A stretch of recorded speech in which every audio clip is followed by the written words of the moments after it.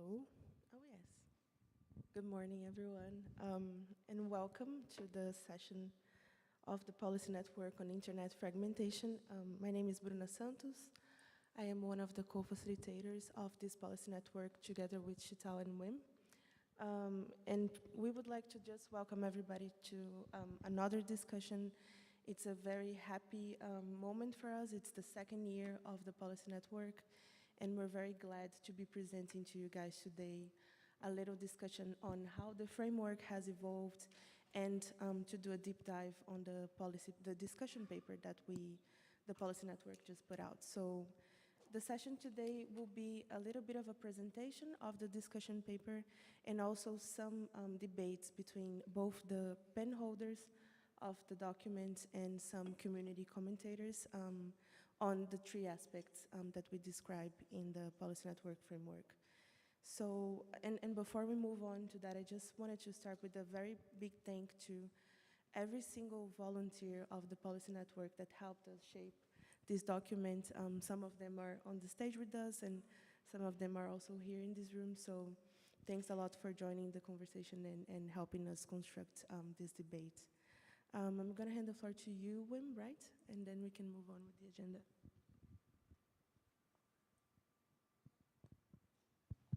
Thank you. And this is on. And as you see, we have a presentation. I think the first, Bruna, thank you. You already gave the overview of the agenda.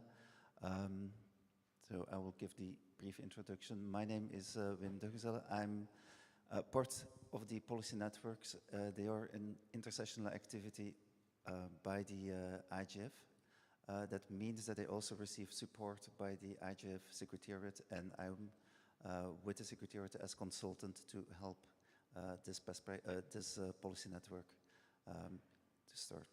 So a brief introduction on the policy network on internet fragmentation. It is an intersessional activity. That means we not only work at this IGF meeting, but we start way earlier. We started working in May, and even before that, to prepare and work to this session and to the IGF. So it is the policy network internet fragmentation. There are other policy networks also on the agenda, but this one on internet fragmentation has the or wants to further the discussion and raise awareness on fragmentation, on technical policy, legal and regulatory measures that may and actions that may pose a risk to the open and interconnected, interoperable internet. So what are now the objectives of the policy network? As Bruna mentioned, this is the second year of the policy network.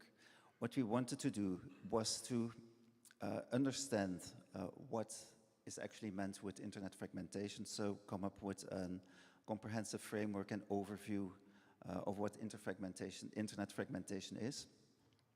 We look at case studies, what actually is happening in, try to come up with examples or look for examples. And then the third question is what to do about it, how to address or how to try to avoid fragmentation. This, looking back to what we did last year, we actually dove into those questions, and as often is the case, you want to find the definition and try to define what you're working on. Through the webinars, like you see, we had webinars during the year asking specifically that question, what does it actually mean to people when they talk about internet fragmentation, and what should and what can be done about it, and who should be doing what. Very quickly through those webinars and those discussions we had, it became clear that trying to come up with a definition is not really something that is still possible. It might have been possible earlier on, but at this, how the people are discussing and looking at fragmentation, trying to squeeze that all in one clear definition is not helpful. What we did instead, or through the work, it became clear when there are different views on what fragmentation is. And that's how last year, as the outcome of last year's discussion, we came up with a framework saying actually if we listen to the people, if we listen to the comments we get, we kind of can form three baskets of what people see and understand as fragmentation. What's in those baskets we will further discuss and hear from the panelists today. And I think that was the main output of our work last year that allowed us to come up with a framework. The framework you see in small, and this, I think, is a larger version. So a framework that said, well, we found that when people are talking about fragmentation, we can either form a basket that we can label as fragmentation of internet user experience, fragmentation of internet governance and coordination, or people really refer to fragmentation of the technical layer, technical architecture of the internet. That were the baskets that we could form. With the important comment we got, those baskets are not alone, are not completely separate. There are interactions, there are overlaps between them, and that's they shouldn't be considered as specific, as separate silos. One comment before I hand over to Shital to discuss what we actually did this year is we labeled the framework as it is a framework for discussing internet fragmentation. We don't want to come up with a framework to define what it is, but we, from the beginning, said, well, this framework should help to discuss and further the discussion. Because I think that's one of the main evolutions we saw in the work and in our discussions, is that people started to move from, well, we need to define something and then we need to discuss, in kind of an understanding that it is important to discuss with stakeholders and have these multi-stakeholder discussions on internet fragmentation. But these stakeholders are not necessarily always the same. It is possible in those three layers of our framework that you need to sit together with different stakeholders or different types of people, different organizations. And I think that's one of the major, or one of the main findings we had last year in our work. Together with, and that's probably will become clear out of today's discussion, the second point is that what those different groups are in those different layers, they come up with actually guidance or guidelines or ideas on how to avoid or address fragmentation, will not necessarily or does not necessarily is completely complementary with each other. So at the end of the discussion, it will still be necessary to, across those baskets, have discussions on how to actually address NDM. So that's what we did last year. I hope that was clear. So I end here. This was a framework, and that was also the start of our discussions this year. So I hand over to you, Shital.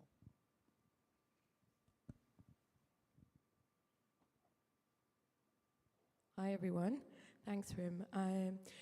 It's great to be here and to be presenting our output for this year. And as Bruna said, we co-facilitate this policy network, and it's really nice, I think, to now not be doing so much of the work, but to be hearing from you. Once we've heard from the drafters and the commentators who will be responding to the drafters of this year's output, we really want to hear from you. So the work is going to be in the room, and then as you could see from the agenda as well, we will also be looking for feedback after this session. So what have we done this year? As Wim said, we have been building on the work of last year, where we developed a framework to conceptualize what internet fragmentation is understood as by, as we have just discussed, in many different ways. And so this framework we developed is to support, it's really a tool to support better understanding and clarification of what internet fragmentation is. And in that sense, what we were able to do this year is further unpack what the framework is, and those three areas which Wim outlined.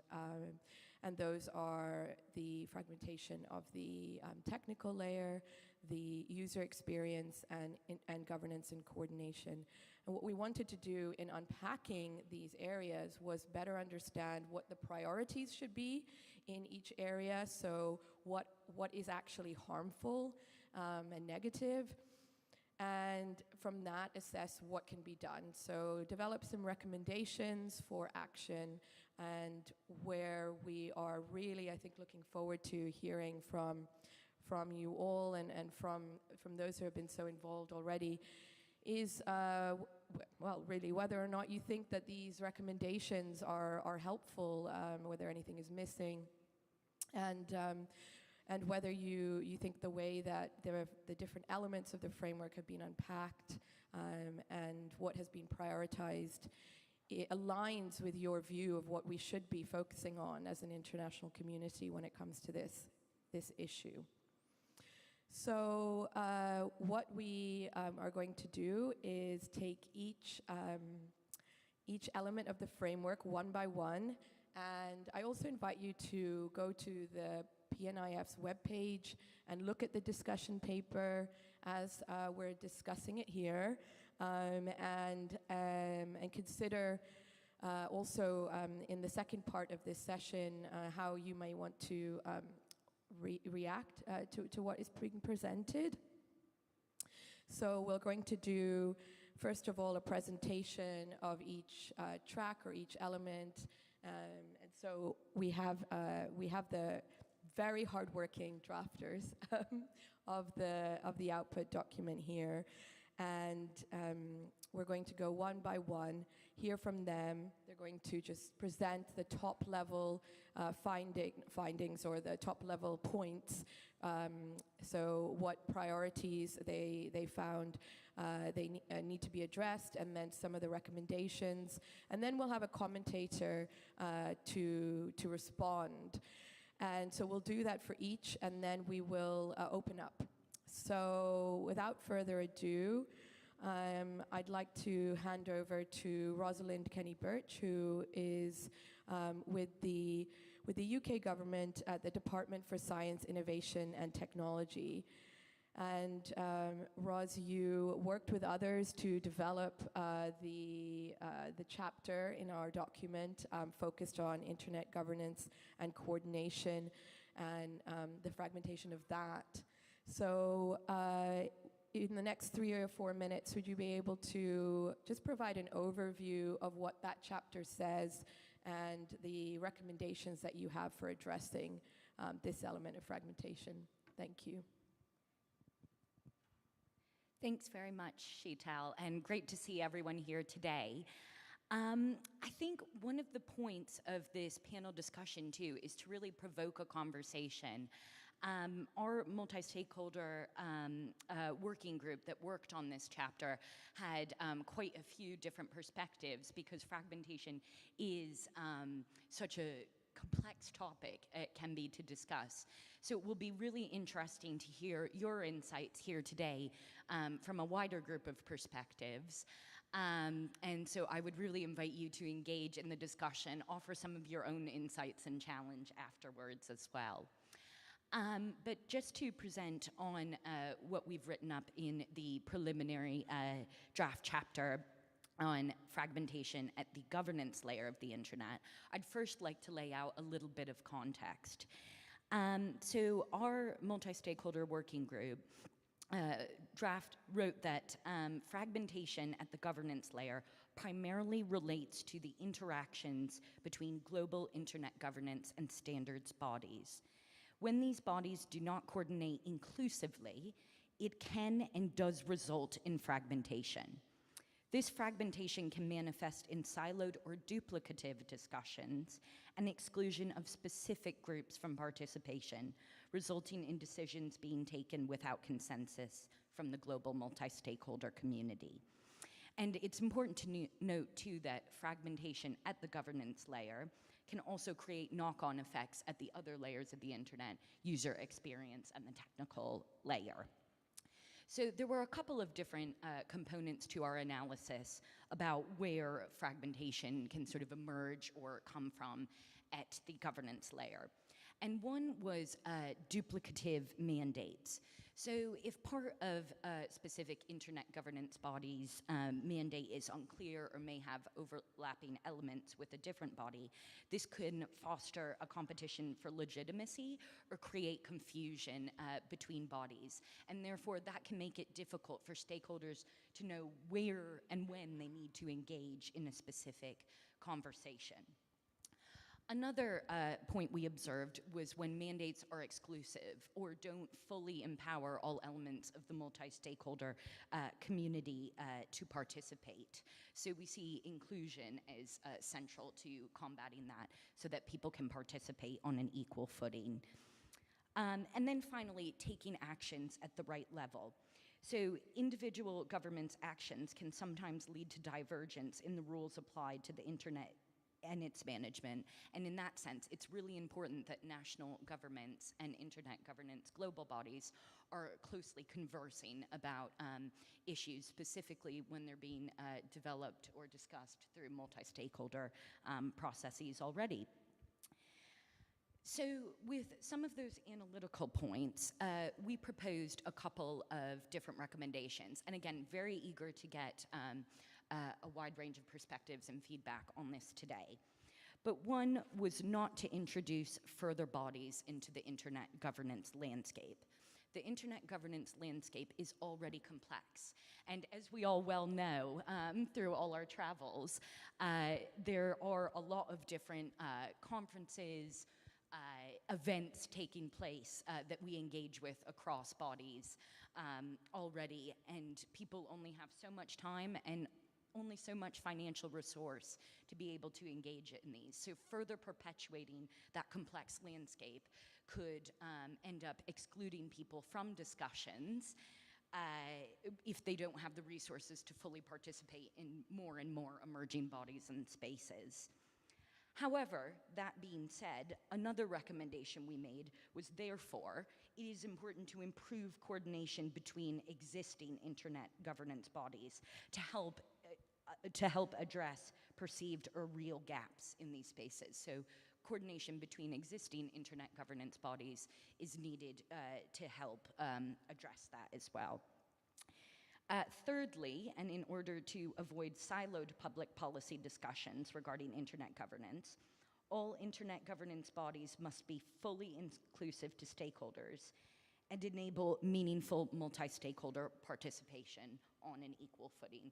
We also believed that that would help address instances of fragmentation at the governance layer. And then finally, we recommend that existing global internet governance bodies must engage more closely with national governments. So this goes back to our point of analysis before. There's actually a two-way street here. National governments, when looking at proposed legislation, can actually really benefit from talking to global internet governance bodies about their plans and therefore receive important information and feedback.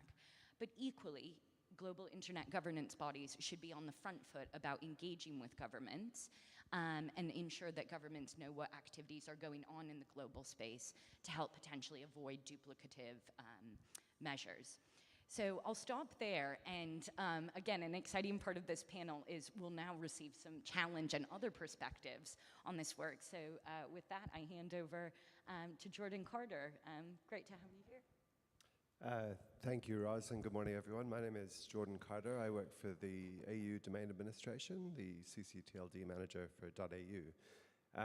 And it's a pleasure to offer a few not very provocative provocations to the group to help the conversation happen. I am making some personal remarks. I'm not advancing an outer position here.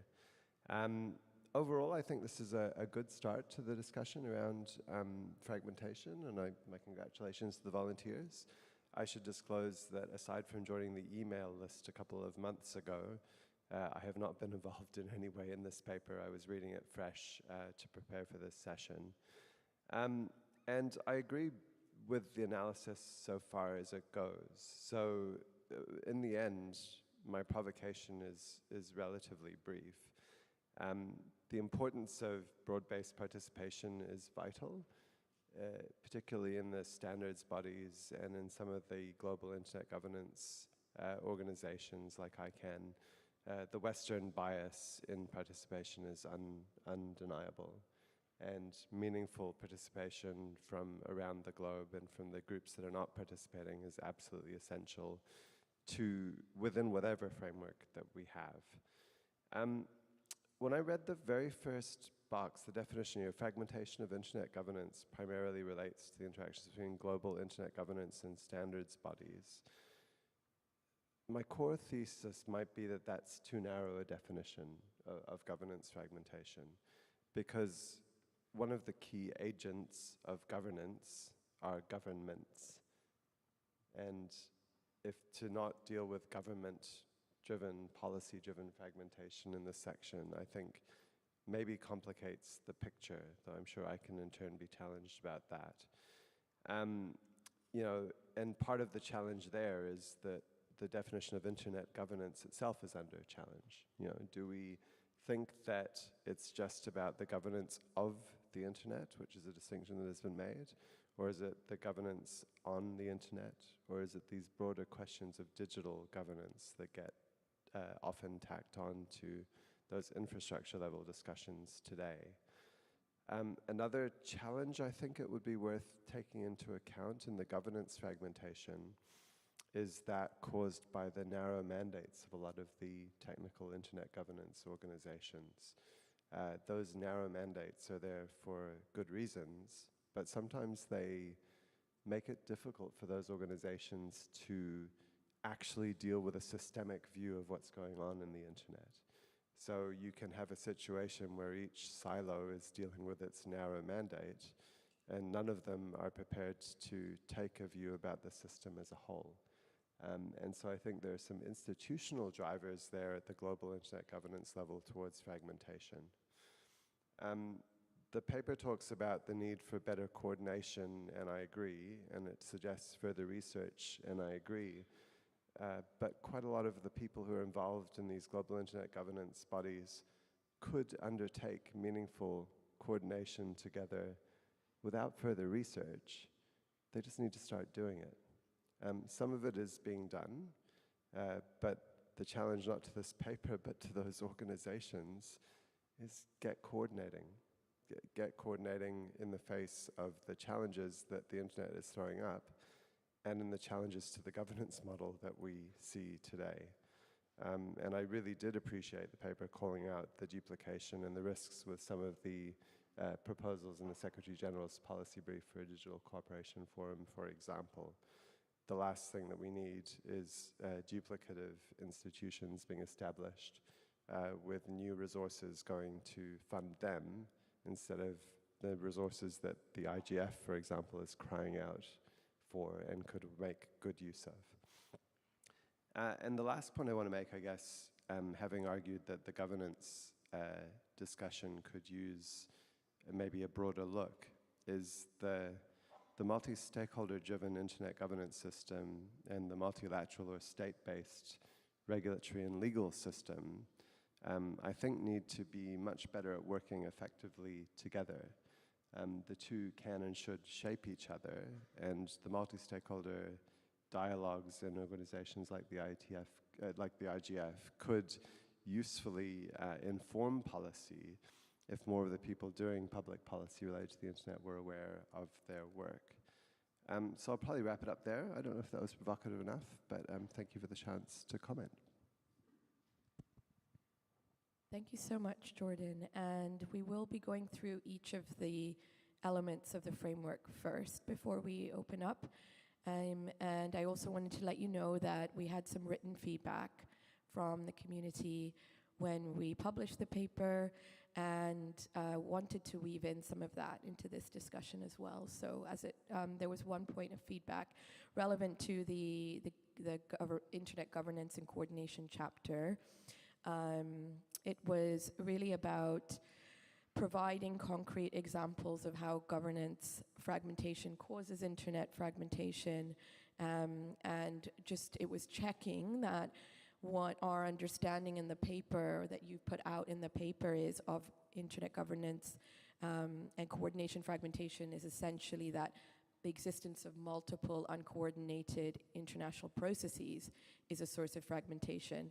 So if so, why is that treated differently than governmental and corporate sourced fragmentation, which are both addressed under user experience, which we'll come on to. So I think there's a question there about what is the focus of this chapter? Is it on the existence of multiple uncoordinated processes, which I think you have addressed, and that is the focus.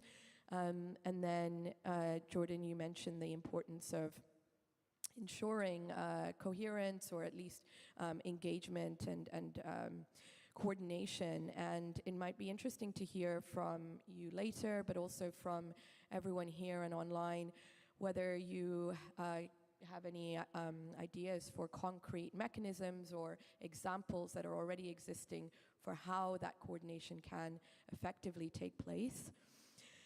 So without further ado, we'll move on then before we open up to the second chapter. And we have here Vittorio Bertola, who was one of the co-drafters of this chapter within the group. And I know, Vittorio, wear many hats, so I don't know how you prefer to be introduced, but please do provide your please do choose to your hat, and then an overview of the work that you've done in this year to assess the priorities in the user experience fragmentation that we had outlined last year, and then also the recommendations that you've put forward. It's a very hefty chapter of the discussion document, so good luck with summarizing it in 3 or 4 minutes. Yes, it's pretty hard. Well, I don't know, maybe my head is like having gray hair and having been for too many years in this kind of discussions, almost 25 now. But I work for Open Exchange, which is a German open source software company.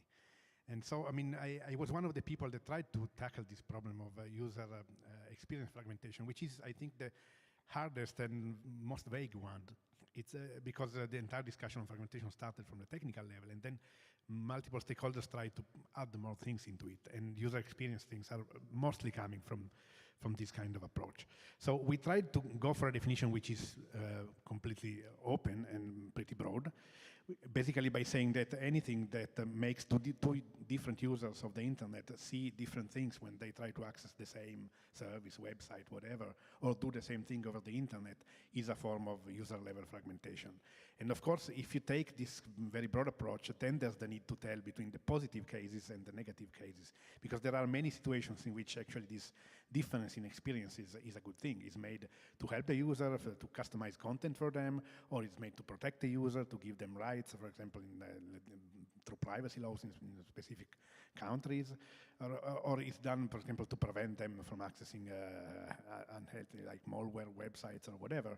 So you have to then define what is a negative case of fragmentation.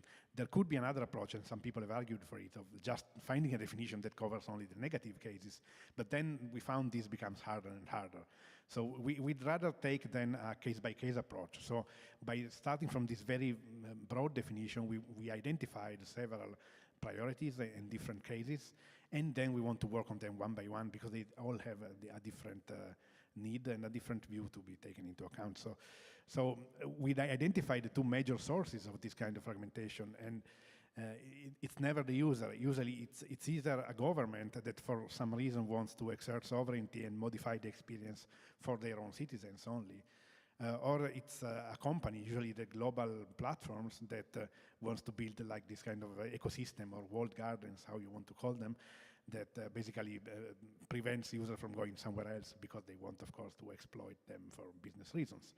And so through these two opposite pushes, a number of phenomena emerge. So we identified 6 priorities, and the 3 top ones, the ones we would start with, are, well, first of all, internet shutdowns. These are the principles anyway. The internet shutdowns, we discussed a bit whether it's a user experience level thing or a technical thing. But in the end, we decided we could discuss it at this level, and we think they are a negative thing. So we already received a comment of someone in the community saying that there's actually something like a positive internet shutdown. I don't know what it is, but it will be up for discussion.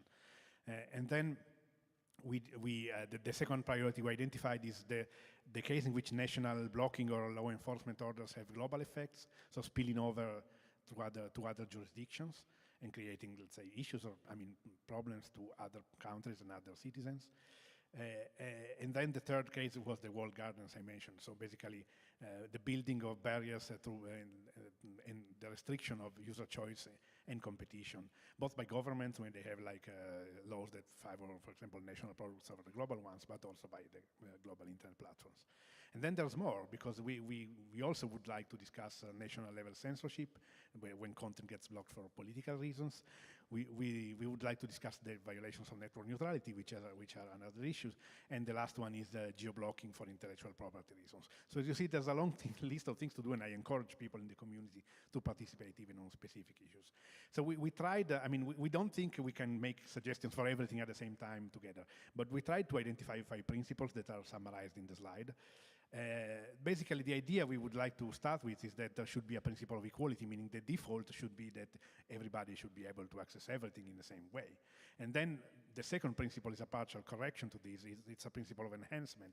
So when this differentiation, the customization is done in the interest of the user or asked for by the user, then it's a good thing, and so we don't need to worry about it. The problem is when this gets imposed onto users by a third party against their wish, and then in this case you could have negative effects. So the first suggestion is that we should have an impact assessment whenever you do something that creates a deviation from the global internet, whether it's a national regulation, national law, or even a business decision.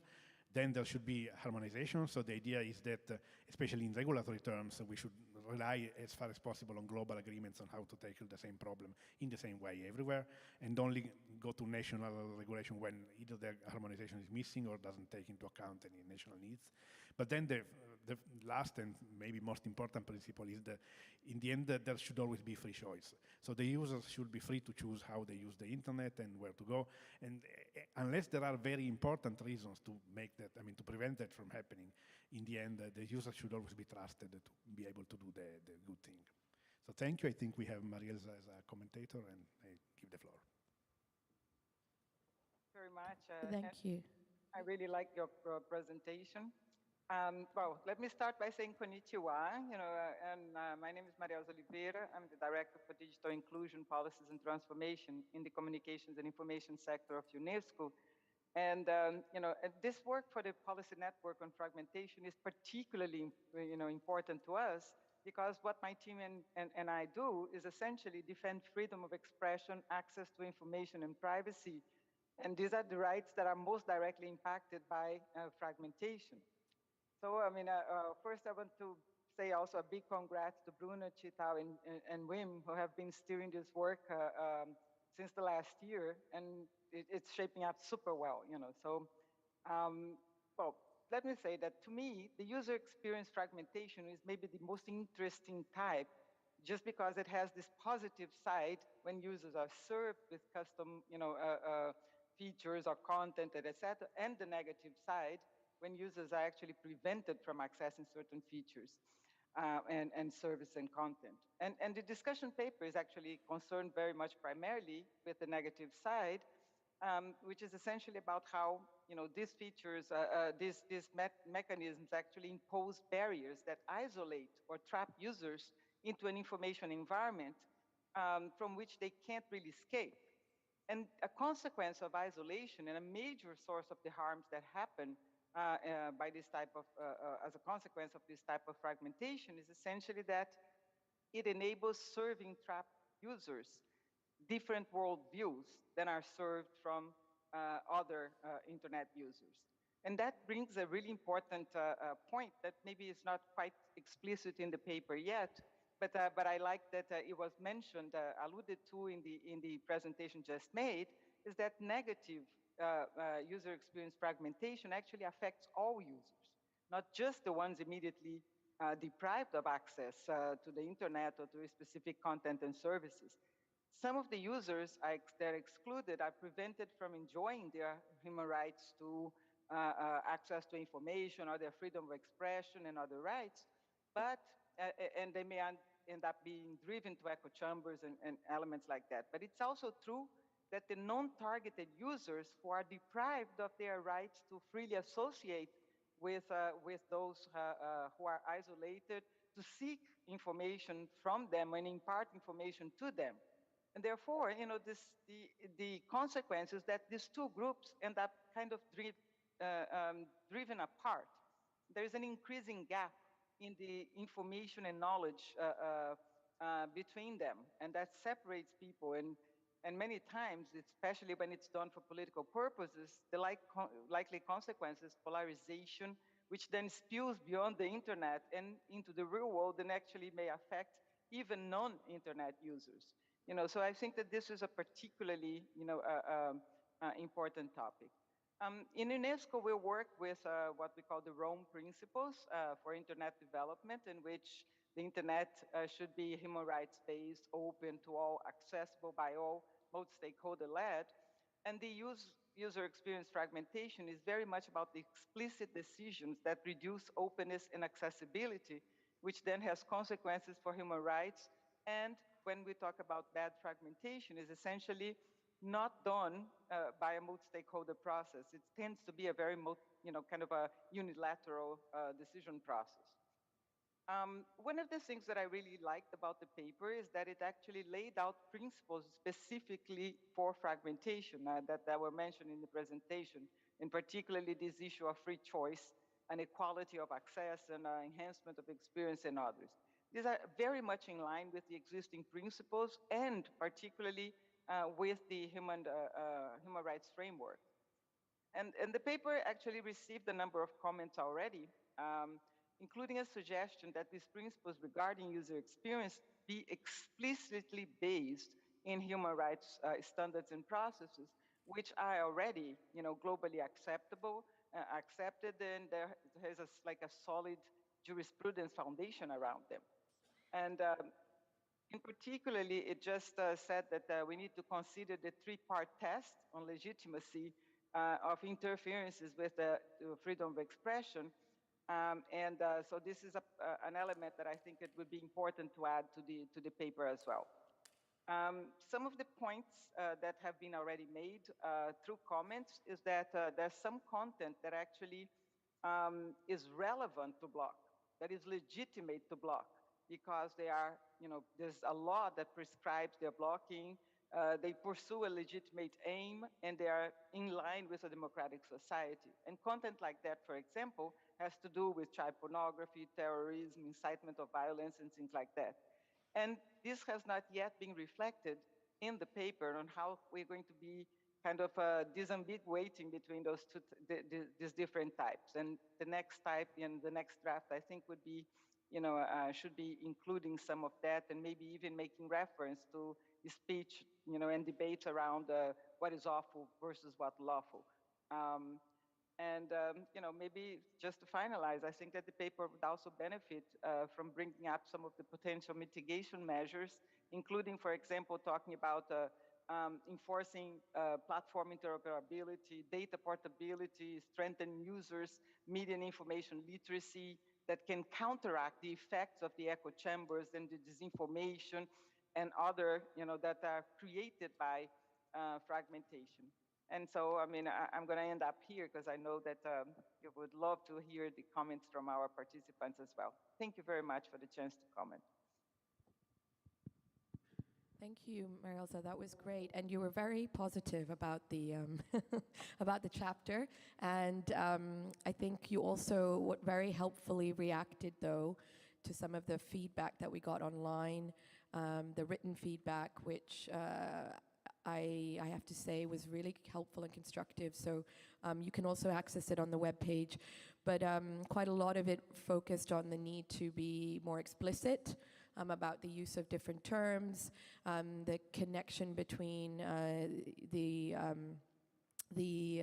human rights standards and negative user experience fragmentation, and explaining the difference between what is called negative and harmful fragmentation in terms of user experience. And as I said, being more explicit about that. So it was great to hear you respond to that as well, because I think when we come to you on the floor and online, please do sort of pick up some of those points or add your own. But certainly a lot of really helpful feedback already from you, Marielle, so thank you for that.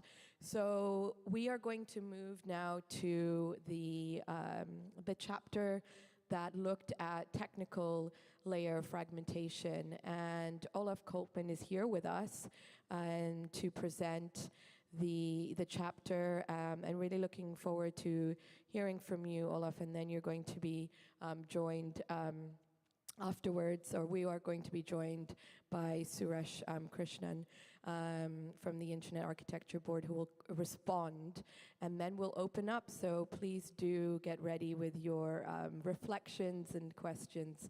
Without further ado, over to you, Olaf. Thank you very much. My name is Olaf Kolkman. I work with the Internet Society. I'm principal there. Chapter on technical infrastructure. When we speak about technical infrastructure of the Internet, that is the network of networks that are internetworking to provide global connectivity. 80,000 networks that interconnect to provide global connectivity, and the supporting infrastructure that makes that happen. That's for us the sort of internet technical infrastructure. Now, a few ideas that we had in constructing this chapter. I wanna highlight those without going to the details of the chapter itself. But first, I want to urge people to review this. This is a work in progress, and it becomes stronger when stakeholders engage with the document and provide comments. At this moment, I feel that there have been too little eyes on this chapter, and we can use help. Anyway, the document or the chapter starts with saying that the technical fragmentation is not something that is clearly defined. There is a operationalized definition of fragmentation around.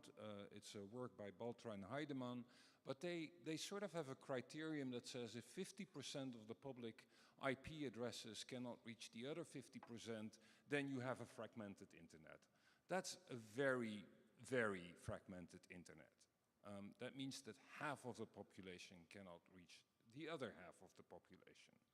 And I think we don't want to be there. It's like you're losing your hair and at some point you're bald, and at that 50% point, that's true baldness, I would say. So how to prevent getting bald? That's sort of the question. What we also said is fragmentation is not necessarily everything where people choose to not interoperate and not internetwork. And there are cases like that. Like my home network, my home automation network, my own home automation network does not need to be on the internet directly. That's a choice. That's a choice you can make. Yesterday in a session on fragmentation, somebody said you have good fragmentation and bad fragmentation. I sort of like that idea. Decentralization is not fragmentation. Lack of connectivity because you choose not to connect is not fragmentation. Temporarily having to reroute your traffic because of a network problem, so to speak, not fragmentation. But what is fragmentation?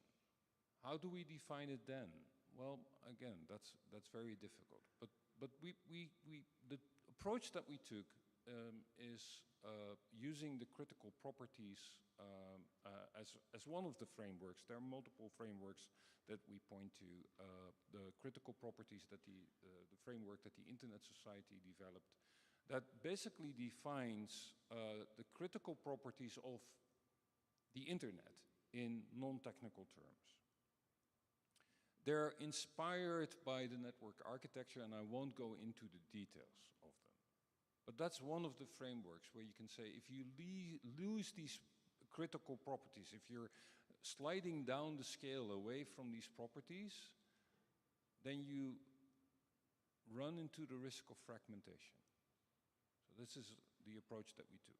Another framework you can look at and approach is that of the public core. The public core is a framework that was developed by a think tank in the Netherlands and later further analyzed and defined by the Global Commission on the Stability of Cyberspace.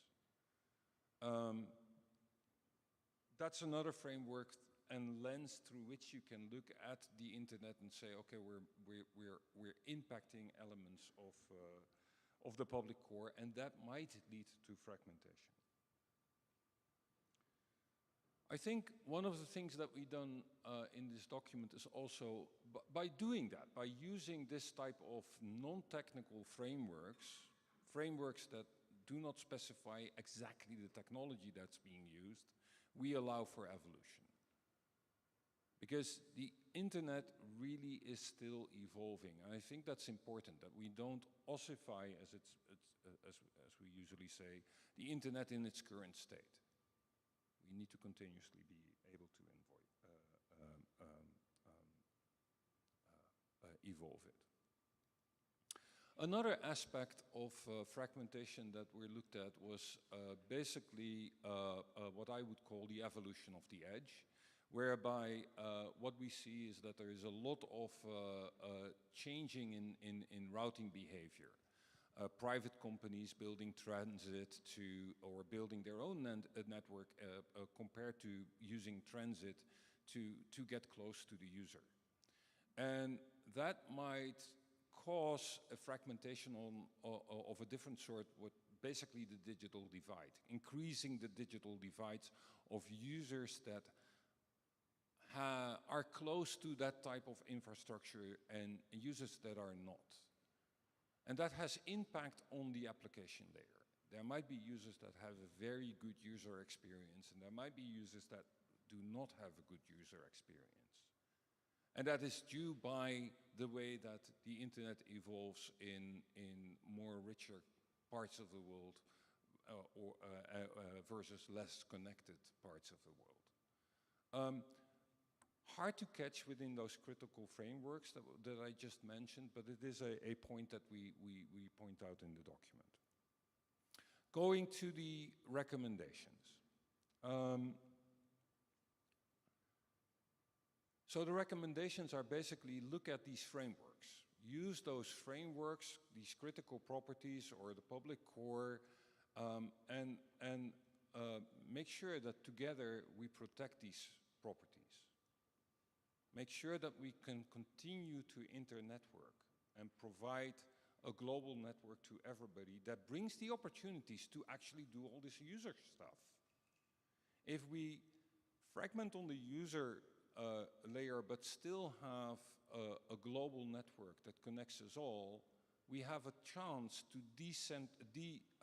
defragment on that user level.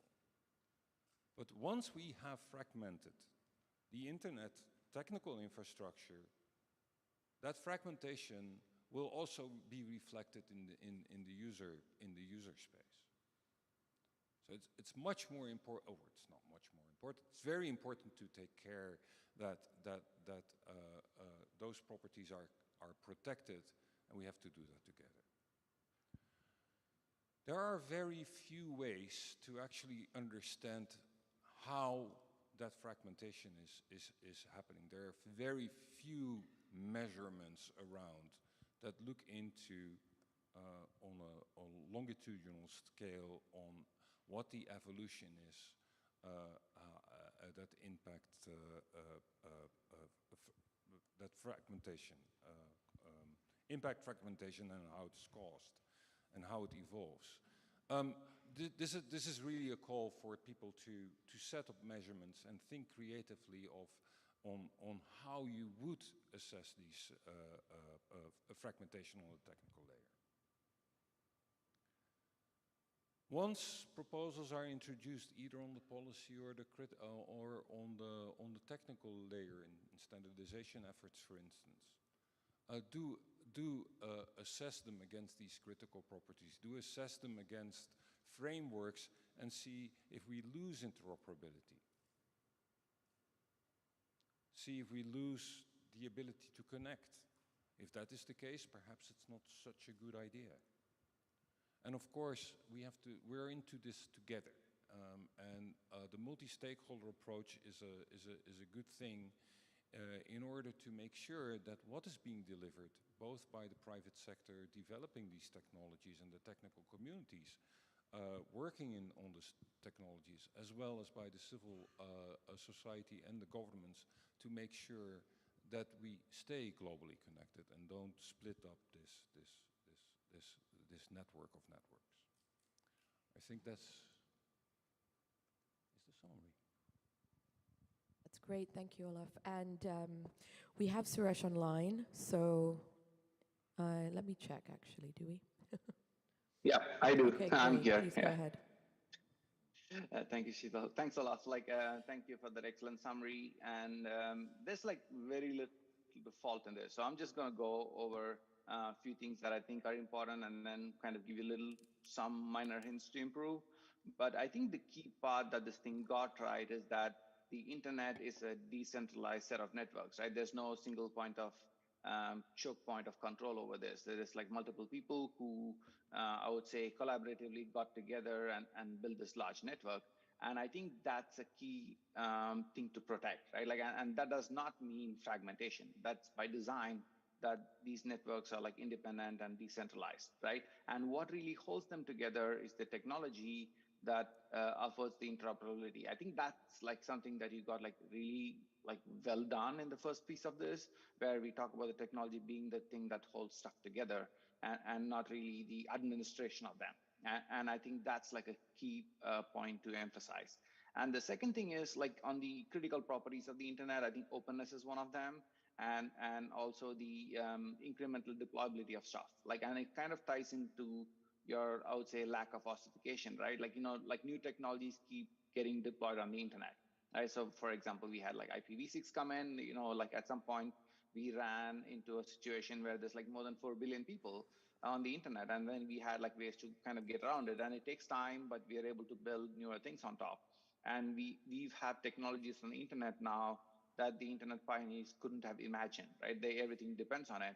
So the way in which like, you know, we can put like newer things on the internet and still expect to like them to work with people around the world is really because of the openness and the connectivity that's there. So it's something that we should strive to preserve, like you said. And so the other kind of key thing in there is that the layering principles of the internet as well. So like the internet kind of holds together at like, you know, the layer 3 and 4 kind of the OSI model, like in a very high level. And there's also applications that like we have a rich variety of applications. But as long as we keep the kind of technologies and the lower layers to I would say a globally interoperable minimum, I think like things are going to be good. Right? And that's what we should also look for, and also try not to push in, I would say. So I think like Marielza talked a little bit about the content in there, right? So the question is, should the content filtering happen in the lower layers or at the higher layers? And I think like I would posit it should happen at the higher layers, because it's kind of, we are talking about like transporting, staying connected while enforcing like, you know, millions of laws, like, you know, state laws, like country laws and local laws are like very different around the world. So like, you know, instead of trying to like do this at like a lower layer, which the whole world shares, like, you know, we should kind of try to keep it at the higher layers where that belong. And that's also alluded to in the document. And one of the things is like the messaging was given as an example, Olaf, right? And we have like, you know, something very positive happening recently in the space with the multi-stakeholders architecture, is that the Europe came up with this like Digital Markets Act, right? Like which asked the gatekeepers to open up the communications. And the IETF, we started work on something called MIMI, which allows like interoperating at the message layer. So like, you know, this is like a really good, I would say, blueprint to follow, where like, you know, the governments and the policy organizations and the technical community, we all work together to have these common goals of increasing the openness of the internet and people being able to connect. And for the measurement, I think that's a critical piece, Olaf, and I think we need to put a lot more effort into it, right? And we need to have a lot more measurement points across the globe and like kind of be able to have a platform where people can use. Like, you know, it's not just for us to do stuff, but also build a platform such as like the RIPE Atlas is a platform like that that exists today, where people can run their own experiments on this platform. with the probes that exist. So maybe we should like let other people with ideas to measure things could use the same kind of platform to like build their own metrics on how they see the fragmentation as, like instead of like us prescribing some metric. So that's something that's actually really good as well. And I'm totally with you on like the multi-stakeholder approach. I think it has worked really well to bring the internet to this level. And I think we should really continue going down that approach to like work collaboratively and make sure that we learn from the past lessons we've had. And that brings me to like my last 20 seconds to critique it. And the critique is really like, we kind of need a little bit more references out of this document. And so like, talk about like principles, let's say like RFC 1958, which talks about the architecture of the internet and principles and so on. I think it's like very interesting reading for a lot of people who are coming in from the policy sphere, who look at like, what are the technical things that led to the internet being the way it is, and why it's like very good for growth. I think that's probably going to be my only critique on this.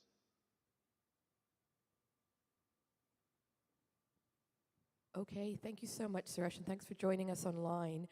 That was really, really useful to get your feedback on that chapter, but also you made connections to the other chapters, as including the user experience one, and that's also key. We do see these different elements of the framework as intersecting, of course.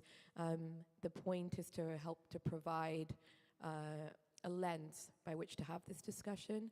And so if you all have comments on that, please do of course share. And you also, I think you made a point about referencing, about clarity of terms, about definitions, which we also got in written feedback. So that is something we can certainly incorporate.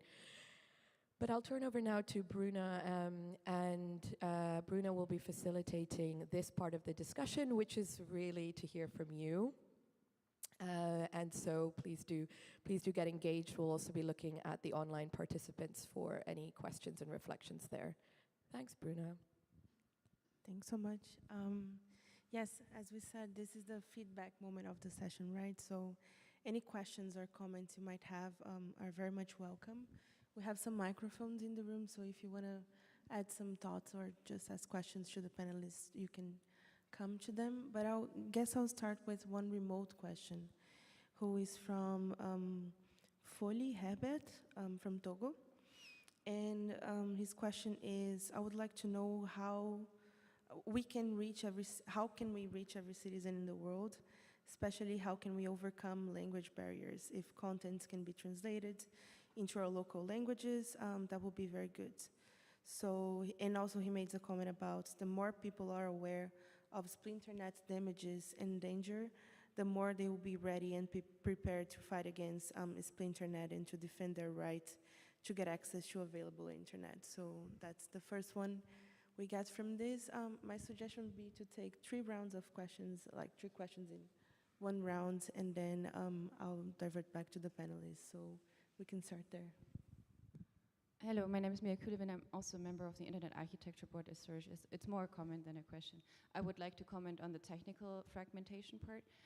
Olaf talked a lot about interconnectivity. You also mentioned this like 50% definition from Heidemann, which is like really, the 50% makes sense in a mathematical sense, because if you have less than 50%, it means you have the internet and you have another network which is not the internet, which is just not connected, right? But at 50%, you actually have 2 internets. You don't know which one is real internet anymore, and there's nothing like 2 internets. There's only one internet.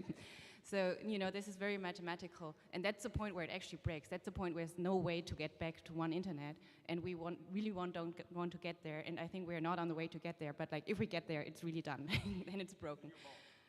Yes, then it's too late. But what I wanted to say is that it's not only about interoperability or interconnectivity, it's also about the ability to innovate and evolve the internet, right? So if we put barriers into place where we cannot evolve the internet anymore, where we cannot introduce new protocols, because all the protocols or the way the internet is designed, it has to be very extensible. We were able, even so that's not done completely, we were able to introduce even a new protocol on the IP layer, having IPv4, having IPv6, and it did not break the internet. We're still interconnected. And this is like all internet protocols are designed this way. You always have to have a way to evolve, to go on. And if you put barriers in the way where we cannot evolve anymore, that's, I think, where which lead to whatever fragmentation or to like a very negative outcome, because that means not only that we cannot change the technology anymore, we cannot adapt, we cannot make it more secure, we cannot make it more flexible, we cannot make it more faster or whatever, better performance. It also means that whatever we do on top of the internet will be limited because we cannot adapt to it anymore. And then we're stuck. And then like all the benefits we get from the internet, where we see like this positive impact on the society, on our economy, and so on, doesn't happen anymore. And that's the point where we're still connected, but the internet wouldn't be as useful as it is today. Thanks, Miriam. Right here in the middle, can we get a second question or comment? Thank you. First, I want to thank the policy network that they put the internet fragmentation into perspective, and we understood today what is meant by internet fragmentation. Obviously, we have 3 dimensions: the policies and the procedures, we have the user experience, and we have the technical part. And that lets us understand the subject much better. In the policy and procedure level, first, what gives us comfort is that there is a general consensus and agreement that we don't want the internet to be fragmented. So all our effort is toward not fragmenting the internet, and this gives us a comfort in this matter. But our concern here is that regions, and sometimes on national level, there were policies or let's say treaties or commitments that represents the interest of that regions or represent the national interest and in terms of social and economic.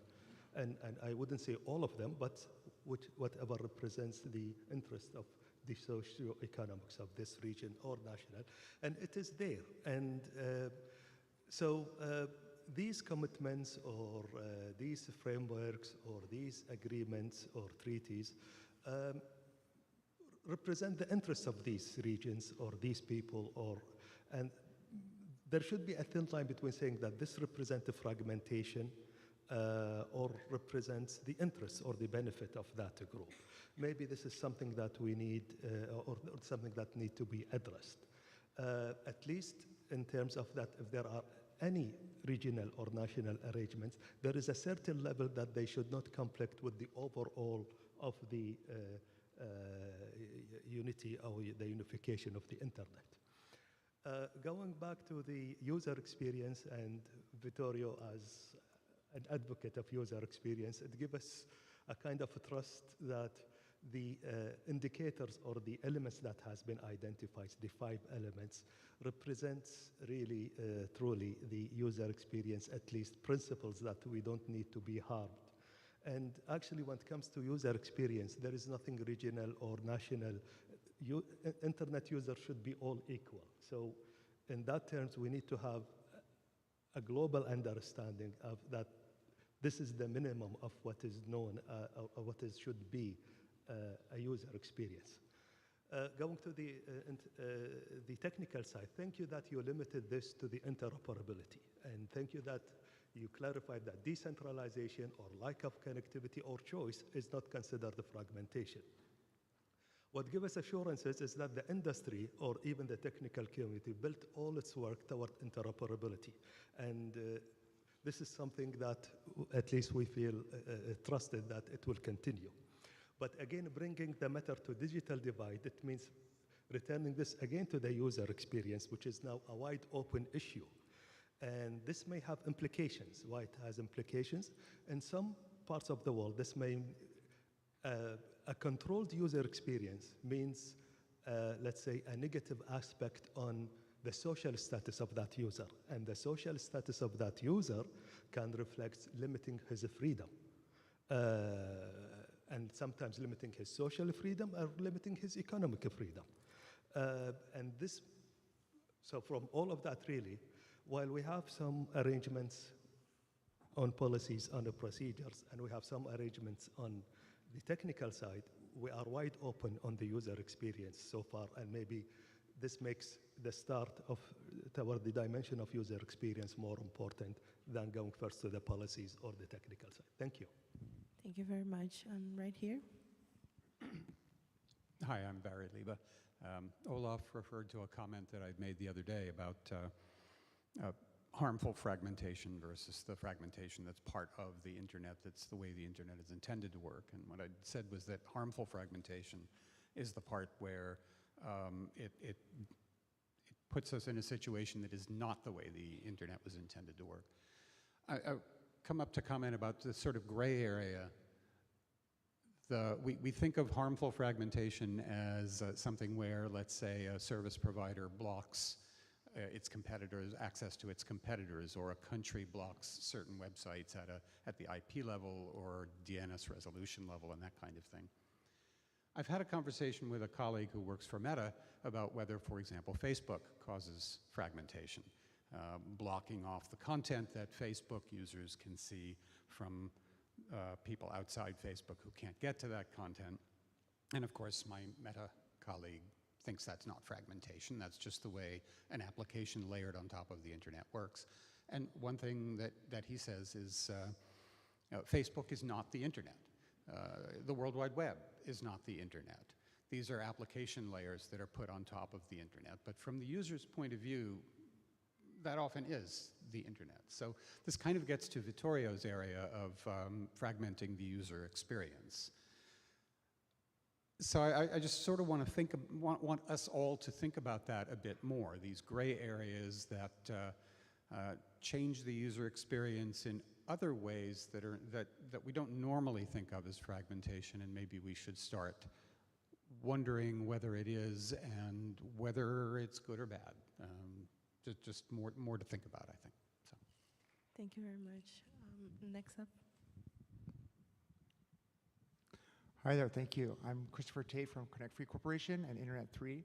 We think that the future of the internet is really having everyone own their own IP address. I think that up until now, there's been huge amounts of cost involved in creating infrastructure that has led to ISPs and others owning blocks of IP addresses and having the difficulty of really getting these IP addresses out on the end. And so by allowing everyone to generate their own IP address through cryptographic public key pairs, we can give everyone an internet IP address. And so we think that there's something kind of really cool going on here in Japan. Because the government has implemented a law against NTT in the 1990s so that they had the NTT own the network, but they weren't able to become an ISP.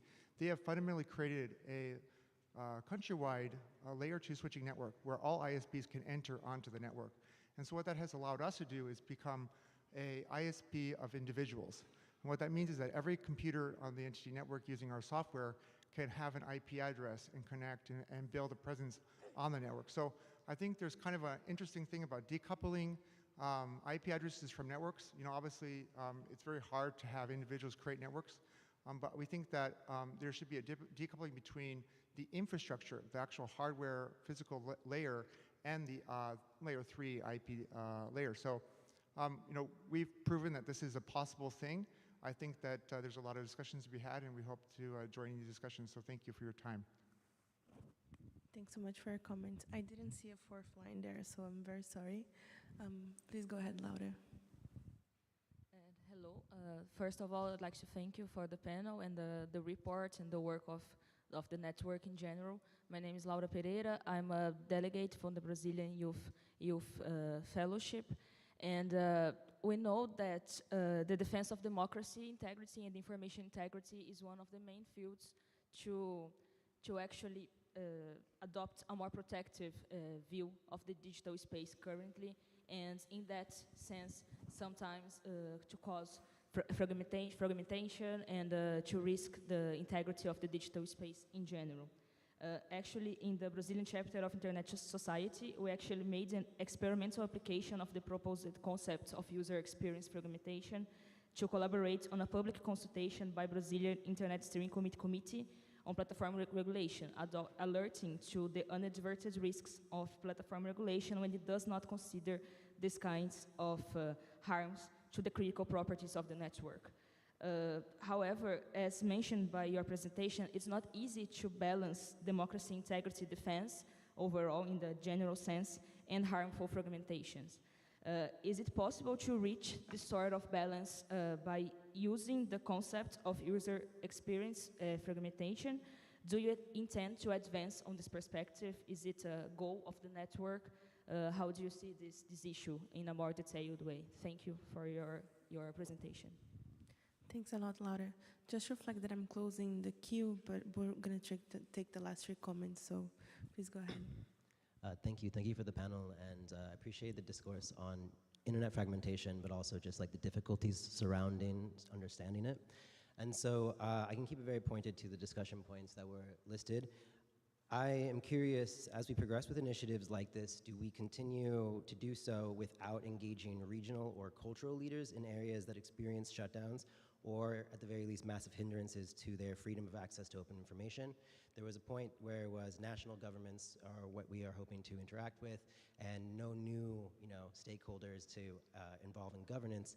However, there does seem to be valuable parallels between like looking at the way that communities who have been oppressed in the past have also taken a stand and helped create legislation and international policy to curtail that from happening to any other group.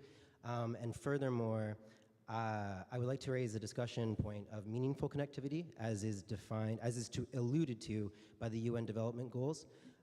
With the rise of satellite availability and private corporate satellite availability internet, and LLM sophistication, do we recognize the potential for not only fragmentation, but quality of online experience? Is this something where we see fragmentation leading from billions of people being priced out of meaningful connectivity?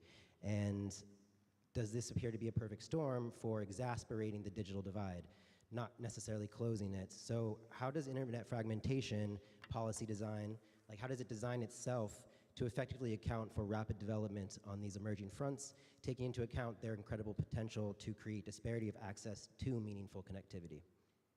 Thank you. Thanks a lot. Next comment.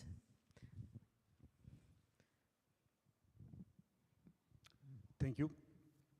My name is Michel Lambert. I'm coming from Montreal. I work with an organization called Equality, which is doing technology to support freedom online. This is my first participation to the policy network. I'm particularly interested by it. Hopefully, we will manage to create some governance that will prevent fragmentation. But I come from a background where we tend to believe that these discussions are difficult and sometimes they take more time, and we need to develop alternative technologies.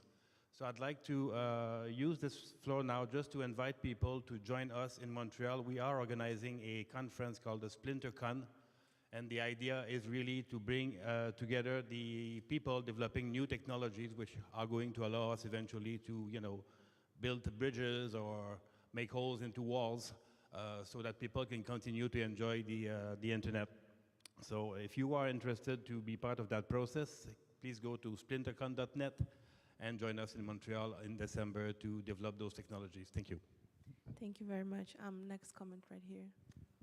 Thank you. First of all, thank you for the excellent discussion on internet fragmentation. I have a general question. We want the internet to be inclusive and open, borderless, global network, which gives equal opportunities to everybody who's connected and those who are to be connected. But because of a geopolitical situation, trade concerns, and other factors, the response of nation states, some of the nation states, is that they take certain actions and enact certain laws that may come under the ambit of digital sovereignty or digital protectionism, and which may result in either technical, commercial, or governmental fragmentation of the internet.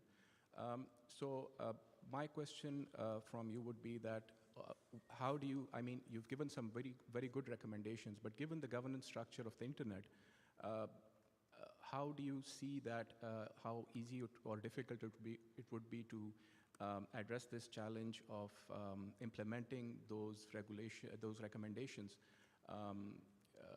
And especially we see the internet evolving. It's becoming more decentralized, the Web 3.0. So how do you see addressing that particular challenge? And we talked about the 5 principles, the DFI principles. So if there are certain laws enacted which may compromise any of those principles, so how do you see addressing that challenge? Thank you. Thanks a lot. And last but not least, Raul. Good morning. My name is Raúl Echeverría. I'm from Latin American Internet Association.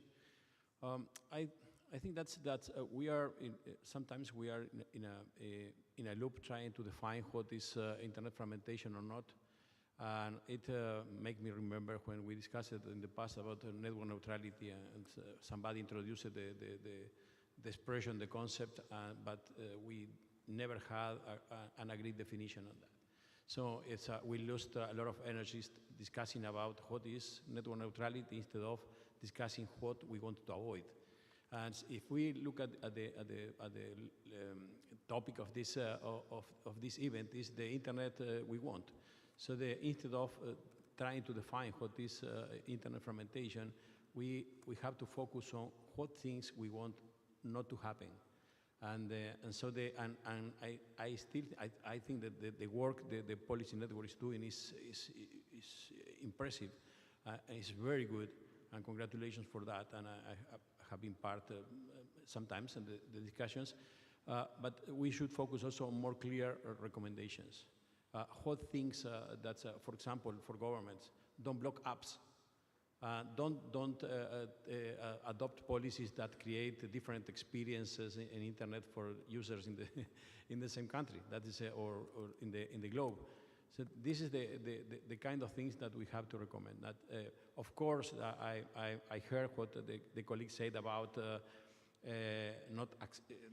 when we don't participate in a platform or in a given space. We don't have access to the information that is there. But the point is that if I want to be part of that, I can.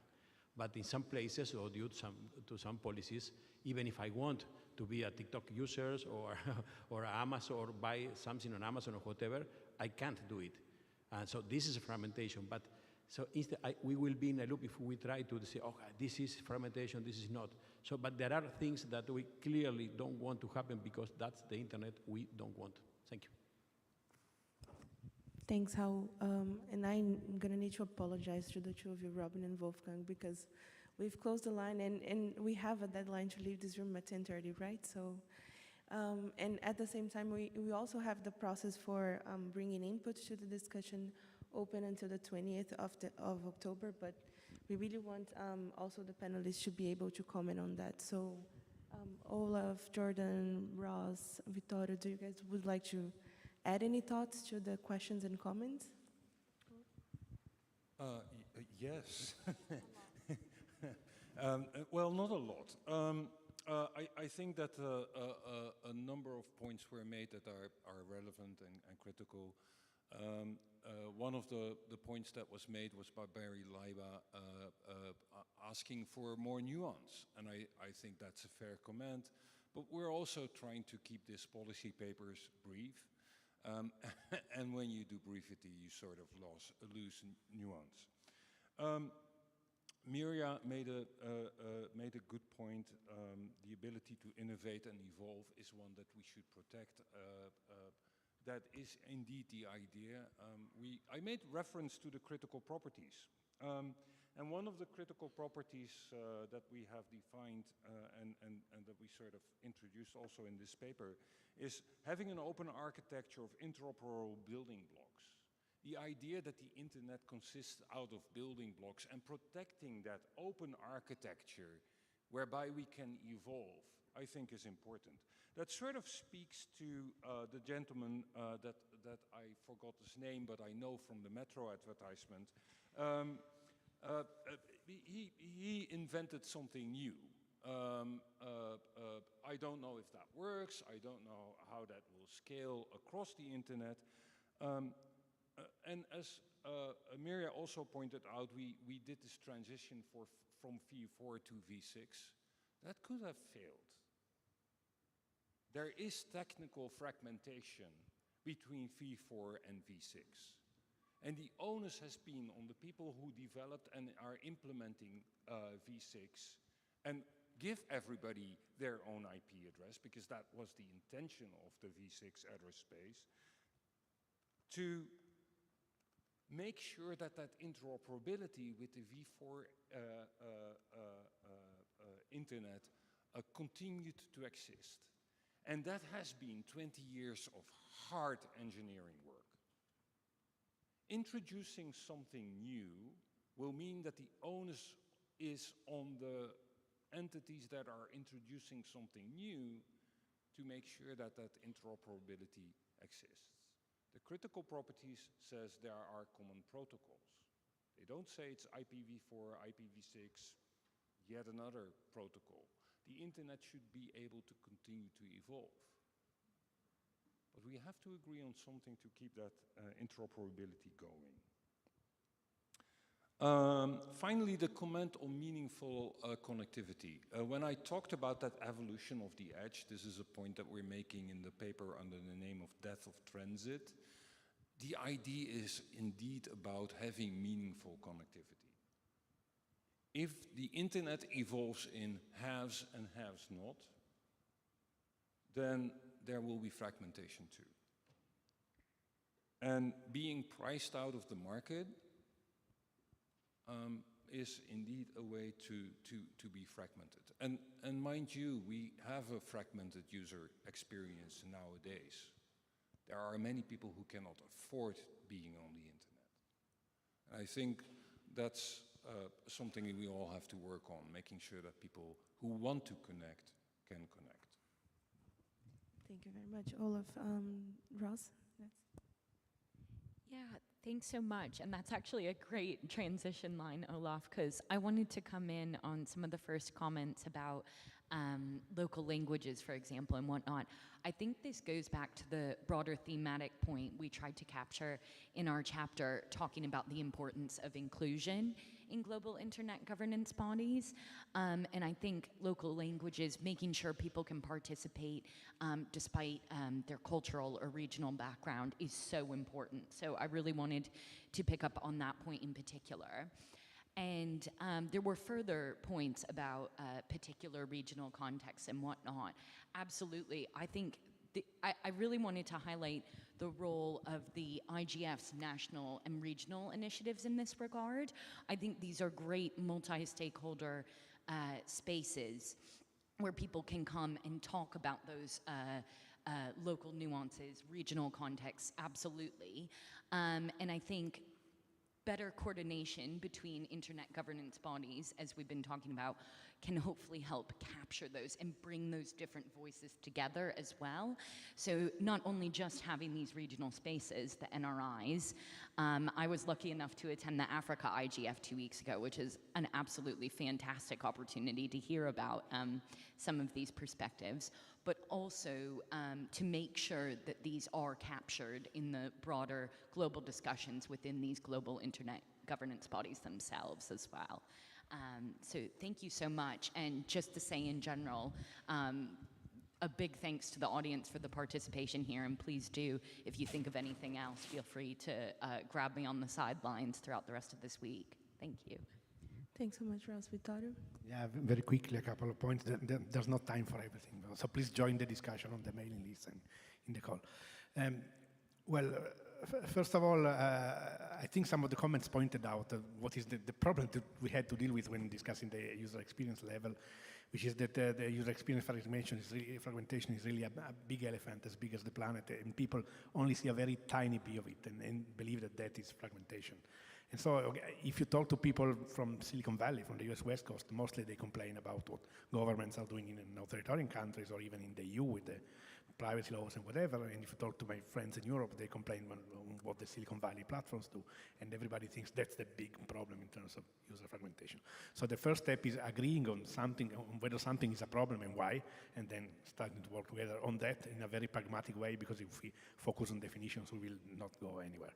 And the other thing I wanted to say is that in the end, what we are facing now is the tension between the original dream of a united planet, borderless, and everybody talking with each other and freely, and the reality of differences of values, interests, economies, and whatever, and languages throughout the planet. And so to a certain extent, you do need to preserve the local level and even the national sovereignty, because that's also a way to preserve the independence of peoples, something that was often hard fought. And to give them a way, to give each citizen of the world a way to have influence over the network, and not just on give it to the people that manage the network globally and have more influence on it. But on the other hand, you have to avoid breaking the globalness of the internet. And so this is what we have to be concerned about, finding a balance. Thank you. Thank you. And I'm sorry that we don't have time to provide the commentators from the earlier part of the session with the opportunity to respond. But the good news is that there is still time to respond after this session via email, or indeed you can come and talk to us. And we are giving a deadline of the 20th of October. And you, of course, have time to look in detail at the paper online.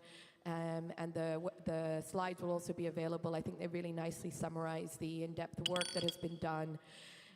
So what we wanted to do, what the original mandate and intention of this policy network was to provide some clarity to an incredibly complex and indeed controversial topic. I hope that you agree that we have, to some extent, done that, but it is not over. It is an evolving, just as the internet is, an evolving framework and an evolving piece of work. Please do join us in continuing that work. And I think that is it, apart from thanking you all for being here, for your contributions, to the panelists, to the drafters, to the very active members of the network who gave their time to put this paper together. Thank you. And please do continue to be engaged. We will be here during the IGF, but you can also email us. Bruno, is there anything I missed? No, thank you. Maybe if you can just have the slide, because there was the link to the webpage. Okay, and there you can see, because on the webpage of the PNF, there is a link to the discussion paper, and there is also explained how you can react. So looking forward to your comments. And the only thing I want to add is thank you to everyone.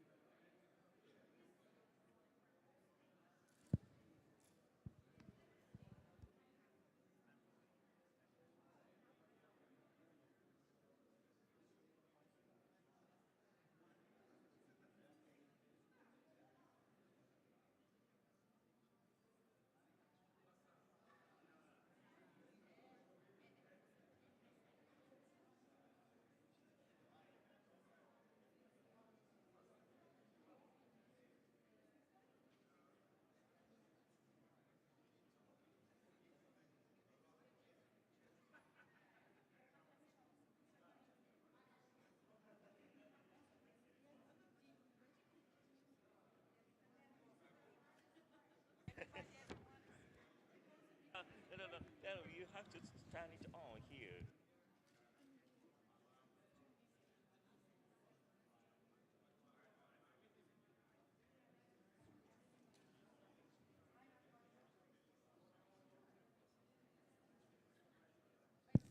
It's on.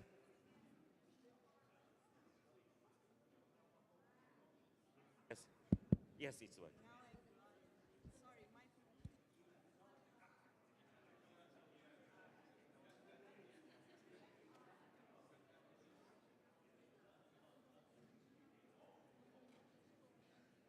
So maybe I'll use this one. Master.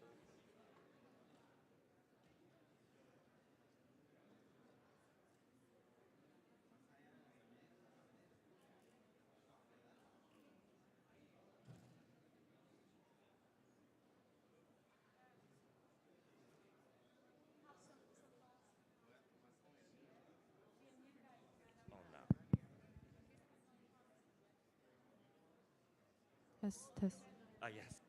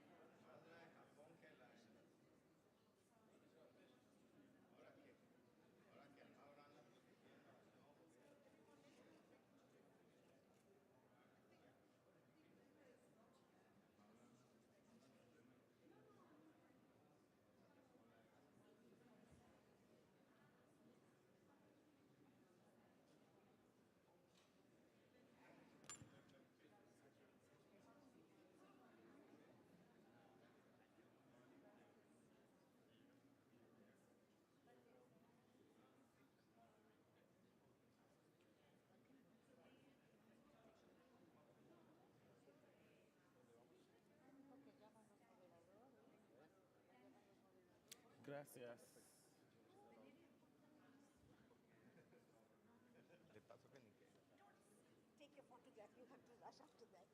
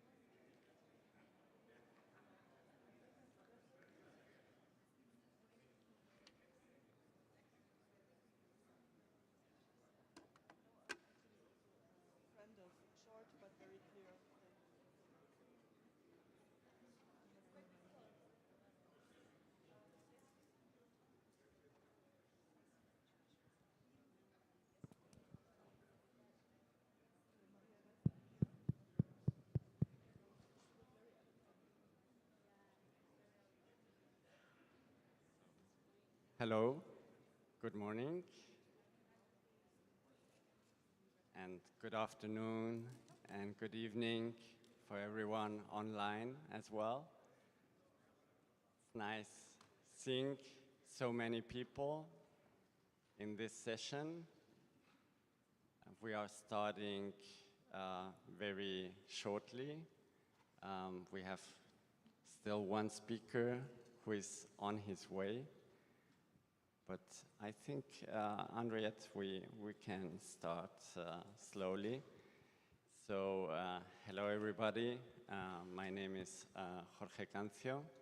I work for the Swiss government, and I have the pleasure of being co-moderator of this session with Henriette Esterhuizen.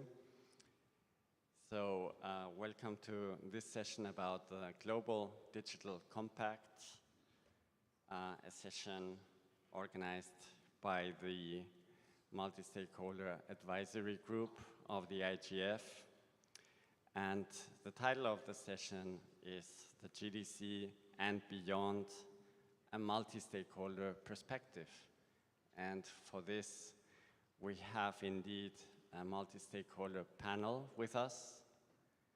Today, we have Paul Wilson from APNIC, from the technical community, who is coming. I see him there. Hello, Paul. Faster, Paul, faster. I'm sorry, this is perhaps Swiss punctuality or Japanese, of course. We try to be on time here. And we have Valeria Betancourt from the Association for Progressive Communications, civil society. She comes from a GRULAC country. Raúl Echevarría from the private sector, also GRULAC. Constance Deleuze, she will joining us virtually on video. She's from the Project Liberty Institute Academia, based in a WIOC country. Then we have also the pleasure of having with us Ambassador Bitange Ndemo, Ambassador to Belgium from the Kenyan government, who was very much involved in the excellent IGF of 2011 in Nairobi. And of course, we have the pleasure of having with us Amandeep Gill, the Under-Secretary General and Envoy for Technology of the UN Secretary General from India. So with this, I think that the session, we will try to have it as interactive as possible. We have broadly structured it in 3 segments. A segment on the process, a process towards the Global Digital Compact. We are in midst of this process, but still a way to come to the outcomes. A second segment about the content of the Global Digital Compact, what will be there in this very important document. And finally, what will come after once the GDC is adopted? What will be the follow-up and the review? And in each segment, we will have statements, short statements, 2 minutes each from our panelists, and then we will go to the audience, and this will be repeated in each of these 3 segments, and we will finalize with 1-minute takeaways from our panelists. So, Henriette. Thanks very much, Jorge. I don't have much more to add in terms of introduction, and I think the GDC is the Global Digital Compact is not new to us, and I think it's just really worth reflecting on the fact that there's been a lot of debate around it. There's been a lot of concern about what it entails for the future of the Internet Governance Forum. There's been some uncertainty about where it's heading. But I think on the positive end, I think what we really need to acknowledge and actually celebrate about this process is that it has galvanized this community. It's made the IGF think about its place in the world, where this place is heading. It has opened up engagement. The internet governance community has a tendency to become quite insular. And I think the Global Digital Development Compact and the Summit of the Future process has reminded this community of other processes in the world that deal with bigger and broader issues that also intersect with the issues that we deal with.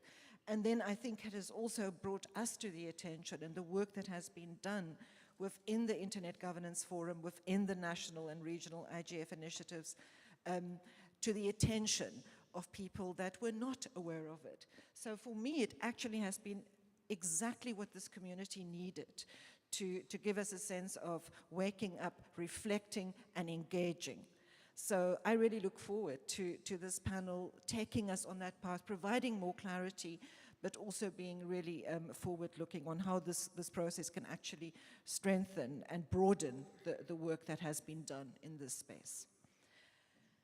So we'll start. I'm going to start on that end. We're talking about process now. We're going to have these very short interventions from our panel. We'll change the direction, but Paul, can you please open for us?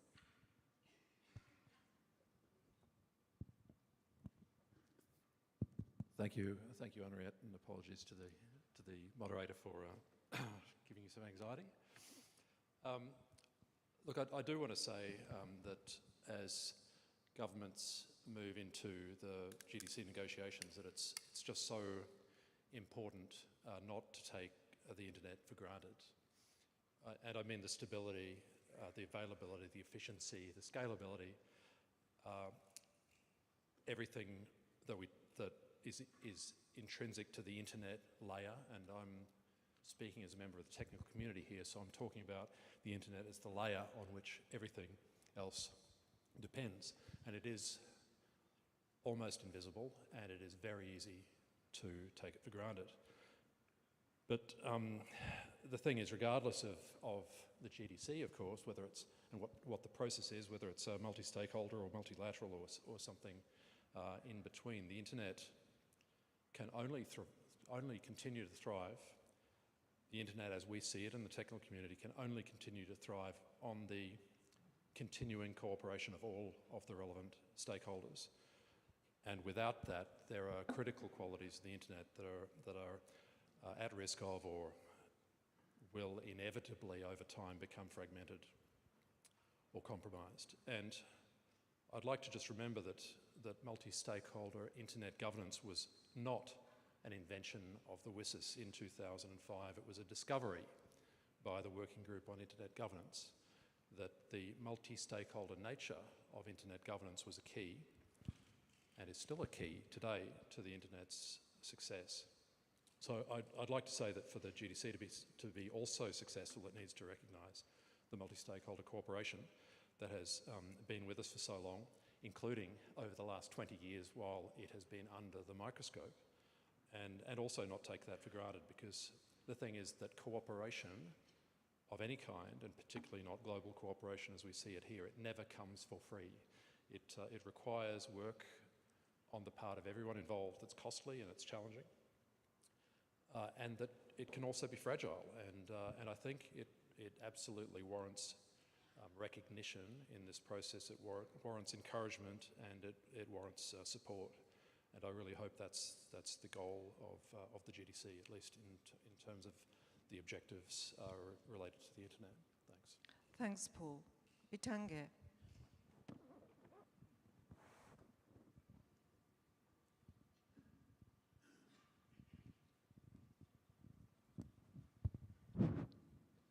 Thank you. I think this comes at the right time, and I think everybody by now understands that internet is very key to our lives.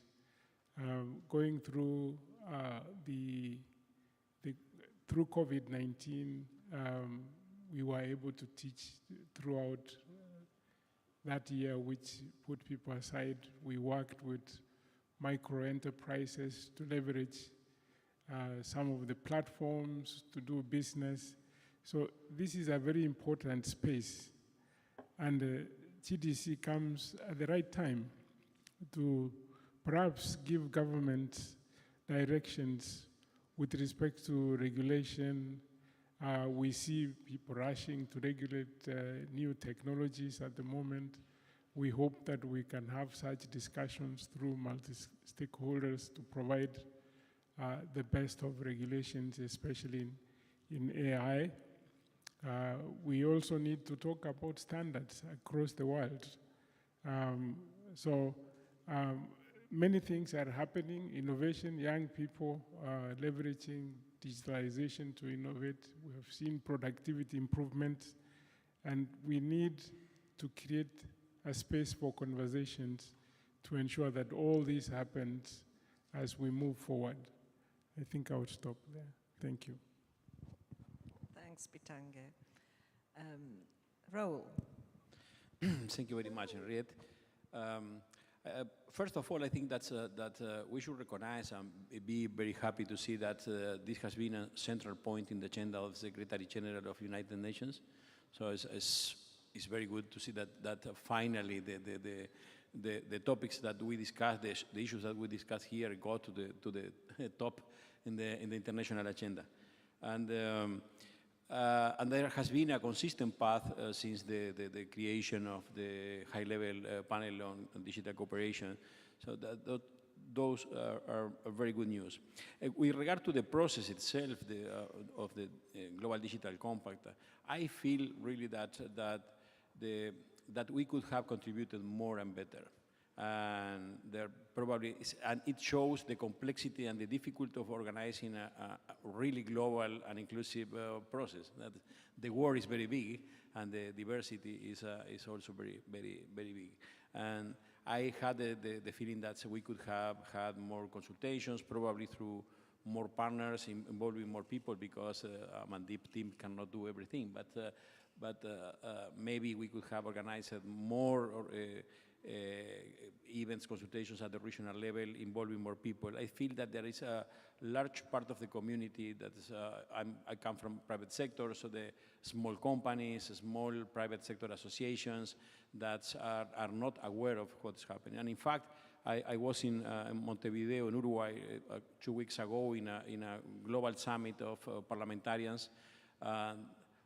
Some of them mentioned the Global Digital Compact and the Tech Envoy and other things, but I realized that the majority of the people were not aware of the processes, and I don't know how to fix it at this point, but it's just speaking about the process. I have that feeling that we could have contributed more than that. And with regard, my final point, with regard to private sector, is a highly diverse constituency, because there are diversity of interest, diversity of sectors, but also diversity of sizes of companies and the regional origins. So it is difficult to involve everybody, and we have to work more on that. Thanks, Raul. Valeria. Thank you very much, Henriette. And I want to use this opportunity to bring up some of the issues that civil society organizations, including the one that I am part of, have identified as critical in regards to the process. The aspirations of the Global Digital Compact as an opportunity to strengthening the multi-stakeholder approach have faded. This aspiration had to do with building and expanding on the principles adopted by the WSIS in terms of multi-stakeholder participation, acknowledging that multilateral and multi-stakeholder global digital governance are not mutually exclusive. And that both are really necessary to respond to the different and distributed ways and spaces in which global digital governance is undertaken. So far, the trend has been the lack of timely information provision for a meaningful engagement and participation of civil society actors, including clarity on what the whole process is aiming at, what the format and outcome will be, and how the input provided through the regional and global consultations, the call for contributions, and the deep dives will continue to be used. Humanity and the planet are experiencing the social and economic impacts of a global pandemic, resulting in emerging and exacerbated structural inequality and injustice and overlapping crises, including the unprecedented climate emergency. The expectation was that the Global Digital Compact would establish clear linkages with other existing and ongoing processes and spaces in the midst of a rapidly changing context in which the scope of internet-related public policy issues keeps expanding and the separation of digital from non-digital is diffuse. So no open, free, and secure digital future for all can be shaped by excluding the voices and realities of the most affected by digitalization of all aspects of life and allowing the predominance of interest oriented to keep the status quo. The GDC could replicate the model of the WSIS Plus 10 review, in which the primary participants were governments, of course, in accordance to its intergovernmental character, but which also allowed the possibility of effective and real engagement of other stakeholders in the preparatory and negotiation process. Inclusion should be the norm, not the opposite, not the contrary. Thanks, Valeria. Amamdeep. As usual, you're the one that has to be put on the spot. Thank you very much, Henriette. And I think Valeria has set it up very nicely for me. I like this reference to the non-digital challenges that we face. And in fact, the GDC is not a standalone product or a process. It's part of the highway to the Summit of the Future, where there are these different tracks on those urgent non-digital issues. The debt crisis, the need for reform of the global financial architecture, the need to progress on the SDGs, the need to build new frameworks for peace, the new agenda for peace track. So the GDC should be seen as part of that larger picture, and it indeed is coming out of the Our Common Agenda report, where this is just one of the 12 important areas that are mentioned for the international community to rally around. Now, the second thing I want to say is that we've just come through the first phase of the process, and that was the consultations phase. And within the limitations of time and resources, I have a very small team with a very small budget. I think the team has done a phenomenal job. The co-facilitators have done a phenomenal job of getting more than 7,000 entities to contribute inputs. Not only those 8 thematic deep dives and other consultations in New York, but also consultations in Geneva, in many other places, regional consultations in Africa, Latin America, and in Asia. And that continues. Later this week, there'll be a consultation in Korea, in Seoul, for the Asia-Pacific region. So we will keep that up, that inclusive, open process of consultations, listening in, reflecting what is happening inside the room, that will continue. So in many ways, as you've seen in the Secretary General's statement and in the policy brief on the Global Digital Compact, this is an opportunity to also push the multi-stakeholder paradigm into new areas, new venues, and enhance participation. In a sense, there is some method to this madness. You look back at the high-level panel on digital cooperation. This is programmed inflammation. One of my yoga teachers talks about programmed inflammation. So you need to kind of if you want to get the ecosystem to the next level, because tech is not waiting, the challenges are not waiting. They are multiplying exponentially. So we need to take the ecosystem to the next level of agility, dynamism, responsiveness. So the Secretary General's vision on digital cooperation is inspired by that. So this is the next level of programmed inflammation. So obviously when you are pushed to grow, there is, from the body and the mind, there is some lethargy, there's some resistance. And I think this is where some of the kind of, sometimes, oh, what is happening, where are we going, etc. Those kind of questions come. But stay tuned in, participate as you've been doing in a fantastic manner. Addis Ababa helped inform the consultation process. And starting with this IGF, we are going to be informing the negotiation phase. I'm glad to see the Ambassador of Rwanda join us with his team. So the co-facilitators would appreciate your active engagement going forward. Thanks very much, Amandeep, and thanks everyone for mostly keeping to the time limit. Our final speaker, Constance Baumler-Deleuze, is not with us, so I think, Jorge, we can go ahead and get input from the audience. That's great. Yes, as we said at the beginning, we're trying to have this session as interactive as possible and not waiting for the audience at the end of the session. So we have the privilege of counting now with the intervention from Ms. Agnes Vachukive-Chute. I'm sorry for the pronunciation. Deputy Minister of Transport and Communications from Lithuania. The floor is yours.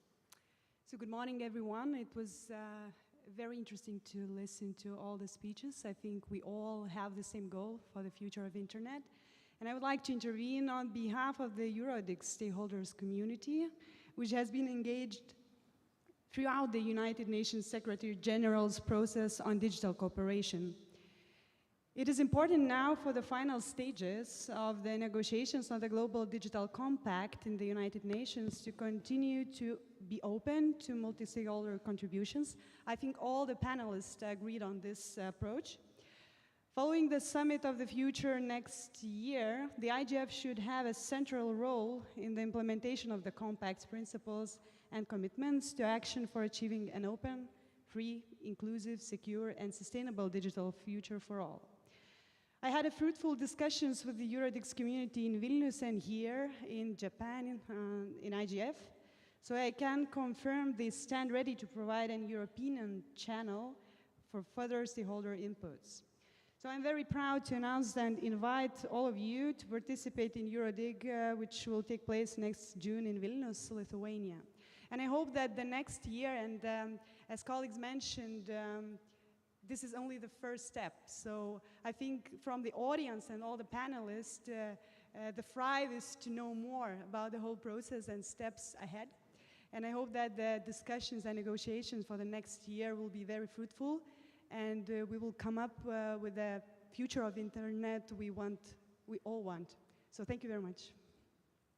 Thanks so much for that input, for those thoughts, and for being on time. We have 4 mics here, and in the good IGF tradition, you can line up and speak. We have time for 3 or 4, perhaps, speakers. You have 2 minutes. Please share your thoughts. I see the gentleman. And introduce yourself. Yes, please. This is A.S.M. Bozlur Rahman. I come from Bangladesh Internet Governance Forum. We have been involved with the Global Digital Compact process from the beginning, and we have already participated in the deep dive under the leadership of UN Tech. Thank you very much for involve us. But last preparatory meeting of the Summit of the Future, there is no civil society space. So I would appreciate if you could allow us, if you could provide some spaces for the civil society voices from the country level. Thank you very much. Thank you so much. This is a direct input. And I see a gentleman there, Jordan Carter. The floor is yours. Thank you, Jorge. Good morning, everyone. Jordan Carter from the .au Domain Administration, speaking personally.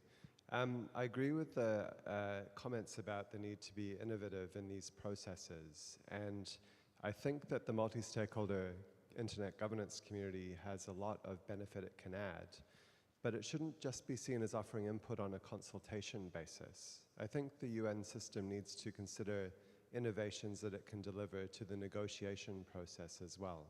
and not just, again, consultation, but active engagement and involvement. I know, given the nature of the UN and the multilateral system, that that is a big thing to ask, but I think if we have a genuine belief that internet and digital governance happens best by genuinely involving the stakeholders, not only to hear their points of view, but to help genuinely shape the decisions by being in the room, that is an innovation that could be done. And it isn't necessarily an innovation because it's been done before in the WSIS context and in other contexts. So my urging to everyone involved, to all of the representatives, particularly of member state governments who are here, because you are the key players in the UN system, is to take some innovations into this process itself to shift the dial from consulting us to involving us. Thank you.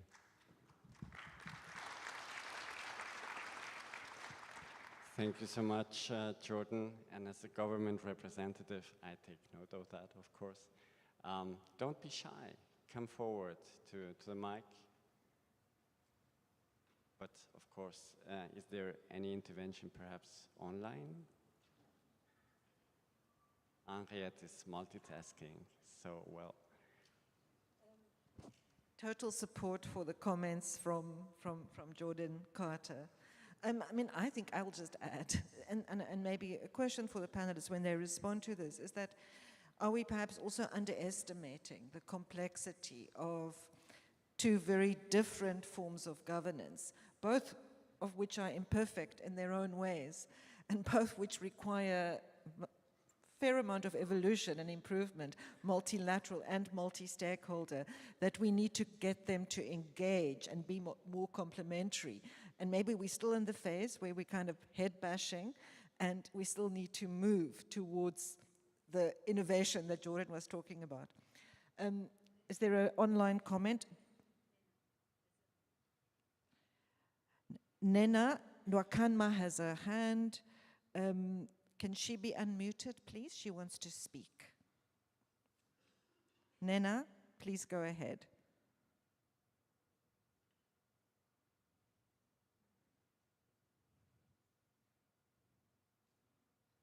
She's still muted. Nena, you could type your question if you wanted to, and then we could. I don't have hosting permit. Great, we can hear you. Please go ahead. Thank you, Henriette, and hello, everyone. Just a quick one. As we go into the negotiation phase, we do understand that this is mainly governmental, and like someone has said, we would love for it to be more than that. However, my submission would be that regular updates on these negotiations need to be made public so that we can follow. And the reason I'm saying is that I am participating in Kyoto online. And while we might be happy with negotiations that will happen in New York, it is very important that GDC recognizes that the greater part of the GDC community are neither in New York nor online and may need to follow things in other ways. So my submission will be that while negotiations are going on, the summaries will be regularly updated on the site of the UN Tech Envoy. Thank you very much. Thank you so much, Nena. And I think we have to keep moving because we have covered the timing for the first segment. But thank you so much for those interventions. I think... Jorge, I just yes. want to read one short Okay, question from Fiona Alexander. What changes can we see in the process going forward? Okay, good question. Perhaps it's something that panelists may weave in their next statements.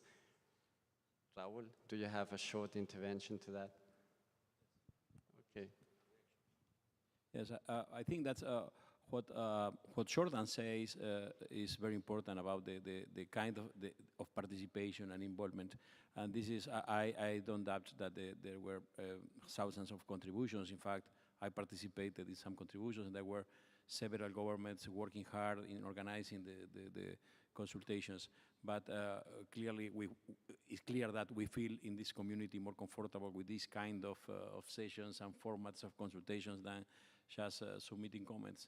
And I think that's what Fiona says is, and also Nana is crucial that toward the summit of the future, we have opportunities to participate for non-governmental stakeholders in the process, as we did, or even better than we did in 2005 for WISIS. We would expect that we could improve the process and innovate in that sense. Thank you so much, Raul. Maybe short reaction? Yes, so several good comments, and I love the point about building on the innovations that are already there on multi-stakeholder participation. This kind of, how do we square this circle between multilateral processes and multi-stakeholder, not just participation, but deeper engagement. We don't have the perfect answer anywhere, so I'm a student of international learning in a historical sense. We really don't have a perfect answer, but we have innovations out there.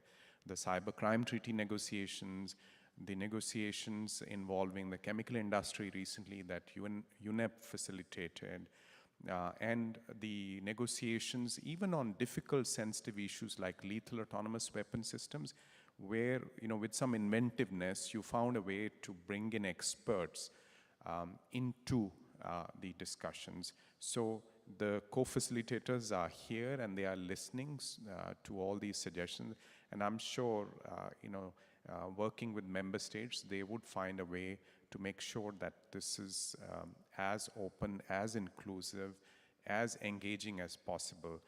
Nena made this point about briefings. So intersessional engagement with different stakeholders has been a part of the approach that's been adopted during the cybercrime treaty negotiations.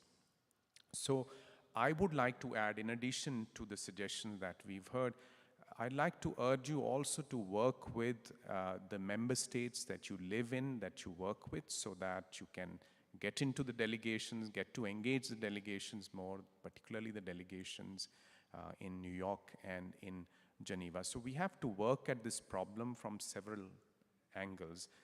There's no magic fix to this. Amandeep. This is a great segue to the next part of our conversation. And as you said before, and as we commented, we are at the midst of this process, more or less. We have seen a policy brief, and recently we have seen the issues paper, a very summarized version of what the deep dives and the many consultations have brought on the table from the perspective of the co-facilitators. So perhaps, and of course this is a provisional state of the situation, what would be your point of view, of you panelists, of what is worthwhile having in the GDC, what is still lacking, what could be innovations to bring really added value, a new substance into this global framework on digital cooperation. And maybe, if I may, I would start with you, Amandeep, and you can give us.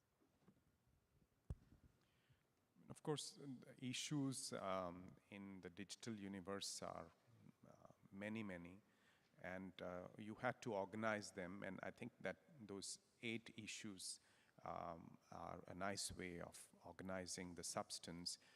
And there has been, in the inputs, in the commentaries, etc., there have been suggestions, how do you tweak this? Perhaps we need a greater emphasis on the digital economy, the kind of data for development, digital for development issues that are emerging rapidly. AI already finds a good place in those, in the current structuring of issues. Again, there is an upsurge of interest, and I'm sure there is some time before the negotiation phase starts, plenty of time for the co-facilitators and their teams to think about how to organize for the next phase. I don't think there is anything missing. It's just a question of emphasis. If you look at the Secretary General's policy brief, again, this was a challenge for us across the UN system, all the UN entities working to help the Secretary General prepare that policy brief. How do we bring it down to a solid vision? How do we structure that vision? So this threefold framing, bridging the digital divide, accelerating progress on the SDGs. Second, addressing the harms online, protecting and promoting human rights, digital trust and security type of issues. And third, the governance side of it, the agile governance, the responsive governance side of it, with particular reference to AI. So that was one way to kind of bring it all together to a strategic level. And then those different action areas, they followed the co-facilitators' leads, a lead in terms of, the structuring of the issues, principles, objectives, and example actions under those objectives. Because it will not be enough to have only principles. We have a surfeit of principles in the digital domain. We need to move to action frameworks, to commitments, and a way to follow up on those commitments. That is the potential for value addition from the Global Digital Compact. Thank you so much, Amandeep. So we have more flesh on the bones and more flesh to react on. Valeria? Thank you, Jorge. Well, global digital cooperation is at a crossroads. The gains of connectivity are uneven, and digital exclusion, including the gender digital gap, are preventing many to embrace the benefits of the digital revolution. So social and economic injustice and inequality presents an urgent challenge to development and democracy. So if the Agenda 2030 is to be realized, and if the Global Digital Compact is meant to contribute to it, bold and committed actions are needed to first take the benefits of digitalization to all countries and people. Second, govern digital resources in a transparent, inclusive, and accountable manner, protecting the public core of the internet. And third, make digital policies and law fit for catalyzing innovation that counts. We need definitely a paradigm shift, one that addresses digital inequality paradox. As more people are connected, digital inequality is amplified. As all technologies converge into the larger phenomenon of digitalization, the threat that the digital revolution bypasses developing countries becomes more real.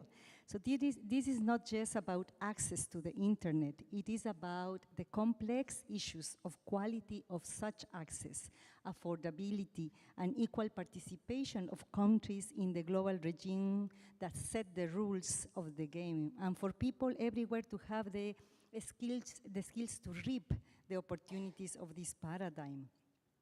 So it is paramount to understand that we have to bridge the gap between those who have technological and financial resources to use the internet and other digital technologies to transact, to prosper, to contribute to wealth of nations, and others who don't. So the powerful countries use free trade agreements to stifle digital rights of peoples and countries in the global south in particular. So trade rules are used to arm twist governments to hyper-liberalize data flows, take away local autonomy of public authorities to govern transnational corporations and their algorithms, prevent the scrutiny of source code, and legitimize a permanent dependence of the developing countries on the monopoly corporations controlling data and AI power. So this kind of infrastructural dependence is equivalent to a neo-colonial extractivist order. The unfinished business of the WSIS cannot be forgotten. And the challenges that have emerged in the last 2 decades have to be addressed by the Global Digital Compact. It is really necessary to enable political, regulatory, technical, technological, and financial conditions to increase the individual and collective agency and autonomy and choice of people to connect to digital technology and spaces, as well as how they use, shape, inform, and create them once they are connected. A realistic approach to do so is one based on human rights, intersectional and feminist frameworks to address the geopolitics of global inequality and injustice. The conclusive test for well-guided digital transition is in the public, collective, and social value it can create and the human freedoms that it can expand. I'm sorry, but we have to keep on time. Thank you very much for those thoughts. And Raul, what's your take? Thank you, Jorge. I think that the issues paper that was shared very recently is a good collection of the points that have to be in the Global Digital Compact.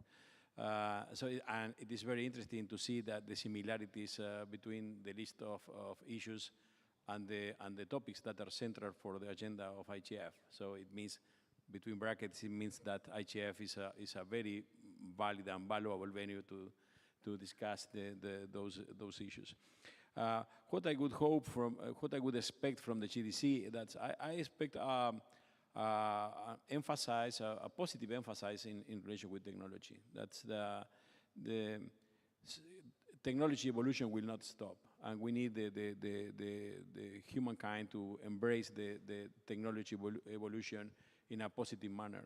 So I would expect to have a message of hope and a call to speed up innovation in every country around the world, and to work hard to really achieve that technologies help to have a more equitable development across the globe, and that the benefits of the technology evolution is reached to everybody in the world. And so it could not be just a regulatory approach or over-regulatory approach to the technologies. This is what I would expect. And I think that the message from the Prime Minister of Japan yesterday was very inspiring in that sense. And he said something, I don't want to quote the Prime Minister, but he said something like, we cannot ignore the problems that we have, but we can optimize the benefits of technology, reducing the risk, something like that. And so I think that this is very inspiring, and this is the direction that the CDC should have, trying to bring really a hope for humankind. That's and a positive. We cannot try to stop the technology evolution, but we have to work to make that evolution, the technology evolution is good for everybody in the world. Thank you. Thank you so much, Raul. Very important thoughts. It's really the task, or one of the tasks of our time, to really find that balance. Now, Bitange, what's your view on this?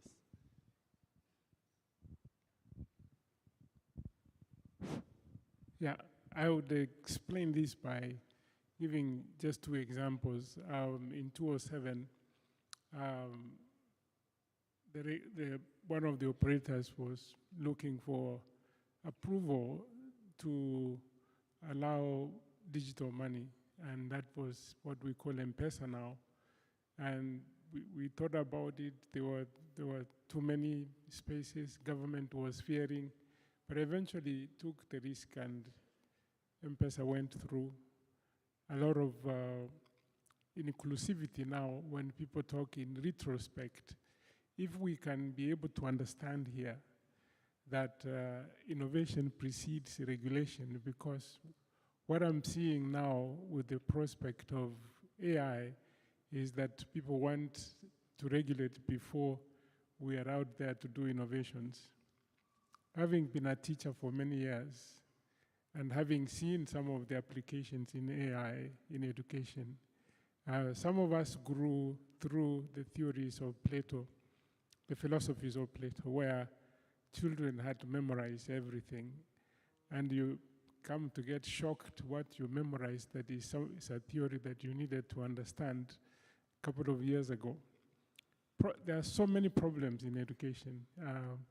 One that everybody can relate to, that if you mark 30 essays, and you give it to 10 other people, they would all make mistakes. But with the new technologies, such problems would go. If we can make sure that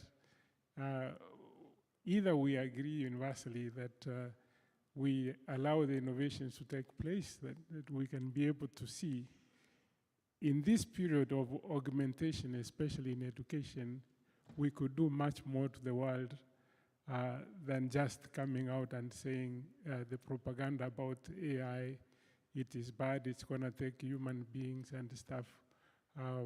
That's what I can say about this. Thank you so much, Bitange. Of course, education is one of the basic pillars also of this digital world. Paul, what's your take? Thank you. I think the GDC needs to truly acknowledge where we are and what we have already, and build from here. I mean, one of the objectives of the GDC is an inclusive, open, secure, and shared internet, but we still have 33% of people still to connect. And I'd say out of the 70, the 66 connected, a lot who still need what we call meaningful internet connectivity. And it means we're still in growth. We're still in growth of connectivity and accessibility and content and capability of the internet. And so the growth pains of the last 20 years that we've all felt, that we've all responded to, that this whole process is aiming to address, these growth pains are going to continue with building capacity and infrastructure and integrity and security. They're going to continue and require our cooperation. And people have asked me, why are we still talking about internet governance? And the answer is because the internet is changing and growing, and new challenges are coming along constantly. We've got incredible innovations so far, famously across the internet, but also in this room and in this process. And so I really think that while we're in growth, we need to continue to use and build on those innovations, not to rearrange the sort of the deck chairs wantonly, or to simply overlook what we've got. I think we need to continue the work of bringing benefits of the internet to more people, and urgently. And so, out of respect for all of the work that's been done, and recognition for all of the work that's been done, but also for the sake of sheer efficiency and the urgency of let's say, of overcoming the digital issues and paying attention to the non-digital issues that Valeria has mentioned, let's recognise this and build on it. Thanks. Thank you so much. I see that Bitange has an urgent reaction to that. I think he raises a good point. Even if we had 100% coverage of internet globally, still a good percentage of people would not be able to be on internet simply because of language. And AI has come, all these LLMs, we need to enable these people through their local languages to be able to do something online. That is what I can call inclusivity. Thank you so much, Bitange. Henriette. We have, my apologies if I look like I've been on my screen. I've been having connectivity issues, believe it or not. But so apologies to online participants if I've missed your questions. But we have a hand from Umar Farouk. Umar, do you want to speak? I'm trying to unmute you here. I've lost my connection again. So can you unmute him, please? I'm Rita. And Umar, just briefly introduce yourself and keep your intervention short.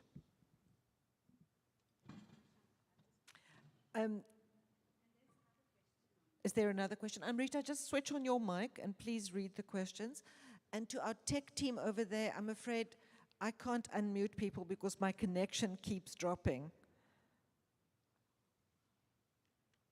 Do you not? Thank you, Amrita. Sorry about that. So this is a question from Jyoti Pandey. She asks, what is the mechanism to include stakeholders in the scenario of member states not being inclusive or not wanting to work with critical voices? Thanks for that. And I see Omar still has his hand up, and I cannot unmute him. Thanks a lot, Amrita. But shall we take another question in the meantime? Over there, Nigel, and introduce yourself, and then we'll move over here. And I had a bet with Jorge that there'll be more people coming to the mics when I'm moderating the open segment. So please help me win that bet. Thank you. I am Nigel Casimir from the Caribbean Telecommunications Union, which is an intergovernmental organization of 20 member states and territories in the Caribbean. And we are following the processes of the GDC development on behalf of the Caribbean, our member states essentially. However, we being generally small island developing states, that's the kind of perspective that we are bringing into the discussion. And we've heard many of the panelists talk about people who may be not even aware of the process of GDC, the need for inclusion. We still have a third of the persons not yet connected, and a lot of those persons and people who are not aware are in like small island developing states and others. So I'm wondering if there is any special effort being made to involve them. I mean, it certainly is our challenge, and we are taking up the challenge. Even here at this IGF, we have a forum on it on Thursday. But I'm wondering to what extent in the development of the GDC, what efforts are being made to reach these specific ones, these specific types of countries, and to get their inputs and to make sure that they are appropriately taken account of. Thank you. Thanks, Nigel. Stella, we'll go to you, our youth representative. Just introduce yourself. Right, thank you everyone. So my name is Stella, and I was in charge of the GDC submission with netmission.asia under .asia. So I just have a question for the panelists. So youth often touted as the future, but I feel like we need to be present, and we've seen a lot of youth initiatives submitting to the GDC through the online, open consultation. So your thoughts on how the youth can continue to be involved, especially in the review process after we've already submitted our initial submissions. Thank you. Thanks a lot. Eric, we'll go over to you first. Hello, I'm Eric Huerta from Rhizomatica. Well, my question is regarding the process. I was remembering the process for WISIS that indigenous peoples were actively participated in the process. Also, most of the meetings for indigenous communities were auspiced by the government of Canada, I remember well. So in this process of how indigenous peoples are being involved and incorporated, especially considering that most of the challenges that you have mentioned are affecting particularly for them. Thanks. And let's go to our online speaker, Omar, now. Amrita, is he ready? And then we'll go to Emma over here. Yeah, so hello. Yes, we can hear you. Good, finally. Thank you. So hello, my name is Omar Farooq, a 17-year-old boy from Bangladesh, and I'm the founder and president of Project Omna. So I was the youngest and only child panelist of every global digital complex sessions representing children globally and provided statements on every thematic discussion. So my question is that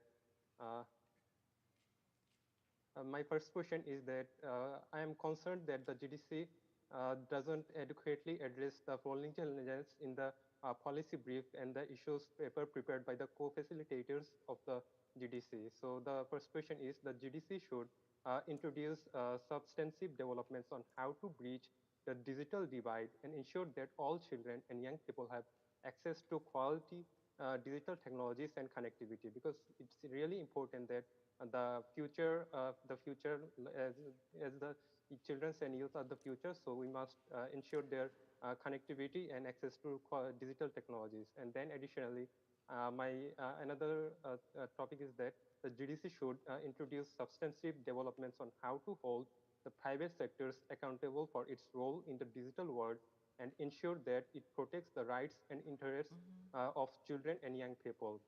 So thank you to the Young Tech Envoy for giving me the opportunity to represent children and youth globally.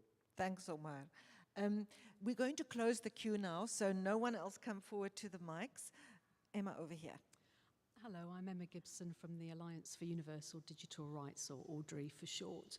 And alongside other organisations, we've been consulting women and people of diverse genders and sexualities all year about what they think should be in a global digital compact so that it works for them. And essentially what they've been saying to us is that the principles of the GDC that ensure an open, free and secure digital future need to be infused with a feminist and intersectional approach if we're going to ensure a gender-just world. So we've come up with a set of 10 principles which we launched on Saturday at a conference. You can stop and ask me for a copy. A feminist GDC would work for everybody. And this includes making sure that the GDC is rooted in existing human rights law, that it's protecting people from people facing multiple forms of discrimination, that it ensures freedom from gender-based violence online, which is something we were disappointed wasn't in the write-up of the deep dives, alongside freedom of expression, which we were also concerned was missing from that write-up as well. Another principle is obviously ensuring internet access for all, dealing with harmful surveillance. We want to expand women's participation in leadership in the tech sector and in policy making.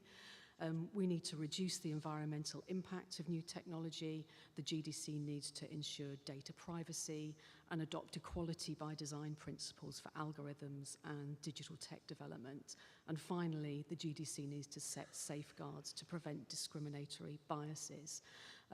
When we launched this set of principles on Saturday to a variety of governments from around the world, and one government suggested that gender equality and feminism should be an additional pillar of the global digital compact. So Time's up, Emma, sorry. So I'd really like to ask the panel for their thoughts on that. Thank you. Thanks a lot, and apologies, I do have to interrupt people. Okay, we'll have this person over here who's still scribbling her notes. Sorry, Is it Liz? Yes, I was adding some points. Introduce yourself. She was speaking. Okay, my name is Liz Orembo from Research ICT Africa, and we've made 2 submissions to the GDC process. These 2 submissions, when we've developed them, we've consulted African stakeholders, some who are in this room and some who are not able to join us. The things that were pertinent in those 2 consultations were to do with multi-stakeholderism, which I'm not going to talk about because it's been talked about enough, and intersectionality, the digital inequality paradox that Valeria has talked about. And I'd just like to add that with the people who are mostly disadvantaged at multiple sectors of inequalities, those are the people that we actually need to take into account with this new GDC process. And what you're saying is that not just even issues of access, but even quality of access, where people are accessing technologies differently in terms of gender, where they're placed, economic issues, and all that. So with that, we also put a solution, things to do with data access or measuring data on digital inequality paradox itself to actually redress this problem. And with that, we also talk about the power dependency of data when it comes to the position of Africa. How are we accessing our own data? That's to do with also government, also held data, working with government, And also the position of Africa being that we are users of technology and we also don't get access to this data. So how do we get to measure that digital access to actually take care of this digital inequality paradox? Thank you. Thanks, Liz. Elisa. Thank you. My name is Elisa Hever and I'm from the Dutch government and I'm a MAG member. The policy brief touches upon many important topics, though we are here today in Kyoto, and in exactly this building, the Kyoto Protocol was negotiated. It was the first time that we internationally agreed upon acting for a sustainable environment. The energy consumption keeps on rising for the use of the internet to connect all the people that still need to be connected, but also to have a faster internet and less latency. The policy brief only mentions in one bullet to develop environmental sustainability by design and globally harmonized digital sustainability standards to safeguard, to protect the planet. It doesn't mention the energy consumption of the internet. At least I couldn't find it. However, in my opinion, we need to put more attention to this topic. For us to have a sustainable planet, we also need to decrease the amount of energy that we use on the internet. Thank you. Thanks, Elisa. And our final contribution. Hello, everyone. There's one more there, sorry. Yeah. I'm Alexandre Costa Barbosa. I'm a coordinator of the Brazilian Homeless Workers Movement Technology Sector. It's the largest housing movement, social movement worldwide. It's standing for 30,000 people. We've been doing in practice most of the GDC is claiming for. We've been teaching in public schools digital literacy, digital technology education. We've been installing public Wi-Fi hotspots in the poorest regions in solidarity kitchens. We've been developing ourselves platforms with democratic and cooperative-based platform governance to generate income for the last mile. So that's precisely what it's including everyone on digital technologies, as Raul mentioned. So my question, it's something that it's really somehow neglected in IGF's agenda, which is the labor topic, but it's in the policy brief of the DDC. It's clear there. How can we share labor rights, right? So I'd like to hear how, in the process until the Summit of the Future, can we really ensure fostering SDG number 8, it's not only economic growth, it's also decent work. How can we really ensure the participation of unions and other labor organizations in the development of it? Thank you very much. Thanks. And the last contribution from over there. Sorry, Jeanette, the mic has been closed, but we'll try to open once more. Hi, everyone. I'm Nermeen Salim, the Secretary General of Creators Union of Arab, ICASA Consultative Stated. Thank you very much for all members of honorable stage. It's just a comment, not a point of view, not a question. Allow me to add a point of view. I believe that one of the goals of the Global Digital Compact is to provide a safe digital environment for everyone. But I believe that it must include children from an early age in particular to protect them from electronic blackmail and violation of privacy. Therefore, we as a civil society organization contributed to this matter by adopting the initiative of one of our academic members who prepared a curriculum of digital safety and cybersecurity to provide a safe digital environment. So to know about this curriculum of digital safety and cybersecurity, we have a presentation on 12th of Do you have a question for the panel? No, it's just point of view to make, to provide our curriculum of cybersecurity and digital safety for children to be as a part of the goals of Digital Global Compact. So we invite you to take as an idea about this curriculum to be generalized in all institutions a large number of institutions that can take this curriculum. Okay, Thank thanks. you. Thanks, and people can grab you. And I want to urge people when they take the microphone to ask a question of the panel. So apologies that we couldn't take more, but we'll try and open once more. I think we don't have enough time for you to respond and then to go into your the final segment of our session today, which is looking at the going forward, what comes after the GDC process. So I'm going to ask you to respond to the questions we've had on content. And I'm going to add just one question to that, which is, you know, we've looked a lot at the content of the GDC. Have we looked enough at the proposed content of the Summit of the Future? And is there perhaps a little gap here in how we as a community working with digital looks at our input at not just being focused on the GDC, but also other aspects of the Summit of the Future, such as the Global Agenda for Peace. But so the panel, let's start again. Shall we start with Amandeep? I think it's your turn to start now. Looking forward, post-GDC process, review mechanisms, what do you think can we do? How can we be innovative? But also if you can make some responses to the questions from the floor. Thank you. There were many, many questions, so I think it take a long time to answer all of them. But let me just try and group them into three categories. One is some of the specific interest groups, children, whether it is the small island developing states. So, and that point is well taken. In fact, many of the engagements have been around those kind of themes. Youth, for instance, working with the Secretary General's Youth Envoy, we've put together some consultations, and Omar, who spoke earlier, he's been, you know, he's iconic in terms of youth participation in the GDC deep dives.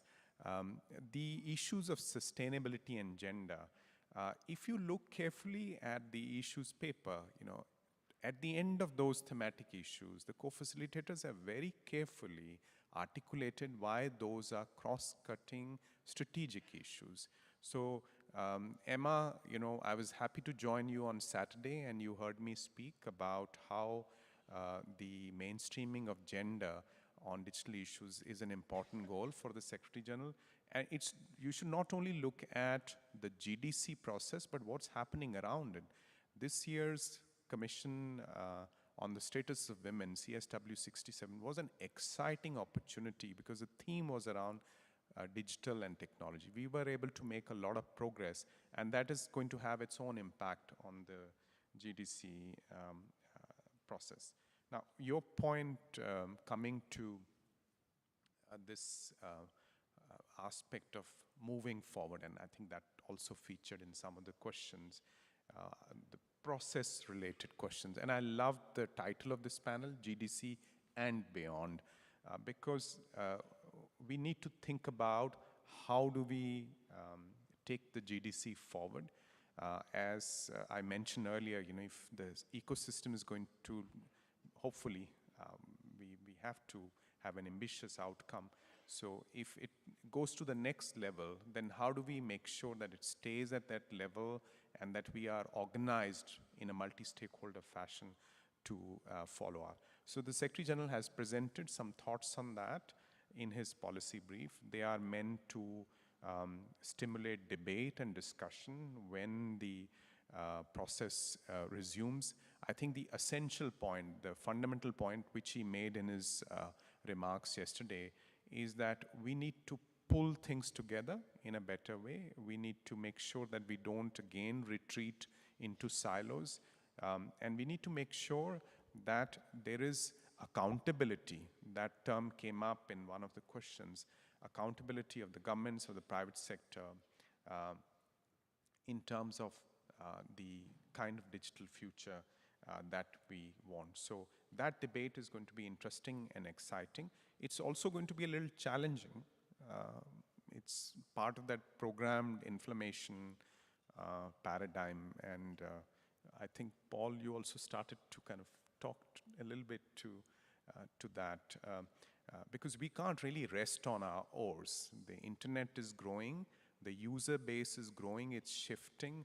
The data flows, if you look at what's the quantum of data flows around the world. So you have new players, the majority of data flows are happening in non-West European, non-North American contexts, starting very recently. So how does the system adjust to these challenges? The advent of AI, and in the future, perhaps ambient computing. So these are kind of interesting questions, and we need to make sure that we have agile frameworks, we have updated frameworks. And in that sense, again, WSIS plus 20 would be another opportunity to make sure that the ecosystem keeps up with the challenges, and we are able to handle this enhanced participation from across the globe in our existing forums, and make sure that it's meaningful participation. Governments and the private sector give it importance, land up, engage with other stakeholders, the tech community, civil society, academia, and researchers, and help us to address the challenges in real time. Thanks, and I know Amandeep went over time, but there were lots of questions to respond to. So, but I do want to ask people to keep to time. Valeria, do you have? Is it on? Okay.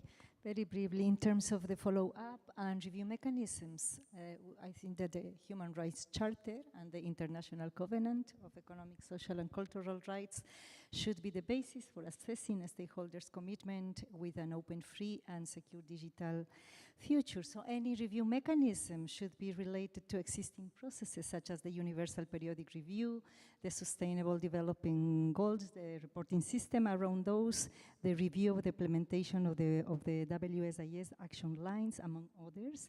It should also take into account existing instruments and frameworks such as the UNESCO Internet Universality Indicators that also applies to other tracks of the Summit of the Future because all of them have digital related components. So in order to be implemented, the Global Digital Compact has to put in place financial mechanisms and reinforce the commitment for the development of digital infrastructure, skills, but also regulatory capacities for all countries to navigate the terrain. We need new commitments for the international financial institutions in the form of reparation for all the data that has been appropriated from people and their interactions, from nature and also from common heritage, including indigenous knowledge, as someone from the audience referred earlier.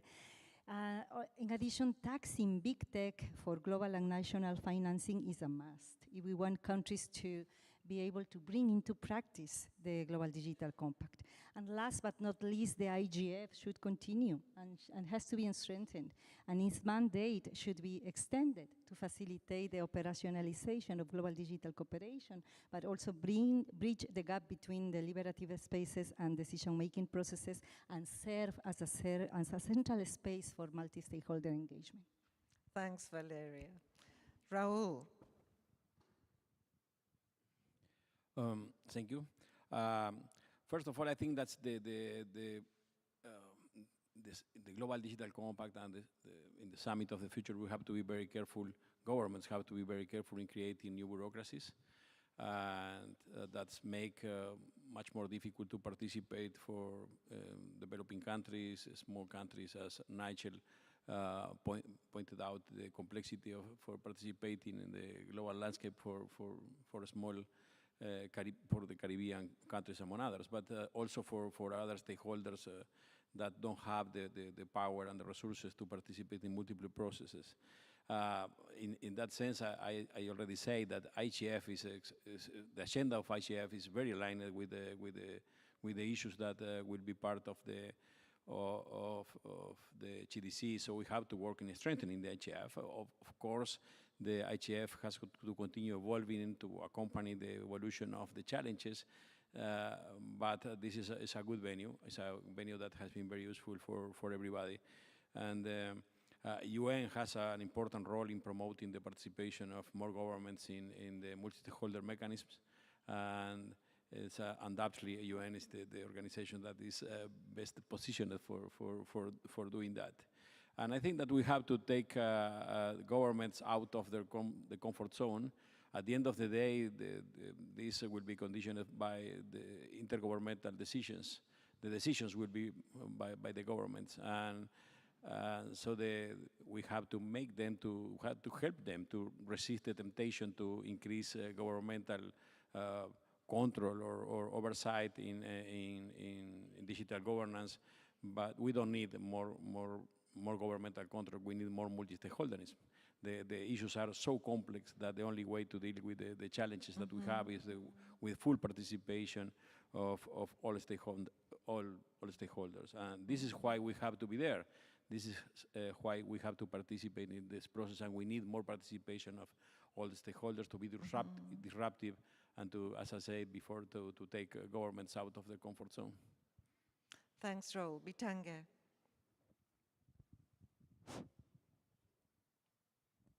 I think there is convergence in thought.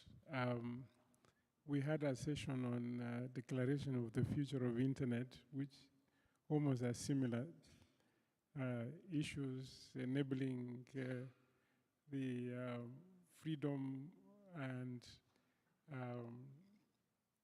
taking care of every individual with respect to human rights. And I think they're here. If we are able to look at such convergences and a little more widely, we can be able to encompass or respond to all the questions that have been asked. Thank you. Thanks very much, Bitange. Paul. Thanks, Henriette. I heard quite a lot of questions and quite a lot of questions about inclusivity. Most of the questions were about inclusion, I think, about marginalised individuals and communities and small islands and youth and gender and homeless and children and others. And I also heard about inclusion in the internet, in internet governance, and in the GDC process. So that's a lot of inclusion that's being asked about there. And I think the fact that the questions that were asked can be asked here in this room and can be asked by the people who are directly concerned with those issues is a hint at the power of this model, of the IGF model. So this is the IGF. It's not the GDC or the Summit for the Future, but I do think the answers to those questions of inclusion across the board are potentially in this room, because what's happening here and what's happened here for 18 years, if not perfect, and no one has said it is, can still absolutely provide the venue and the framework for what GDC apparently needs for follow-up of actions and objectives and reviews and so on, whether that's by expanding the remit of the IGF or by replicating somehow, certainly by evolving it. But I really think the answers are here and do not need to be replicated. I mean, we've got this multi-stakeholder community here that's ready, that wants to talk about strengthening, and has done for quite a period of time. Eurodig, we heard, has called for it. Henriette said it. We're ready for this. We're looking for an opportunity for the IGF to provide its worth, to do its work better and further, and for us to exploit the potential that's here in this room, the potential of the process and the people and the communities that are involved. So I think that's where I would like to see the future, as I say, not as a reinvention, not as a rearrangement of deck chairs, but really as a way to just simply move forward and make things continually better. Thanks. Thank you so much, Paul. I think we have time for 3 short interventions from the audience, be it online or be it here. I see Jeanette coming forward again. Now we have time, so. And can we check with Amrita, because my connection has dropped. Amrita, if there's an online. Maybe just read it. Good. Please, Janet. Janet Hofmann, professor for internet politics in Berlin, Germany. A lot of the issues that were addressed so far seem to be covered more or less by the IGF. So in a way, I think I echo Paul Wilson's point about how the IGF and the Global Compact will actually be related to each other. We talked a lot about internet fragmentation. We also need to worry about fragmentation and internet governance. Thank you so much, Jeanette. And please, we have to close the lines. We have the gentleman there to my left. Please introduce yourself. Thank you, Pons Lloyd, Gambia NRI. I would like to get the opinion of the panel when the Gambia, when we did our GDC consultation process, we involved all stakeholders, including the government, in doing the submission. So I would like to know how you feel about that process, because we felt it was necessary to get our government inputs. Thank you. Thank you so much. And we go to my right, please. Yes, hello. Thank you for the panel. My name is Laura Pereira. I'm a youth delegate from Brazil. My question is, I believe that the critics that were resonated in the panel are a reflection of how the label of multi-stakeholderism has been applied to multilateral process or to process in general as a synonym of public consultation. As we know, as a community in internet governance, that the multi-stakeholder model must be more than that, however hard it is to theorize and put a fiction into practice, to quote Hoffman here.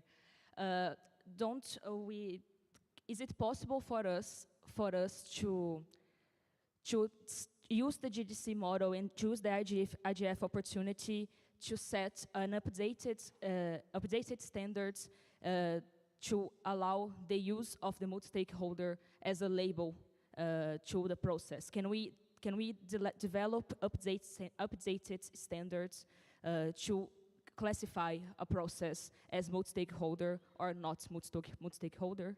Isn't that the agenda for all of us here at the IGF? Thank you all. Thank you so much. We had... Hello, my name is Chat Garcia Ramelo from APC. I have a question for Amandeep. Two things. What would you see as a scenario of a failure for GDC? And on the other hand, what would you see as success, like 2 years from now? Thank you. Very concrete questions. And we have Amrita, please, from the online audience. Comment from William Drake. He says he agrees with Raul. We don't need a new bureaucracies on a new digital cooperation forum that competes with the IGF for resources and attention. We need to renew the IGF's mandate and strengthen the process. This point has been made repeatedly throughout the GDC process. Thank you, Amrita. And very shortly, the gentleman there to my left. No? Very shortly, please. Go. Very short? Go ahead. Thank you very much. We discussed a lot about the content of the global compact, digital compact, as well as the partnership. But what about the accountability mechanism after having the law or compact? Because we agree on many things, but the implementation part is always poor. Especially the developed countries are not responsible to the developing countries to build their capacity for the smooth implementation of those compacts, so that how the UN system and the other agencies would be responsible and accountable in this matter. Thank you very much. Thank you so much for keeping it short. Very important point. And in the interest of time, we have to go already to your final takeaways. If you can react there very shortly, in 1 minute, each of you, to what has been said now in this last round. I would begin with Paul, please. I've said before that the internet deserves a Nobel Prize for how it served humanity during COVID. And I'm really inspired by the plea by Valeria, actually, which was to recognise real issues facing humanity. And I think COVID was a fantastic example of a real issue addressed actually not just by the internet, but by the digital capacities of the world, medical science, for instance, in a major way. And I really think there are other non-digital issues which are pending right now. They're existential for humanity, for communities, and for humanity. And those non-digital issues need to be addressed. If they're not, if digital issues only are going to occupy us, then let's be sure, as I said, I think third time, not just rearranging deck chairs, but building on what we have, on the innovations here in this venue and around the world to produce real non-digital outcomes, because that's what the planet actually needs right now. Thank you. Thank you so much. Bitange? I think we have a real chance of coming up with a guiding framework for policymakers, government, and other stakeholders. This is the time to do it because we have seen the importance of this, of the internet. We need to create a future that is more inclusive. We need to create a future that enables innovative programs to come upon, but we must get a chance to deliberate those issues like we are doing right now. I can, as formerly a policymaker, I benefited from discussing with the stakeholders, the civil society. It worked, but most governments sometimes push aside civil society into their discussions. But as you can see, there is so much we can learn from each other. Thank you. Thank you so much. Raúl? Thank you, Jorge.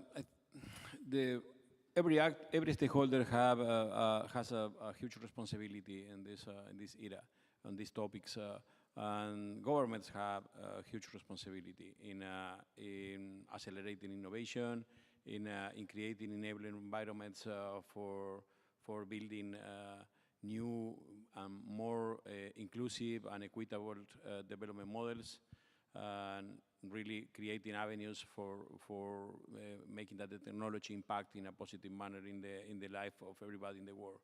So this is a good opportunity for this discussion to reinforce that.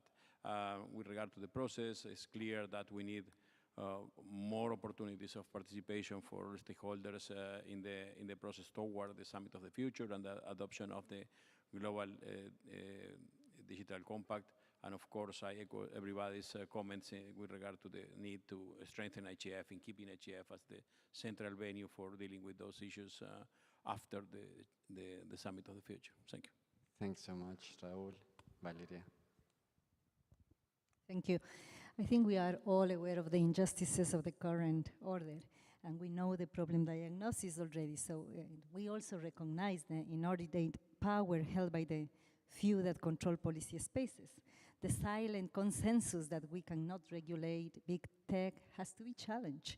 We need a political commitment, and we need member states to measure up. Global digital governance, including a global regime for data governance, should set the conditions for equity and for fairness. And in that way, everyone should benefit from the digitalization and ensure that those benefits are distributed to ensure a dignified life for everyone. And any institutional arrangement decided in the framework of the Global Digital Compact must not walk the path of reinforcing the current unjust order. What we seek and what we need is a feminist, sustainable, and transformative vision for a digital future that is really and truly open, free, and secure. Thank you, Valeria. Amandeep, you have the last takeaway. Thank you. I like the last point someone made about accountability.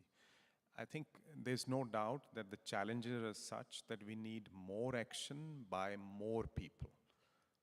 I think on that we can all agree. So the current level of action, the current level of response is not adequate. So we need to go to the next level. And it's also important that we have accountability and we have justice in terms of the governance, that the entry barriers to participation in the governance discussions are lower. And the point made by Raúl about smaller delegations, there are 160 plus countries who shouldn't be running from forum to forum and then figuring out what a whole of government perspective, on digital looks like. So we need to make that task easier and make sure that people have agency over the digital transformation. Only a few countries, only a few corporations have the resources to engage on digital issues in multiple forums. So there is a fragmented landscape already. What we need to do is plug the gaps, just as in the Secretary General's policy brief, you see with that infographic, critical gaps on misinformation, disinformation, the accountability for human rights, the issue of AI governance. And there are ongoing initiatives like the IGF leadership panel to strengthen the IGF and plug that gap. So that's what we need today. And if you allow me a few seconds on the success of failure, just in one sentence, the failure is if we don't use the opportunity of the Summit of the Future to raise the level of ambition, raise the level of activity, raise the level of coherence across our responses. Success is exactly the opposite. So we have to rise to that challenge. Thank you, Amandeep. And I think really this community is up to that challenge. And thank you so much for being able to profiting from picking your brains, picking the brains of the audience, both here physically and online. And Henriette, please. Thanks. There isn't really time for closing remarks, but very briefly, I think when it comes to process, we have to abandon complacency. There's a need for improving governance, for more accountability, as has just been said. We need that within this multi-stakeholder process. We need it within the multilateral. We also need more cooperation within each of these and between them. So let's do this evolution and improvement together. On content, I think what is really challenging, but the GDC has put that into focus, is navigating the specificity of internet development and growth and governance, but also how it intersects with broader governance issues. We need to do both, and I think the GDC and the Summit of the Future and the link with the SDGs is putting that into focus. It's not easy, and we can do it, and the IGF is a very important part of that. I think in terms of follow-up, I just want to bring to us a phrase from the WSIS outcome documents, enabling environment. If you read the WSIS outcome document, that's how it describes the role of governments, to create an enabling environment for people-centered development, human rights, and inclusion. So I think let's keep that in mind, that it's not just about the topics that we are discussing specifically in the GDC, it's creating an enabling environment for not just dealing with current challenges, but also emerging challenges. So thanks to everyone for very good input, excellent panel, and apologies to online participants if we did not give you enough space. And to the MAG who organized this, thanks a lot.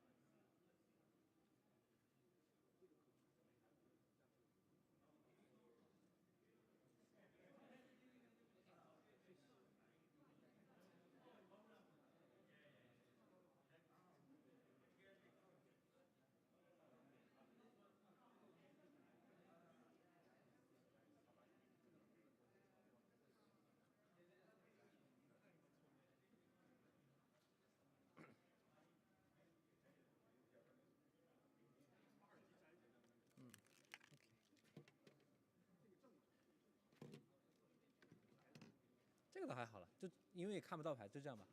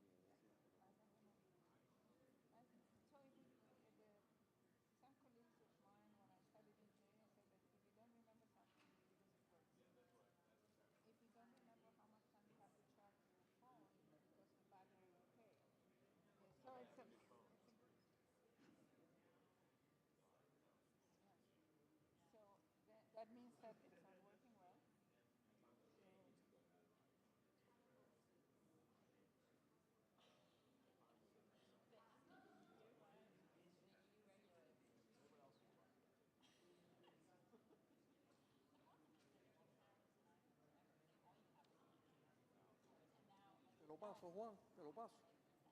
Te lo paso para que se lo pase.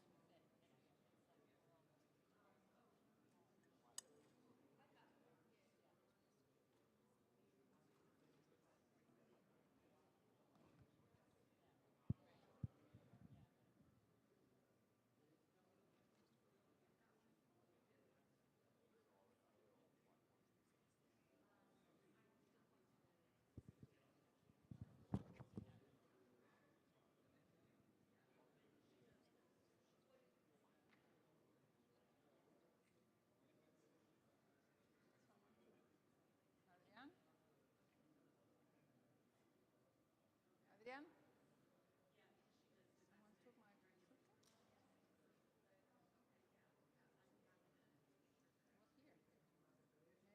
got it. ¿Tienes mi maletín?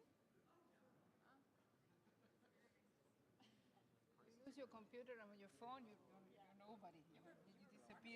You disappear from the world. Yeah. Juan, la tienen ahí, Juan Fernando.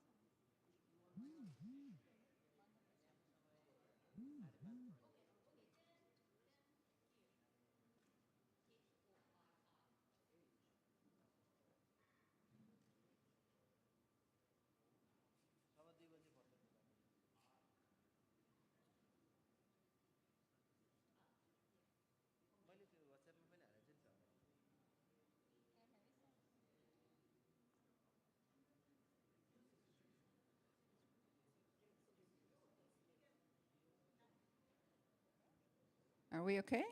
Okay. Thank you, everyone, for being with us this early afternoon here in beautiful Kyoto, Japan. And welcome all the remote participants that are following from all over the world. For my colleagues in Latin America, it must be extremely late at night, but I'm sure that some friends of us are there. And thank you, distinguished colleagues and dear co-moderator here. My name is Olga Cavalli. I am the National Cybersecurity Director of Argentina, and also I chair the South School of Internet Governance. Here with me is my dear friend Tracy Hawkshaw. He is now the chef d'entreprise post from the Universal Post Union Caribbean. He will be helping me in chairing this very interesting session about bridging the gap between international negotiations and on-ground experiences in cybercrime response. And I would like to briefly present my distinguished colleagues and friends who are with us this afternoon. Mr. Christopher Painter.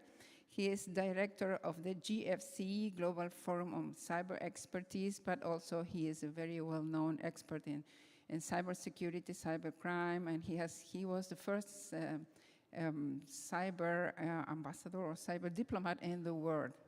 And we have online Katitza Rodriguez from the Electronic Frontier Foundation. She's the policy director for global privacy. She's online. Are you there, Katitza?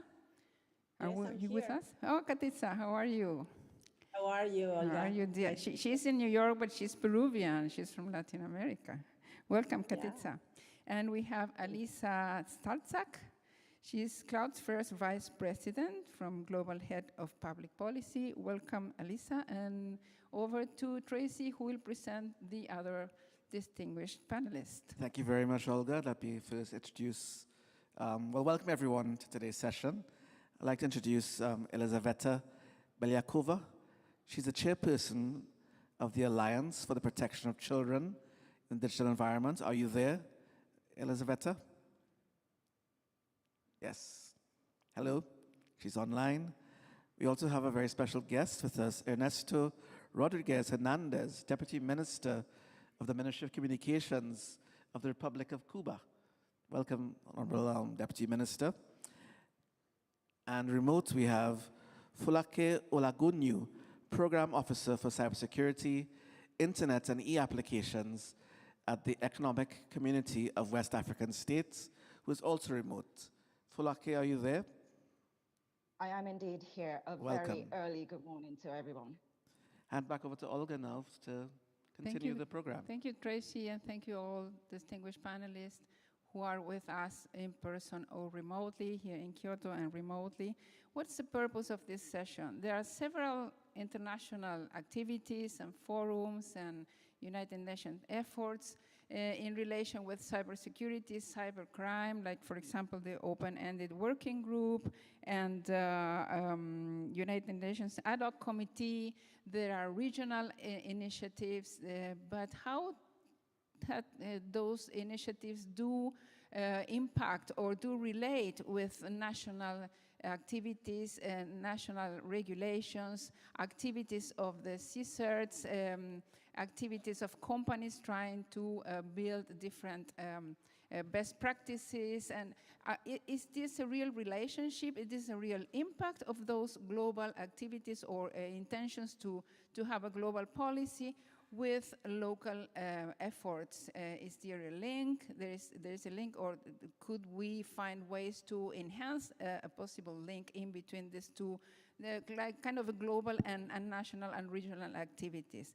So for this, we have prepared some ideas and some questions for our, I have to give the floor to Tracy, who will do some other comments, general comments about the session. Sorry for that. That's all right, Olga, thank you. So just to add to what you're saying, I think today we want to look at some best practices, as you were saying, maybe get some case studies out of the group to really understand and get to the real meat of the matter. What are the on-the-ground experiences that you have, whether with your clients, with your stakeholders of cybersecurity in your country, of policies and potential best practices, preventative measures, and maybe some lessons learned for us. So I think that's what we want to deal with today, and I hope that we can really get to the crux of the matter, get some questions from the audience as well, and let's deal with the real issues. Let's not get into theory, let's get into the real base issues on cybersecurity. Thank you, Tracy. So let's start with Christopher. He has a vast experience, and now if you talk to him and he explains to you how many places he will travel in the next month, you will be amazed, because he's going all over the world trying to do very important efforts in relation with capacity building related with cybersecurity.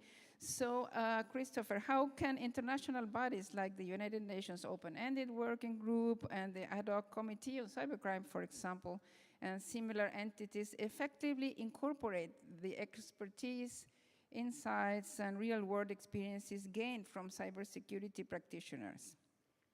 Thank you, Olga, and it's great to be here. And I should say that if you're wondering what I'm wearing around my neck, it's when I left the government of Japan was nice enough to give me something called the Order of the Rising Sun. It's the first time they gave that to someone doing cybersecurity work. So that shows, in a sense, that cybersecurity has matured as more of a policy issue. But I also want to express my gratitude to the government of Japan, who I worked very closely with when I was in the government, in terms of cybersecurity and cybercrime issues. And I have had a long experience as a federal prosecutor doing cybercrime before anyone thought it was cool. And then, at the Maine Justice Department, at the FBI, at the White House, and finally at the State Department. And I've also followed these negotiations, both the open-ended working group in New York, I've been at several of those meetings, and the ad hoc now negotiation on cybercrime. And of course, those are not the only games in town. There are things that are outside the UN as well.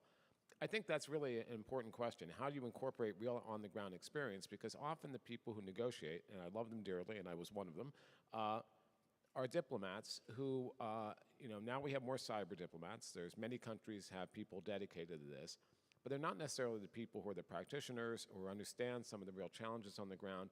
And then the other thing that happens, particularly at the UN level, it's great because it brings every country in the world together, but it's not built for other stakeholders. It's built for countries. And it's also, just as a natural course of matters, there's a lot of geopolitical aspects. So a lot of the things that happen in those venues are driven by geopolitical issues more than sometimes practical issues. And bringing that expertise, especially when, say, you're negotiating a cybercrime treaty, it's really important to know how things work, how investigations work, what has worked, what hasn't worked, what are impediments, making sure that you're respecting human rights. So having those experts in the room, I think, is really important, both from government, but also from outside government. And the same with the OEWG on the cybersecurity issues. There's a wealth of experience and knowledge outside of those rooms normally, and so you need to figure out how to bring them in. So I'd say they've done a pretty good job at reflecting a lot of the things going on, but imperfect. And we'll talk more about this later in terms of multi-stakeholder involvement. But I do think the cybercrime treaty is building off the Budapest Convention. It's looking at where that's going to go. I can't tell you where that's going to end up right now. There are, again, geopolitical differences in terms of scope of this treaty, et cetera. And the open-ended working group, it's good that all these countries are meeting. That wasn't happening before. Every country is seized with this issue. At the same time, sometimes it's like listening to paint dry. You're sitting there and it's like nothing's really happening and they're not moving very quickly. So I do think that there's been activity, there's been movement, there's been more of a political priority of countries on these issues, which is important.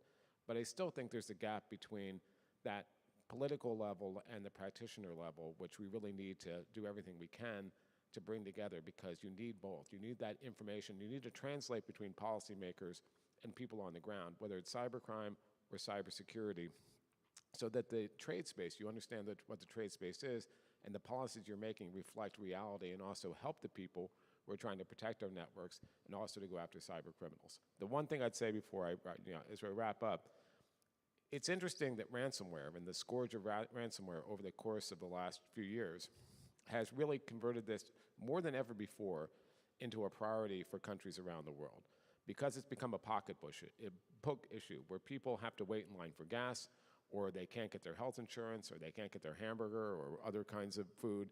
That makes it not just a pocketbook issue for people, but also in a backyard issue. It makes it a political issue. And so that's raised this more than I've seen before.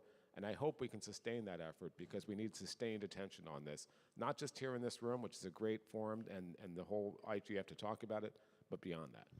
Thank you, Chris. And I think you emphasized the importance of the dialogue in between technicians and non-technicians, government officials and diplomats.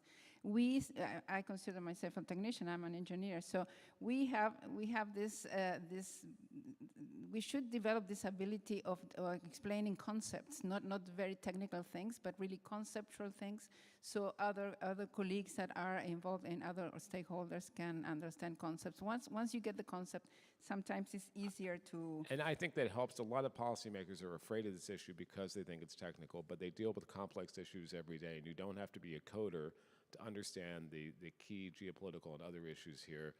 I'm a recovering lawyer, and I can still talk to people, so. Okay. Excellent. Thank you. Thank you very much, and we will follow up with you with other questions in a moment.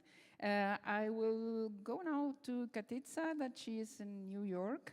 Katitza, are you there? Hi, Katitza. I'm here. Nice to see you virtually. It's been a while we haven't met. I hope to see you somewhere in the future, in person. Katitza, considering the role of the media, how can effective communication about cyber attacks and cybersecurity risks contribute to bridging the gap between negotiations and practical efforts, fostering public awareness and facilitating informed decision-making? The floor is yours. Thank you, Olga. It's nice to hear from you. Hi, everyone. Well, first, I will start saying that my work focuses on global privacy topics, including cross-border data exchanges in the context of criminal investigations. And I have been involved for a long time in discussions on cybercrime policy and legislative issues from a civil society perspective. And right now, that focus of the grand part of my job is in the United Nations Cybercrime Treaty, the negotiation that is currently being held in Vienna or in New York. That's been a large process at the global level involving, as it was said by the previous speaker, by different member states around the world. Over 6 negotiation sessions and a lot of controversy about the scope of the treaty, even at the basic level of defining what cybercrime is and how cross-border law enforcement and evidence-guided dating assistance should work. But back to your question, we see in the media security problems everywhere, from data breaches to ransomware, infections to botnets. The harms are obvious, and we read it all the time in the media. Cybersecurity must make people more secure, however, against such threats and not less, and should not undermine our privacy and human rights. And we would like to see the media help people better understand the threats landscape and also the importance of a rights-based approach to cybersecurity. To protect a free and open internet from malicious attacks, we need to address the underlying problem. Far too many programs, devices, and systems are woefully insecure, and the process of discovering, disclosing, and patching vulnerabilities is often underfunded and disorganized across the public and private sector at the domestic and international level, at the federal or state level. End users often have little or no awareness of how to protect themselves against such attacks. Media narrative responding to crises like ransomware need to address this whole landscape of vulnerability, and legislators should not just demand expansions of surveillance and law enforcement powers, including across borders. The media can also shed light on the key roles of security researchers, digital security trainers, journalists, and others, improving and safeguarding our rights. And many of these professionals are also working inside of technology companies that have made security research a priority. By presenting their stories, challenges, and contributions, the media can humanize the often technical world of cybersecurity. This narrative is essential to contrast with the UN Cybercrime Treaty current stance, which potentially jeopardize these professionals' work, the work of security researchers. To address cybersecurity challenges, we need better incentive to make software, devices, and networks secure, better education for users and developers, and better sharing of information about threats, vulnerabilities, and solutions. And we need legal protections for security researchers. Unfortunately, high-profile efforts like the UN Cybercrime Treaty, which is currently under negotiation, have focused almost exclusively on enhancing law enforcement powers, including across borders, while giving minimal attention to a positive cybersecurity agenda of making systems and networks stronger at the technical level. Sometimes this focus only on law enforcement powers is short-sighted and even counterproductive, I will say, because it can undermine human rights. For instance, by sweeping in online dissent, speech, political activities as supposed form of cybercrime. And because it can interfere with the work of people who are actually trying to make us safer, to improve security at the technical level. Some provisions in the treaty threatens to criminalize the essential work of independent security researchers in identifying vulnerabilities and getting them fixed. Other provisions threaten to allow governments to compel engineers to undermine and bypass security measures in the name of furthering an investigation. These proposals can be interpreted in a very broad way, which could require, compel an engineer, someone with knowledge on computer systems, to secretly turn over keys and passwords, even without their employer's knowledge. So these go against cybersecurity, and these narratives are complex, but the media has the responsibility to try to explain these issues in an easy way, to understand not only the criminal landscape of ransomware, which is important, but also the whole importance of the whole cybersecurity ecosystem. So this broader perspective is important. For one reason, it would show how the landscape of cybersecurity is just not cops and robbers. So many people other than law enforcement and criminals play a crucial role. Second, because it might emphasize that cyber attacks are not magic and their perpetrators are not wizards. All at the core of cybercrime attack have detail grounded in the operations of ICT systems and protection fixes and countermeasures. So the media can demystify those attacks. Demystifying those attacks can also reduce the public's sense of powerlessness in the face of them. And finally, to conclude, it could also show opportunities for cooperation on strengthening our infrastructure. For example, between tech companies and independent and academic researchers, or for cooperation between government and technologies in proactively strengthening ICT systems and promoting cybersecurity research and testing. And that's something that the media can also promote in their own narrative. Thank you. Thank you very much, Atitza. You bring very important concepts.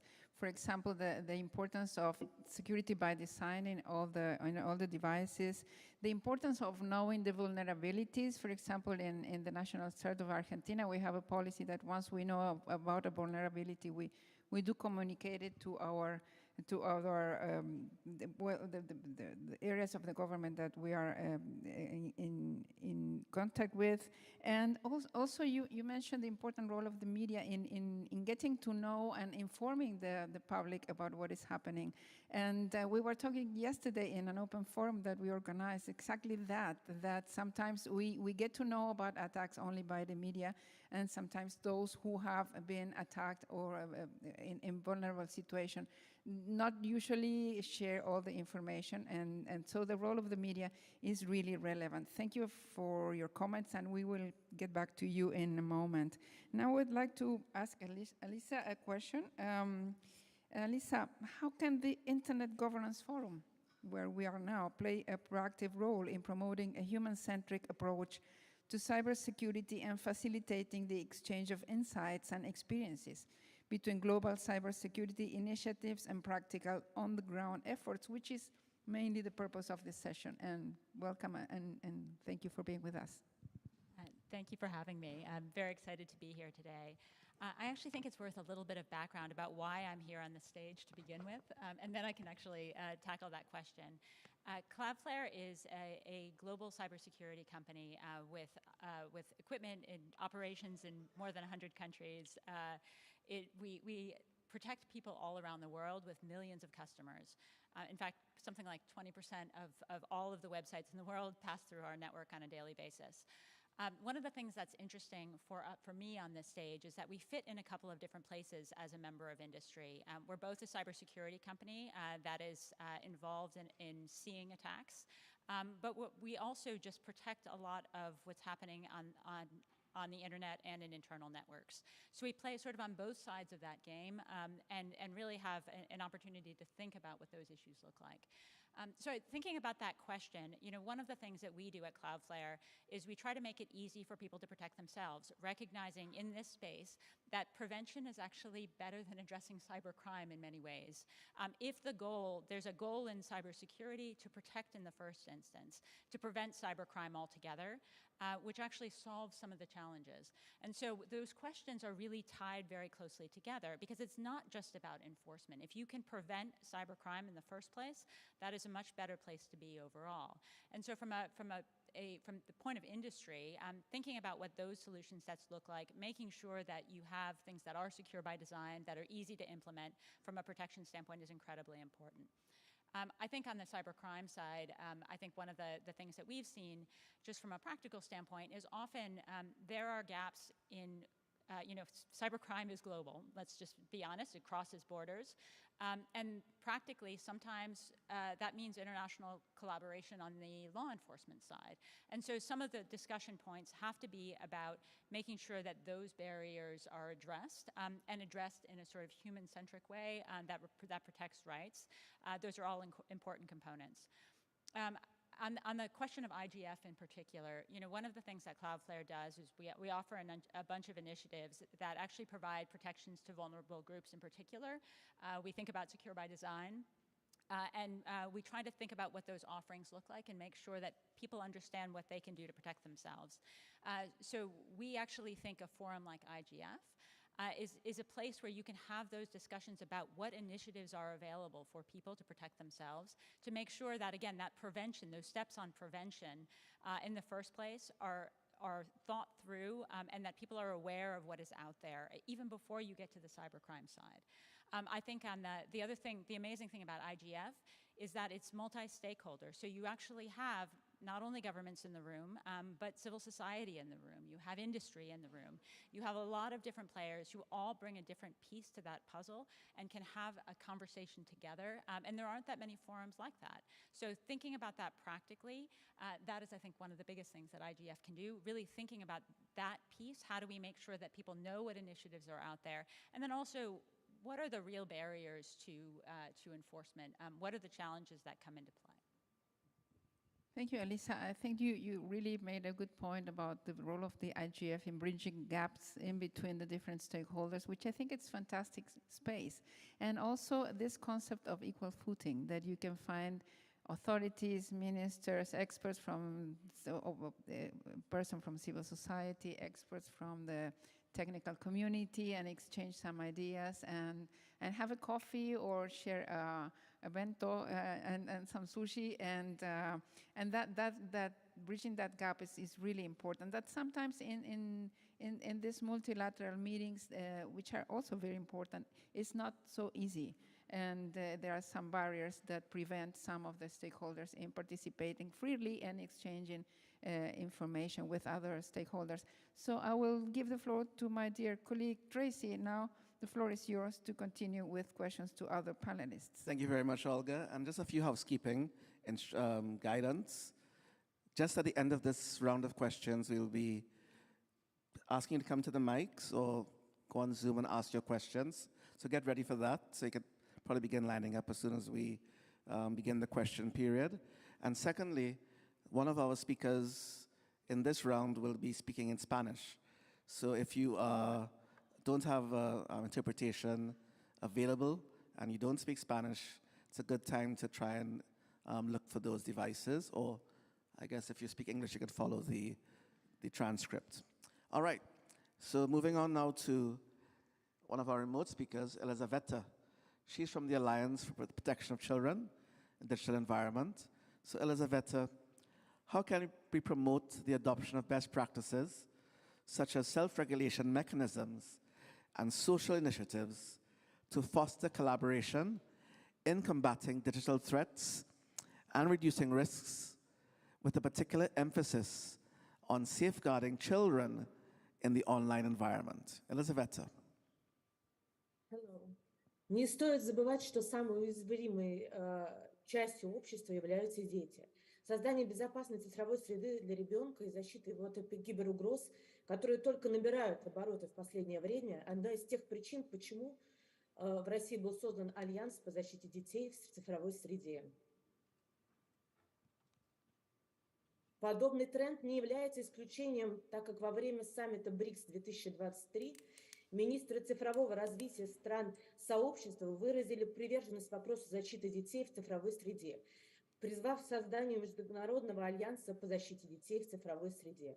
Подобные явления в лишний раз подтверждают актуальность данной тематики не только в Европе, но и для глобального юга.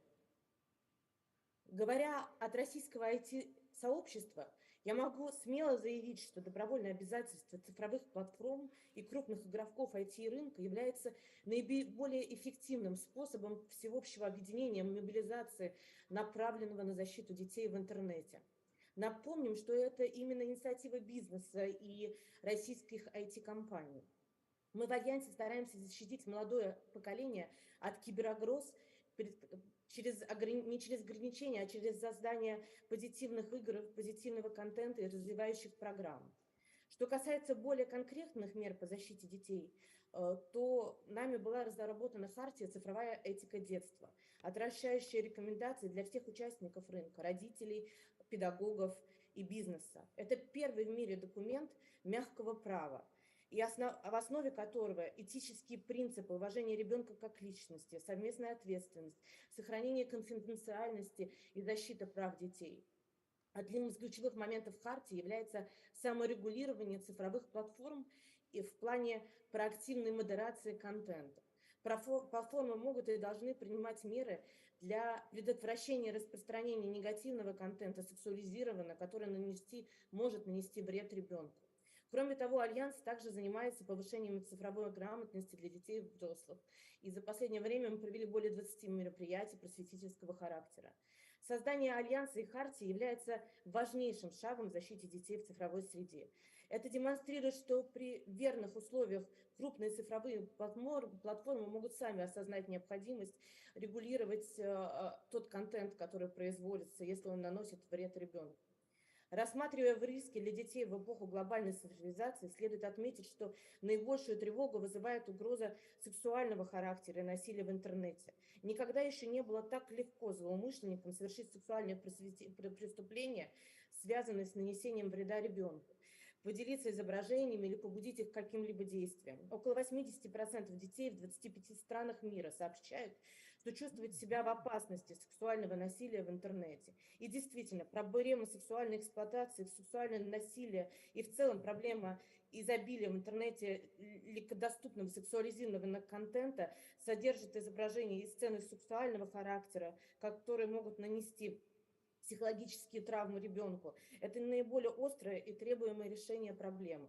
И, к сожалению, несмотря на усилия мирового сообщества и международных организаций, мы все еще далеки от решения этой проблемы. Всемирная организация здравоохранения ВОЗ в своем докладе в 2022 году заявила о том, что предотвращению онлайн-насилия в отношении детей уделяется особое внимание сексуальному насилию над детьми и подчеркивает особую важность этой проблемы. Также глобальный альянс We Protect на своем информационном ресурсе подчеркивает, доступ к материалам о сексуальном насилии над детьми, таких как скам, в интернете становится все больше и проще. А их объем растет настолько, что мы сталкиваемся с цунами этих угроз и насилия над детьми в интернете. Нам всем хорошо известно, что ребенок младших классов может 2 кликами пальцев связаться с интернетом и получить доступ к любому контенту, который в том числе может его травмировать. Собранная статистика инцидентов и случаев с негативным последствием для здоровья ребенка явно не отражает реальной картины, поскольку многие родители и дети не обращаются в правоохранительные органы с заявлением о таком насилии, да и дети зачастую не приходят с проблемой к родителям. Какие же дополнительные шаги мы можем предпринять для защиты детей от сексуальной эксплуатации и сексуального насилия? Как мы можем усилить борьбу с распространением материалов о сексуальном насилии над детьми и в целом с распространением контента сексуального характера, который угрожает психическому здоровью ребенка? Наиболее действенным и практическими мерами, на наш взгляд, является обмен данными о локализации вредных и опасных для ребенка материалов.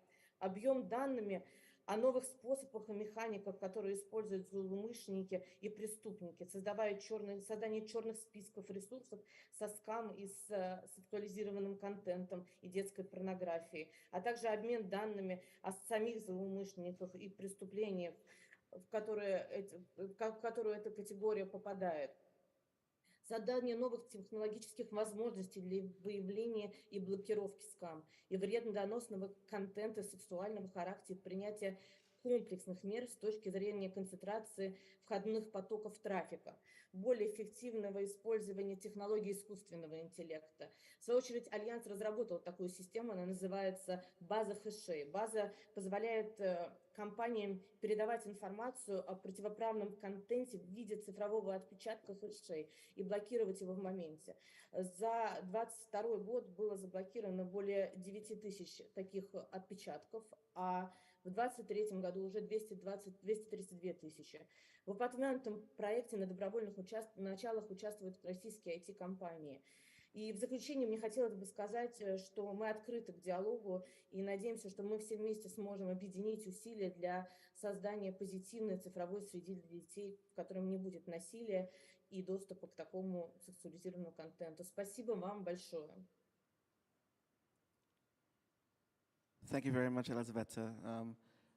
I thought there were some very interesting stats you gave there. 80% of children feel at risk of being exploited. That's fascinating.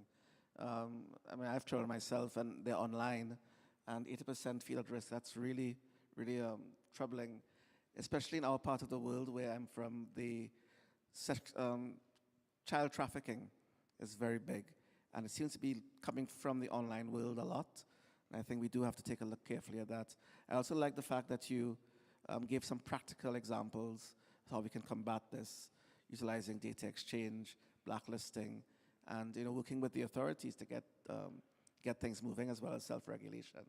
So I'm hopeful that we could take this up in the question and answer session.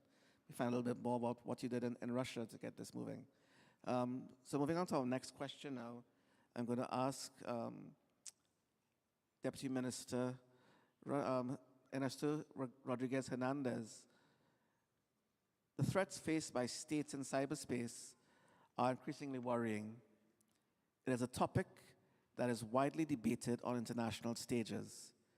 What is your opinion on the matter, and what actions do you consider could contribute to mitigating these threats? Deputy Minister. Sí, gracias Trevi, gracias Olga por la posibilidad de compartir criterios, opiniones y apreciaciones sobre dos temas que hoy ocupan la atención de nuestra humanidad. Bueno, yo creo que es importante, ante todo, poder caracterizar el ciberespacio en el que todos nos desarrollamos. Hoy, indiscutiblemente, hay un creciente desarrollo de capacidades ciberofensivas.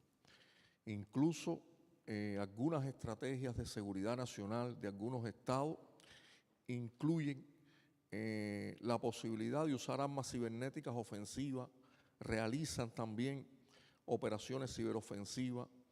Hoy no se niega la posibilidad de realizar ciberataques preventivos con fines de disuadir los adversarios.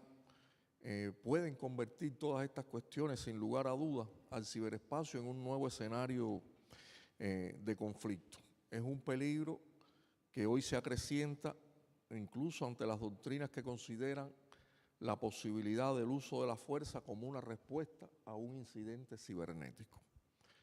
Ahora, en segundo lugar, hay cada vez un empleo mayor de manera encubierta e ilegal de sistemas informáticos de otras naciones, tanto por individuos, por organizaciones, como por estados, para realizar ataques cibernéticos a terceros países. Esto también puede ser un detonante de conflictos internacionales. Hay un uso indebido de las TIC y de las plataformas de los medios de comunicación, incluyo aquí las redes sociales, las transmisiones radiofónicas, electrónicas, como una herramienta para el intervencionismo, mediante la promoción de discursos de odio, la tergiversación, la incitación a la violencia, la subversión, la desestabilización, la difusión de noticias falsas.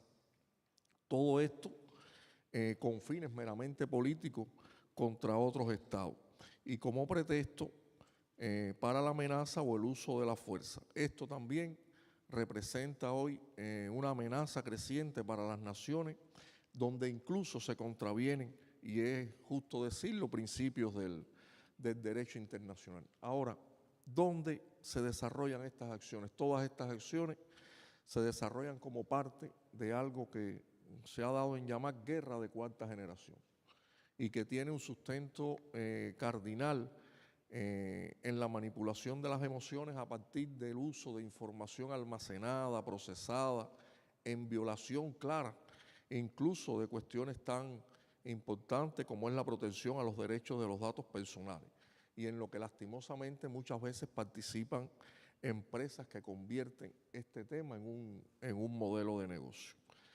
Todo ello tiene lugar en un escenario internacional de constantes amenazas a la paz y a la seguridad por conflictos armados, guerras no convencionales, tentativas de cambios de régimen, frecuentes violaciones tanto de la Carta de Naciones Unidas como del derecho internacional. Ese es el escenario a grandes rasgos en que se desarrollan las acciones en el ciberespacio. Ahora la pregunta es, ¿qué podemos hacer para mitigar esas amenazas? Bueno, yo creo que en primer lugar tenemos que lograr un compromiso global para que el uso de las TIC sea con fines exclusivamente pacíficos, en beneficio de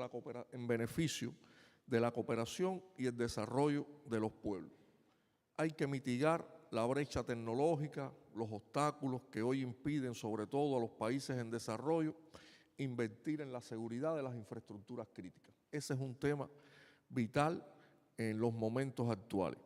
Es necesario, y esto se ha planteado por varios estados en el marco de las Naciones Unidas, adoptar un instrumento internacional jurídicamente vinculante que complemente el derecho internacional aplicable y que pueda responder a los significativos vacíos legales en materia de ciberseguridad y a la vez atender de manera efectiva a los crecientes retos y amenazas a través de la cooperación internacional. Es vital incrementar la cooperación para enfrentar los incidentes cibernéticos y como parte de esa cooperación el intercambio de información que no comprometa la privacidad de los estados ni contravenga tampoco las legislaciones nacionales.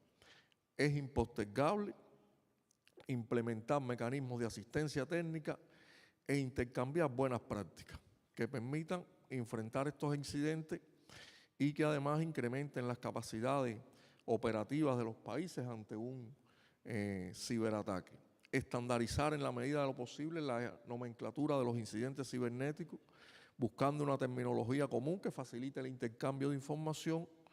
Y por último, y no menos importante, creo que es algo también vital, trascendental, establecer un mecanismo multilateral al amparo de las Naciones Unidas que permita determinar de manera imparcial e inequívoca el origen de los incidentes relacionados con el uso de las TIC.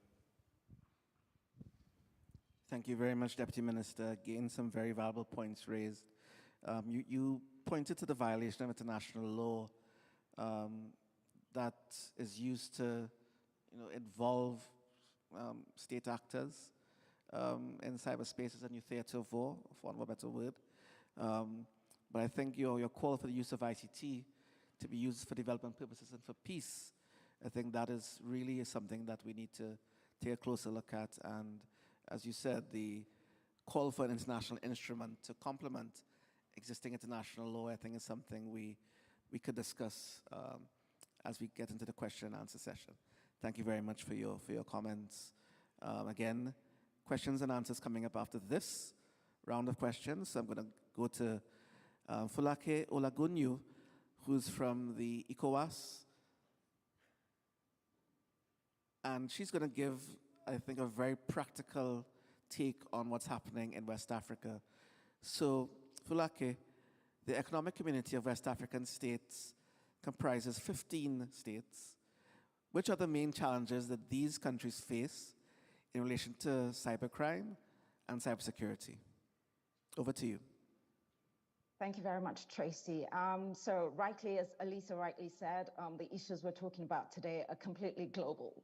So that would actually put into context what I'm about to say. So what we're seeing within the West African region is obviously just a quick geographical background here.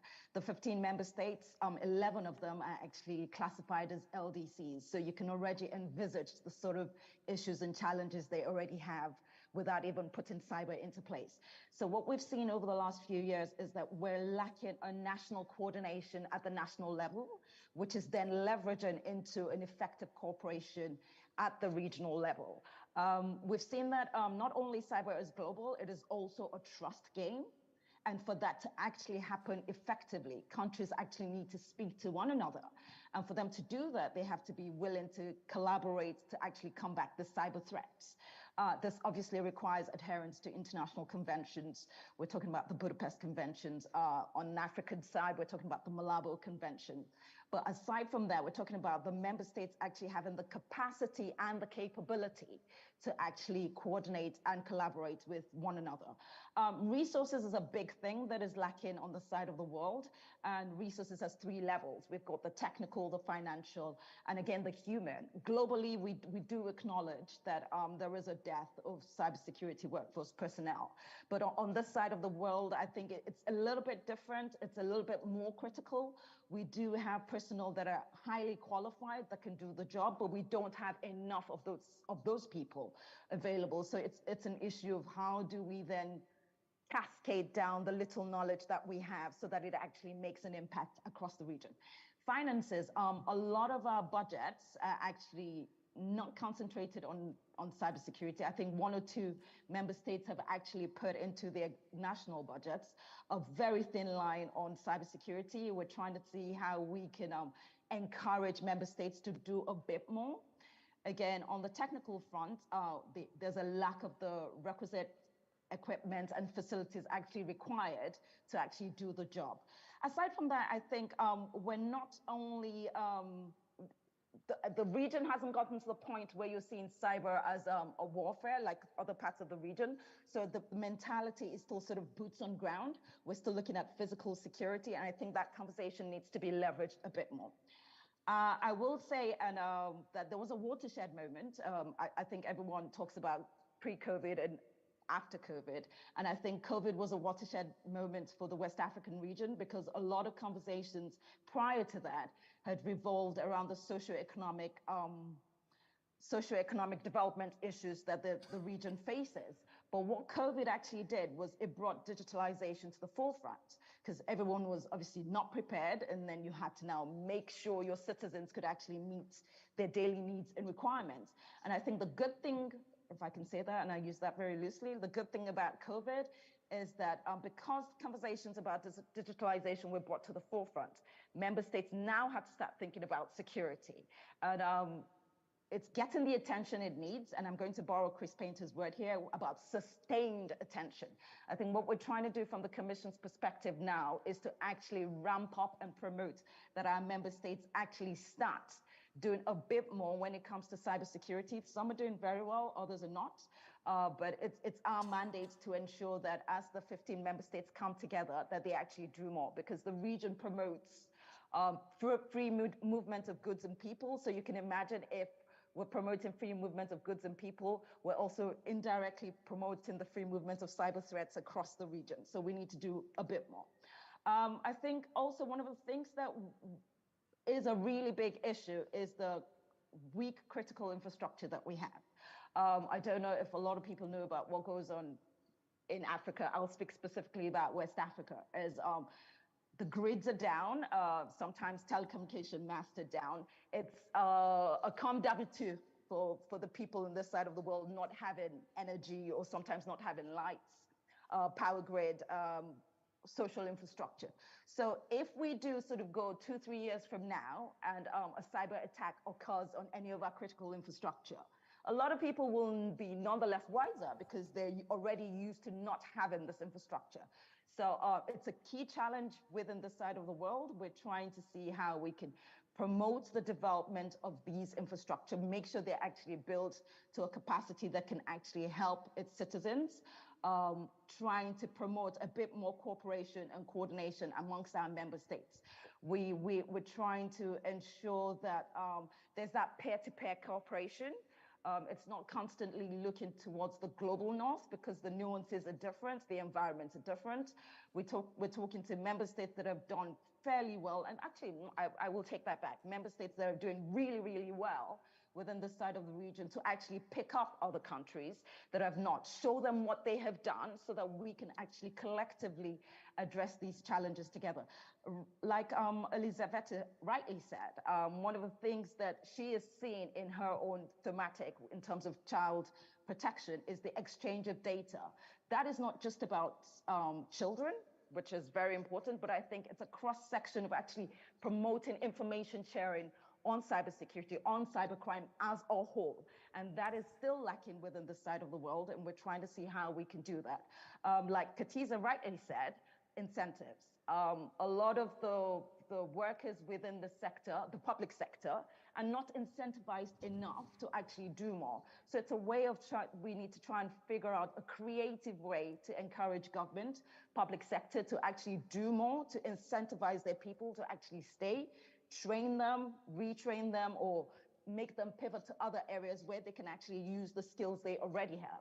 Involve the private sector and see how we can use that PPP collaboration to sort of move the cybersecurity landscape, improve the resilience and strengthen it across the West African region. I'll stop here for now. Thank you. Thank you very much, Fulake. And I think you had some extraordinary points there on how we can work together, collective action. What I pulled that out as a small and developing state citizen myself, I think we do have opportunities to work together to learn from each other and share best practices. In my particular field of work at the UPU, we're establishing an ISAC, Information Sharing and Analysis Center. And I think that's very useful for the postal sector in this case, but maybe sectoral ISACs within West Africa, within other regions can be one way we can look at this. You also mentioned the issue of limited resources, budgetary and people. Again, and that's a problem in many least developed countries and SIDS, underserved regions as a whole. So I think we do need to get that support, but again, with collective action, working together, we can probably drive this forward. I really appreciate your thoughts on that. So now we're moving to questions. Questions and answers. And answers. So Olga, maybe we could see what's happening on the floor on online. Do we have colleagues in the room that would like to make questions to our speakers, or comments or remarks, adding to what we have been hearing? There are mics in the room that you can line up, or we may have questions from remote. Do we have questions from remote? It's a quiet afternoon. In the meantime, I would like to thank Fulake for her comments. I think she really summarized very well all the major concerns that we all have, especially in developing countries, not only in West Africa, that we share the same challenges in all the developing countries in the world. No comments, questions from audience? I don't see hands. Some comments, questions from remote? Okay, 1 minute.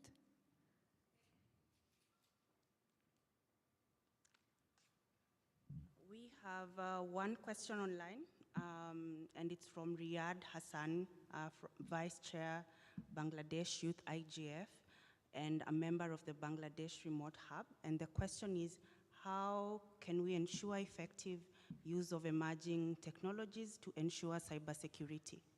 Is addressed to any speaker? No. Any? So the question is, how can we ensure effective use of emerging technologies to ensure cybersecurity? How do we ensure the use of emerging technologies to ensure security? Okay. Effective use of emerging technologies to ensure cybersecurity. Okay. Who would like to address? Oh, yes, please, Elisa, go ahead. You know, one of the reasons I wanted to take that one is because I think one of the things that we're talking about a lot right now is really that idea of secure by design to secure by default. So that would be one. And the other piece on the emerging tech side, I think it's been said a lot at IGF, but there is a reality that AI is coming for cybersecurity as well. And actually, that can be a positive. I think we see both the negative potential for AI and cybersecurity in the world of things that you could use for exploitation. But the positive of that is that there are a lot of systems where AI can actually help. If you're talking about big data sets, for example, identifying vulnerabilities quickly, being able to patch quickly, being able to identify them in sort of real time and correct, all of those things are coming. And I think that the reality of being able to make sure that we have systems that enable that is incredibly important. I do think, I think that we are going there. I think that's one of those areas for global collaboration as well, because when you start talking about data sets and information sharing, a lot of tech, a lot of requires, and AI certainly requires big data sets. So being able to do that for cybersecurity systems, making sure that you have adequate access to data to enable that protection is important. Fantastic. Chris, do you want to add something? Yeah, I might add, I might add that I agree with everything you said. I'd say that emerging technologies are part of the larger problem, but we can't lose sight of the larger cybersecurity issue too. And one of the things that we didn't talk about yet, and something that my colleague from ECOWAS mentioned, is when we've had these UN meetings, when I've talked to countries from around the world, almost to a person, especially for the developing world, the global south, their number one interest is they need help. They need capacity building. They need the ability to actually deal with these threats, whether they be nation-state threats or criminal threats.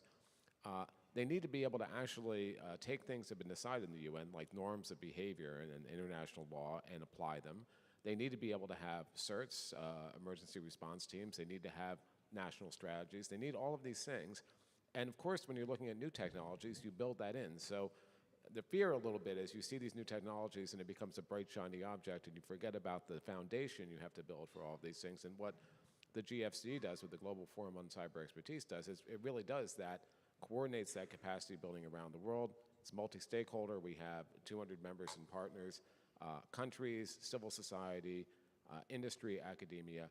And the whole idea is to work around the world to make sure that countries and others are up to speed. You know, they have these basic things in place, and it's a sharing platform where they can work with each other. So I think that's, you know, as I think about practical aspects of this, as opposed to sort of the political and other aspects, the most practical aspect is just helping countries protect themselves, both from new threats, but also from existing threats, and really build that capability around the world.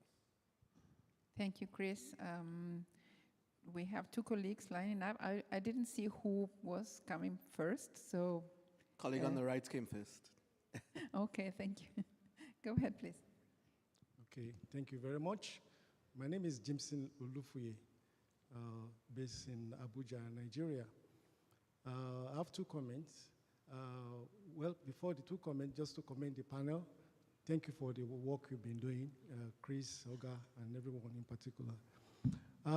The first comment is to corroborate what Folake has been saying concerning scenario in West Africa.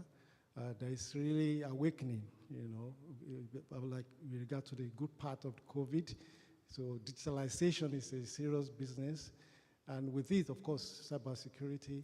And that is to say that we need to take cybersecurity very seriously indeed, because a lot of things are moving online. Secondly, the United Nations Economic Commission for Africa sponsored a kind of research to measure the link between cybersecurity and development. The objective is to present to policymakers to take cybersecurity more seriously based on data. And it showed that a 10% increase in cybersecurity maturity kind of yield between 0.66 and 5.4% increase in GDP per capita. So with this, they can see that indeed, if they take cybersecurity seriously, then there will be value add even to the economic power of the citizens. So just to bring that to the discussion. Thank you. Thanks for your comments. Thank you very much. Yeah, of course. Go ahead. So first of all, thank you for that. And I was at the IGF and Addis last year where they launched that study. And I'd say that that is really critical. If you think, and other speakers have said this, a lot of the interest around the world pre-pandemic, but even now, is seizing the digital economy, digitization. You know, often the economic parts of government don't talk to the security parts of government, or the communities don't even talk. But to achieve that digitization, to achieve that economic growth, strong cybersecurity helps you. It's the platform to achieve that, and that's where capacity building comes in. But having statistics like that, which really makes it concrete, I think helps sell this more, to make it the political priority it needs to be for the sustainable effort that we need over time, and not just another like boutique effort, but one that's really important as part of it. Thank you, Chris. Any other comments from colleagues? Speakers remote would like to make any remark or comment about the two questions that we have received, or comments? No? Okay, can I join in? For some strange reason, I can't find my raise hand. Okay. Thank you very much. So just to quickly tap into what Chris said, yes, the GFC is actually doing amazing work, but I think the approach the GFC is taking is the best approach, or it's a good approach, because they're also trying to leverage on regional economic communities such as the ECOWAS. And the ECOWAS Commission has been working with the GFC over the last few years to see how they can actually drill down that capacity building to make it more meaningful to the member countries that are involved. Because obviously, if you think about it, if you're trying to do capacity building from a global level, it would not actually tap down into what really matters to me working and living in West Africa, for example. So that was just one point. The second point was to what Jimson was saying. Yes, we are aware of the UNESCO report, but I also wanted to say, again, it needs to be drilled down. Again, we're looking at trying to promote cybersecurity or encourage more member states to be more cyber aware. To do that, we need the awareness, we need the evidence, and we need the practicality of how it has worked. We cannot, for example, take what has worked in the US and bring it to West Africa and expect it to work without actually having meaningful engagements with the people on the streets. So for that to work, there needs to be a practical angle. And one last point, just to quickly sort of go back to what Tracy was saying about ISACs. That's a very important point you have mentioned there. It's one of the approaches the Commission has taken. We've just started a new program that was launched under the G7 German presidency. It's the Joint Platform for Advancing Cybersecurity in West Africa. And one of the things we're looking at is actually setting up an ISAC. So it will be good to see how we can also see what you have done and how we can leverage on that. Thank you very much, Olga, for giving me the floor. Thank you. Yes, Chris, sorry, and I don't mean to hog the mic, but just reacting to that comment. A couple of years ago, or maybe more than a couple of years ago, we recognized exactly what was being said, that this has to be a demand-driven approach. It can't just be layered on. You just can't say, here's some programs, go run with it. That's not sustainable. So having it both globally and regionally driven is really important, and we work to create an African experts group. We've worked in the different communities. We're having a big conference in Ghana at the end of November, bringing the development community and the cyber community together. But we also have a hub in with the OAS and the Latin American, Caribbean, and North American region. We have something in ASEAN. We have just launched a Pacific hub for the Pacific Islands. It's important to have both of those together, and they can share information across them, because although the lessons might be different, there might be lessons that can be learned from other approaches. Thank you, Chris. Tracy, you would like to let our colleague to make the other question. So over to you, colleague at the mic. Yes, state your name and where you're from. Yes, thank you very much. My name is Jacob Pepijn-Biljet. I'm from the Ministry of Foreign Affairs of the Netherlands. And I do have a question. Well, first of all, thank you very much, everyone. And I think it's very great that we have this panel talking about cyber capacity building and cyber crime and responsible state behavior, because I think all those three topics are equally important when we are discussing how to increase cyber resilience. And I do have a question, well, for the Deputy Minister, but also for the other panelists maybe. The Deputy Minister was talking about the proposed or the perceived need for a legally binding instrument on responsible state behavior in addition to international law. And well, I mean, we've had a lot of discussions on international law at the UN level. And I was wondering, regarding these discussions, and also considering that already at the UN level it was agreed that international law is applicable in cyberspace. And of course we are all working out, or real experts are actually working out, other than me, how international law is exactly applicable to cyberspace and how these specific rules would be applicable.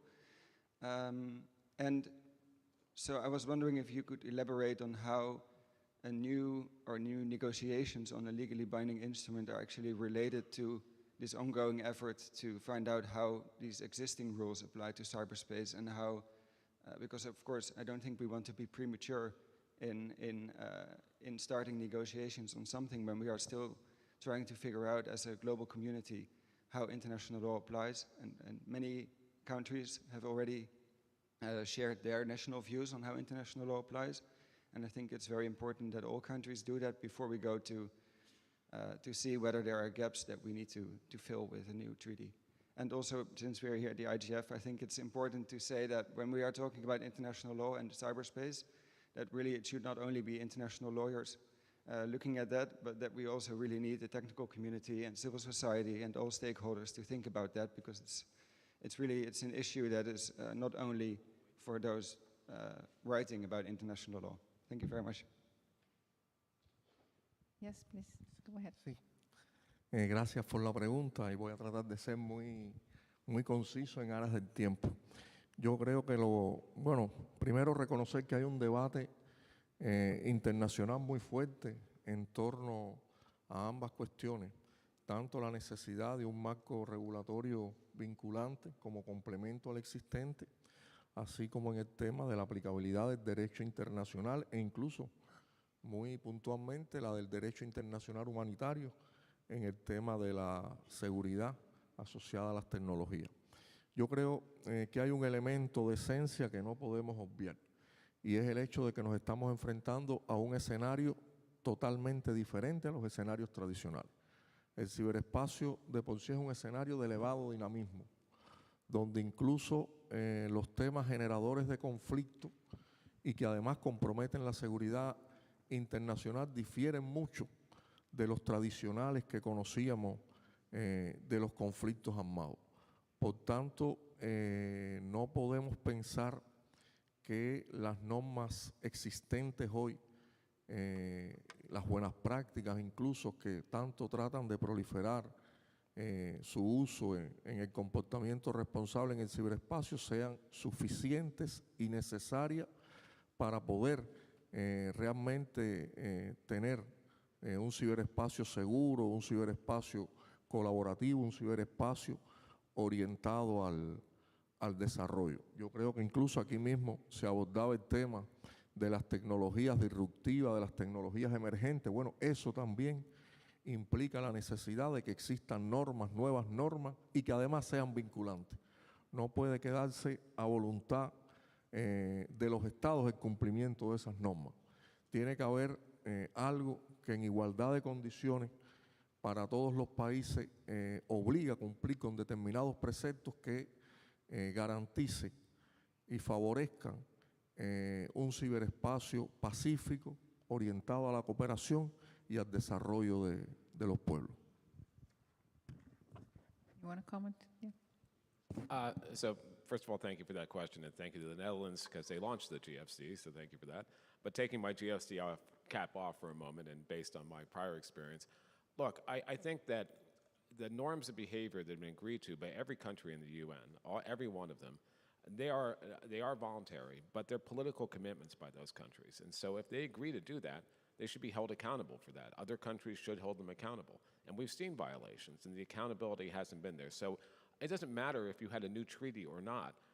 We've seen treaties violated all the time, and if there's not accountability, they end up just being words on paper. I do think doing a treaty at this point is premature. I think the norms are a good step. I think there's more development that needs to be done. A lot of countries, even though they agree to the norms, don't know what they mean. So you have to build, I think, on this. And also, you know, there's a challenge because some countries, when they think of a treaty about information. They worry about what they think is harmful information. And so that gets very much into human rights and free speech, and I worry about how that plays out as well. So I think a treaty is far down the pike right now. I think there's a lot we have to do, including capacity building, which is a more urgent thing to do right now.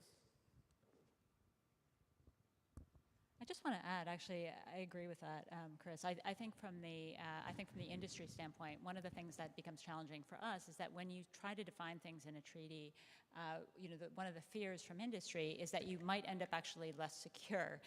So, one of the challenges from a practical standpoint that has come up in some of the treaty negotiations, for example, is the question of access for researchers trying to do security research, what that then means.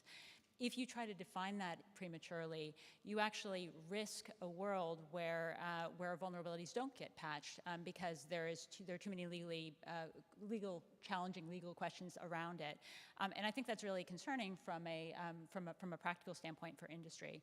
So I will say I think industry sort of watches these questions really carefully.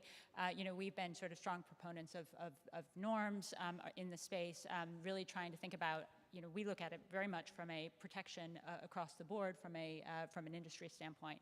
So we've been trying to look at what actually promotes that primarily, and really thinking about what that looks like just for everyone on the ground. Yes, thank you very much. And I know time is short, but we do have one more question from the floor for this round. State your name and proceed. Hello, my name is Dr. Mona Haug, and I'm from Germany. And I have been working in EU projects, AI, medical area for the last few years. And I'm not an AI technique, I'm working with experts. And I have been responsible of supporting doctoral networks within the EU. So my experience, and this got triggered by what was Falake saying, is that I wonder, I have seen so many experts all over the world. I've been working with more than 16 nations, and it's amazing. But the knowledge and all the lessons learned, and I work in business industries, big major companies, the knowledge gets lost. And I wonder if I listen to Falake, if there's not a way of somehow creating a knowledge pool with all the technology that is available to not only think about like cybersecurity, but the people who create cybersecurity, the people who you want to teach kind of like a certain mindset. So in order to avoid bias and to include gender aspects on all the things. So we've been creating kind of like a certain best practice case for the EU, and it was the first time that we did it by applying, by kind of like, coaches who supported the tech experts, people who were trained like from social psychologists and social science. And I was wondering, in all these things, because so much gets lost if people are focusing on tech and not including the other aspects. If there's anything, so my vision is that there is a worldwide knowledge pool where people from Africa and Southwest Africa can just kind of like access to it. And although there are questions on the corners, I'm wondering if we could just take the other questions and then pool them together. What do you think? Yeah, that's a good idea. And I was wondering if remote experts would like to make any comment or respond to any of the comments that we have received. All right, so thanks for your question. Let's go to colleague on the right and then colleague on my left and my right, and then we'll pool them together and get them all answered. So go ahead, sir. Thank you, Tracy. I'm Kosi Amesinu from Benin. I'm from Ministry of Economy and Finance of Benin. I thank Falake for her intervention. I have just one question for her. I want to know if it's possible to use solar technology to solve the gap of lack of electricity for critical telecommunication infrastructure in West Africa. Thank you. Thank you very much. And question, colleague on my right, go ahead. Thank you very much. Let me introduce myself. This is Ganesh. I work for the government of Nepal as a secretary in the Prime Minister office. We discuss a lot about the cyber security as well as the cyber crime. And we discuss little about the cyber security and the children. UN report shows that 1 in 5 girls and 1 in 13 boys have been sexually exploited or abused before reaching the age of 18.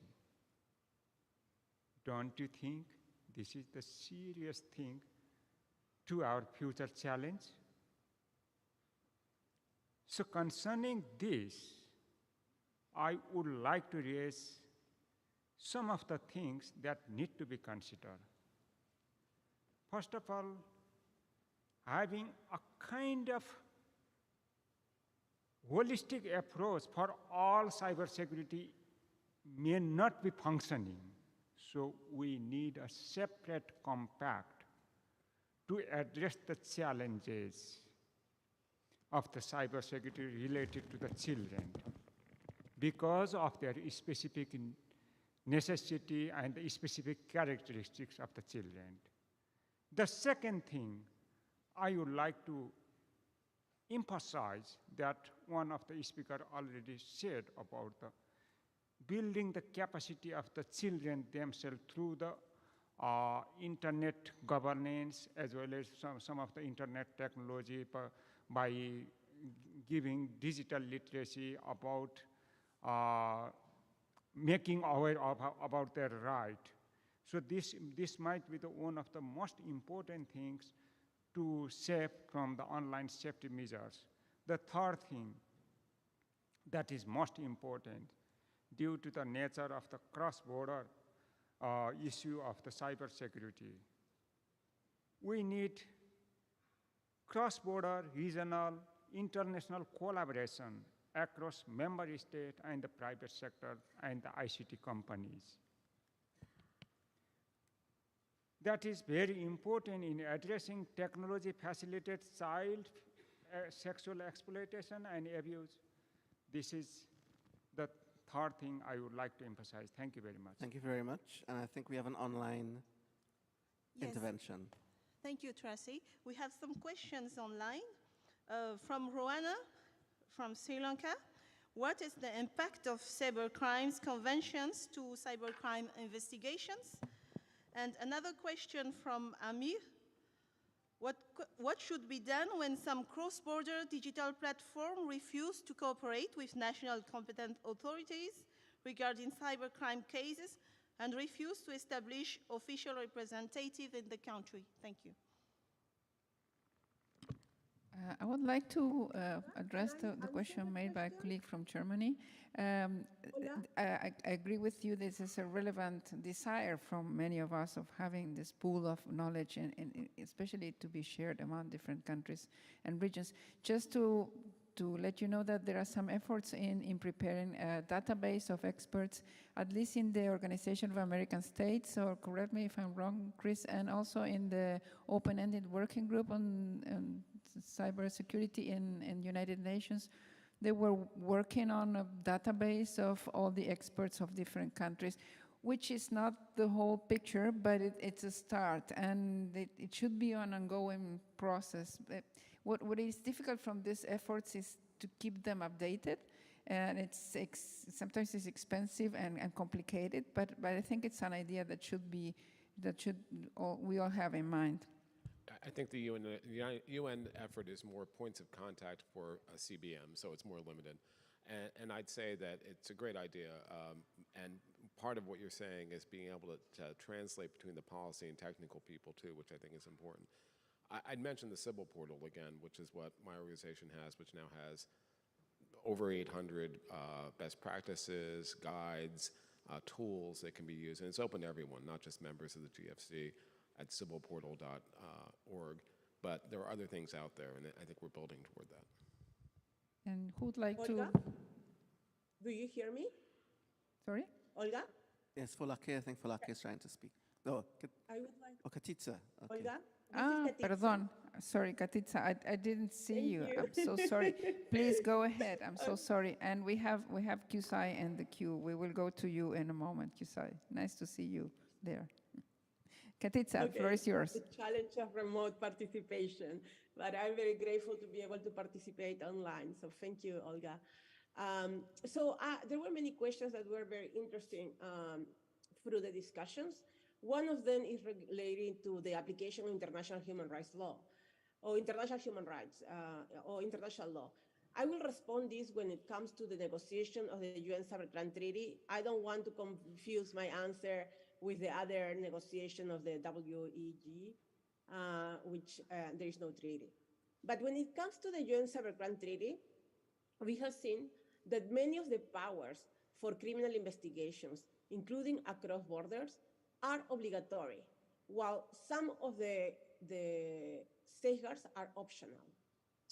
Moreover, the chapter on international cooperation on on international cooperation should be subject to international human rights law. There should be in the treaty specific safeguards that protects or are the baseline for international cooperation. But instead, the treaty deferred to national law what the level of protection of privacy. This means that when one country wants to assist another on cooperating in investigating a crime, the law that will apply is the law of the country that is providing the assistance in collecting the evidence.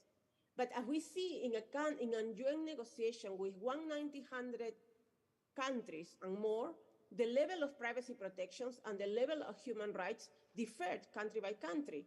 So if we don't have a minimum baseline on the chapter on international cooperations that all states should comply with, we are allowing very strong cross-border surveillance powers with almost minimum of just leaving to national law to decide the level of protection what it is. And that could be very bad in many countries.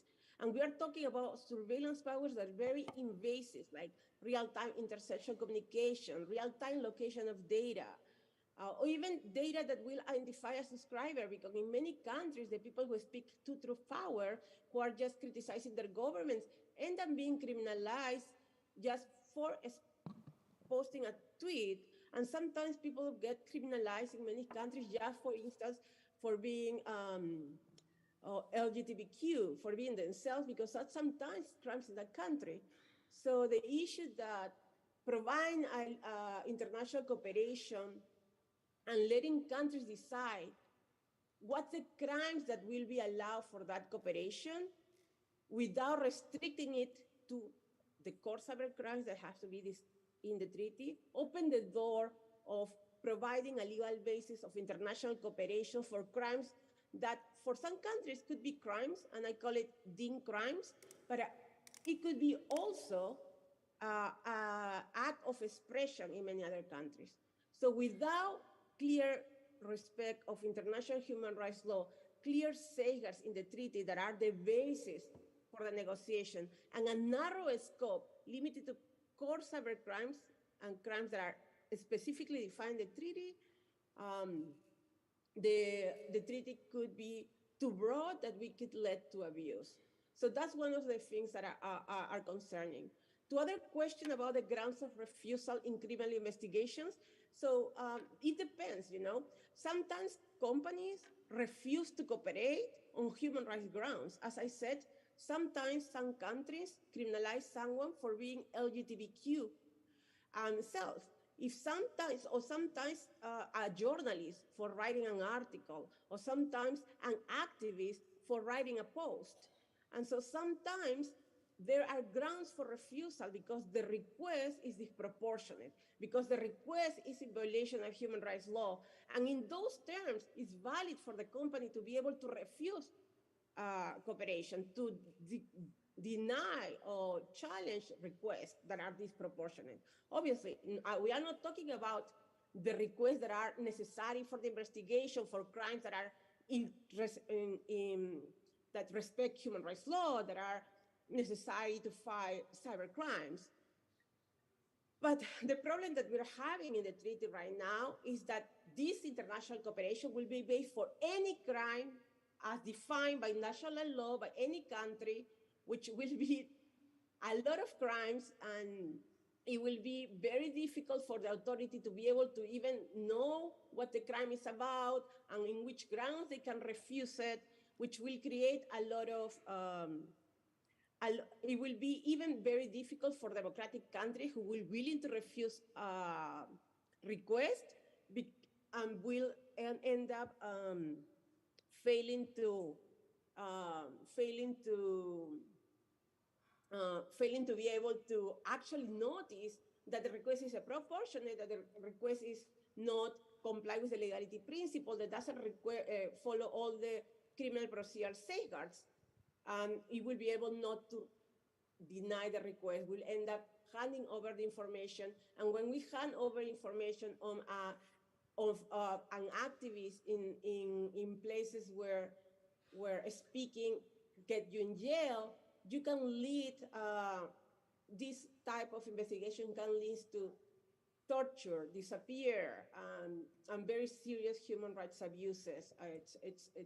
It's opened the door for what we call transnational repression. So I just want to flag that grounds of refusals are important in the safeguards, are important not to undermine criminal investigations, but to be able to deny requests when these are disproportionate in violation of international human rights law. Thank you. Thank you, Gatista. I think that you have summarized very well the complexity of transnational concept of all these activities. I suggest that we take the question from QSI and then we let our experts to do final comments. QSI, welcome. And perhaps we could just close, and shall we close the queue after that? Yes, we have to close the queue after QSI, and then we will get some final comments and wrap up. QSI, nice to see you and welcome. Thank you, Olga. Qusay Al-Shati from Kuwait.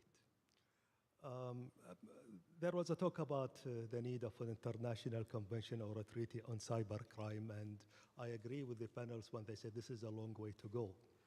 Actually, we have earlier in this century, we have the Budapest Declaration, which was about cybercrime, and there are countries that were about 40 or more that signed that declaration, but yet the cooperation or international or cross-border cooperation in cybercrime did not pick up. I wonder if we need a treaty rather than, let's say, improve or expand the role of current organizations like the Interpol, for example. The Interpol currently is working from country to country when it comes to cybercrimes, whether in the exchanging information, criminal investigation, and facilitating the relation between a country to a country when it comes to such an issue. Is it an option or a possibility to improve that role of an organization like, for example, the Interpol, rather than going for the track of a cybercrime treaty or a new convention on that? Thank you. Thanks to you, Qusay. I suggest that we give the floor to each of our panelists, experts, and then we wrap up. You can answer the questions and do some final comments. Chris? Yeah, thank you, Olga. Just an answer to that question. Well, they are now negotiating. We have the Budapest Convention where many countries, I think it's north of 80 now, have either signed or exceeded. There is negotiations now happening in the UN for new cybercrime as opposed to cybersecurity treaty, which we were talking about. I think that's very many years down the line. But even there's major differences between countries, between thoughts. Some want a very expansive view where it covers everything, including things I think would be protected human rights. Others want a view that's more focused on cybercrime. We'll see what happens. But I do agree that we need to continue to improve operational coordination. Interpol is a great vehicle. We have, when I was in the government, I used to chair something called the G8 and G7 High-Tech Crime Group. We created the 24/7 point of contact network that now has over 80 countries, I believe, to share information. So that operational coordination is key. And then just in my wrap-up comments, look, this is a space that continues to evolve and become more and more important for everything we do. And if you're not following these negotiations in the UN, if you're not following these things that are happening on a regional basis, you should, because it really it impacts all the stuff we talk about, the IGF, but even much broader than that. And I think, again, one of the keys is capacity building. The keys are working with countries who need help, and that's something that, I invite you to join us in that. If you're a country and you're not a member of the GFC, we welcome you to become one. If you're a stakeholder, we want to engage with you too. This is, I think, and one of the reasons I'm doing this role after leaving government is I think that foundational thing about capacity building, which both helps us defeat all the bad things but also enable all the good things, is critically important, and it's a practical thing we can achieve. Thank you. Alisa? So I just want to pick up on that theme of capacity building. I think industry has a role in that as well. I think that one of the things that we see and are looking for are really to think about how we improve security for everyone. That is not that is not necessarily being done on the government-to-government side. It's really thinking about what resources are available, again, capacity building straight up, and then thinking about that collaboration that happens. Sometimes that collaboration is on information sharing related to threats. I think there's a lot of work that can be done there. But again, first and foremost, I think there are a lot of people that just need tools, understand how to protect themselves, how to make sure those attacks don't happen in the first place. Thank you. Ministro, ¿quiere hacer algunos comentarios finales? Sí, bueno, pienso que estamos debatiendo un tema de extremada complejidad y sobre lo que no nos queda mucho tiempo para avanzar con paso firme. Entre nosotros mismos hay criterios divididos, por ejemplo, en cuanto a la necesidad de nuevas normas, de normas vinculantes, y a la vez reconocemos que los tratados, que las convenciones existentes se violan. ¿Qué podremos esperar que no se haga con buenas prácticas, con normas de convivencia que no tienen ningún estatus vinculante? Pero bueno, son temas complejos que hay que seguir abordando, hay que seguir conversando y llegar a consenso. Para los países en desarrollo es muy difícil la situación en este contexto. Las capacidades, como bien se hablaba aquí, no son comparables entre el mundo desarrollado y los países en desarrollo.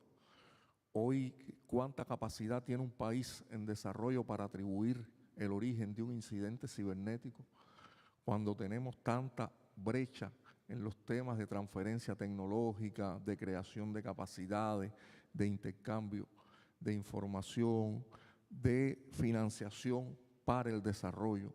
Entonces, nada, yo en resumen creo que son temas que hay que seguir discutiendo con la responsabilidad de que no podemos tomarnos todo el tiempo para tratar de ordenar y de trabajar todo sobre un ciberespacio que apunte, como dije al inicio, a la cooperación internacional y al desarrollo de nuestros pueblos. Remote participant. Thank you very much, Deputy Minister. And let's go to our online panelist, Elizaveta, please. Final words and responses. We literally have 30 seconds left.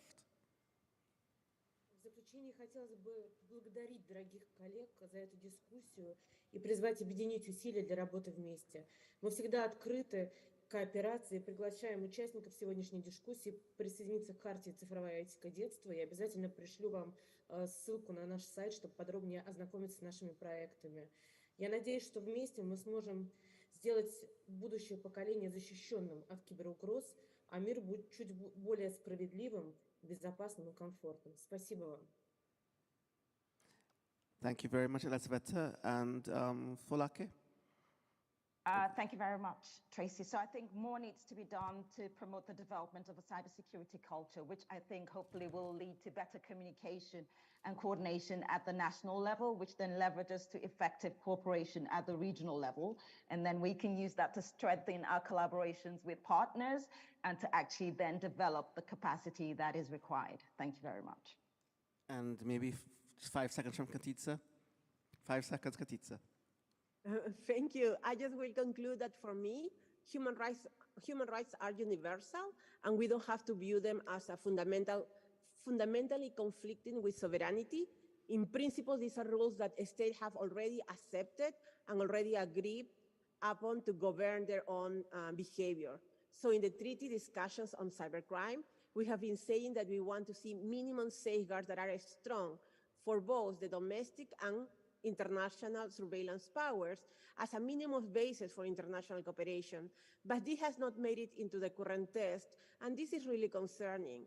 Instead, international cooperation may be provided by the privacy protection of the national law of the country providing the assistance, which can vary enormously, and we may not meet international human rights standards. So to conclude, while to the question if sovereignty and human rights inherently conflict, I will say that not necessarily. The perceived tensions stem from the state's geopolitical views and tensions, not for the principles itself. The treaty requires a minimum anchor in international human rights law and standards, ensuring that the state's collective actions respect not just individual sovereignties, but the shared universal human rights. This is not about sidelining domestic standards. On the contrary, it's about elevating global standards to ensure that not human rights are compromised in the name of international cooperation, in the name of mutual assistance. Our goal should be clear: a convention that not only acknowledge but actively champion strong human rights.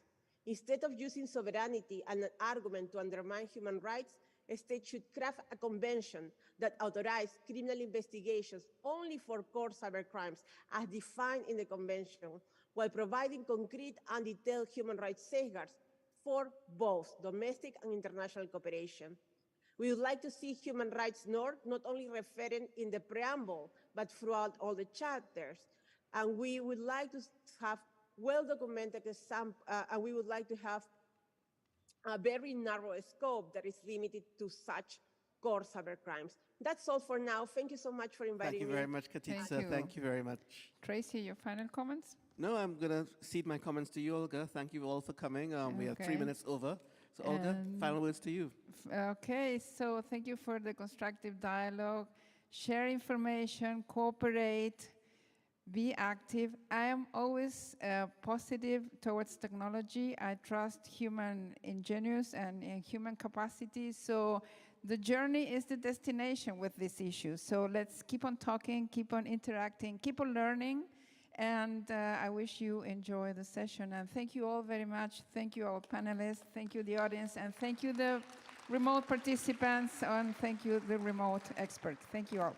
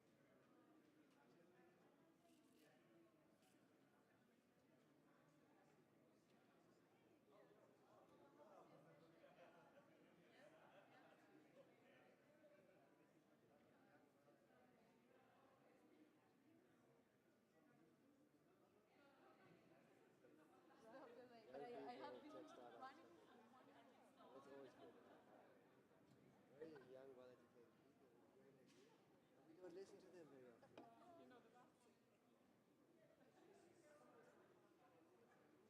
You.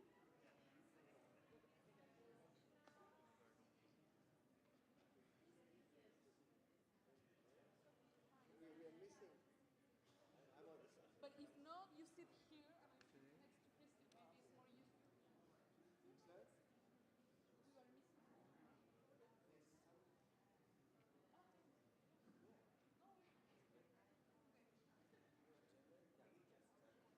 Same by. We are ready to start. Ah, we are ready. Only caption is okay. We can find the record in here.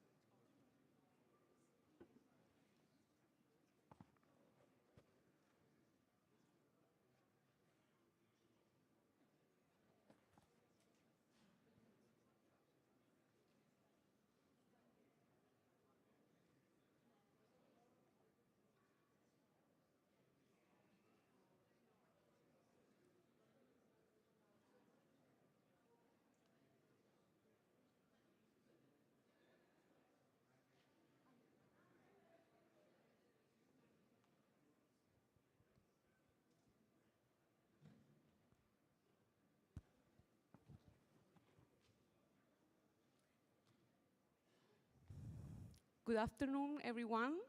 My name is Maria Paz Canales. I'm the head of legal policy and research at Global Partner Digitals, a civil society organization that work in the issues related with technology governance. I am very pleased to be here and have the pleasure of being the moderator of this main session on artificial intelligence for IGF 2023 that we have called the AI that we want. So I have the honor to have a distinguished panel of speakers here for enlightening this conversation. I will start to introduce them, and then I will bring some logistics for the unfolding of the session, and we will enter in the substantive discussion. So we have today Ms. Arisa Emma. She is an associate professor at the University of Tokyo and visiting researcher at the Riken Center for Advanced Intelligence Project in Japan. We have with us Dr. Clara Nepal. Dr. Nepal is the senior director of the IEEE Europe headquartered in Vienna and head of the IEEE Technology Center for Climate. We have today Mr. James Harrison, currently the head of International Policy and Partnership at OpenAI. Thank you very much. We have Dr. Seth Center, who is the Deputy Envoy for Critical and Emerging Technology, and previous government service include as a member of the State Department Policy, the planning staff, where he helped develop the department's cyberspace and emerging technology strategic framework, and as a senior advisor to the National Security Commission on Artificial Intelligence, where he led the writing of the Commission's final report. Finally, but very importantly, from civil society representation, we have Ms. Tobikele Matimbe, who is a human rights lawyer, researcher, and social justice activist from Zimbabwe, serving at Paradigm Initiative as senior manager of partnerships and engagement. So the way in which this session will be organized is like we will pose some policy questions that have been at the center of the designing of the session to the distinguished speakers, and we will have 2 rounds of questions.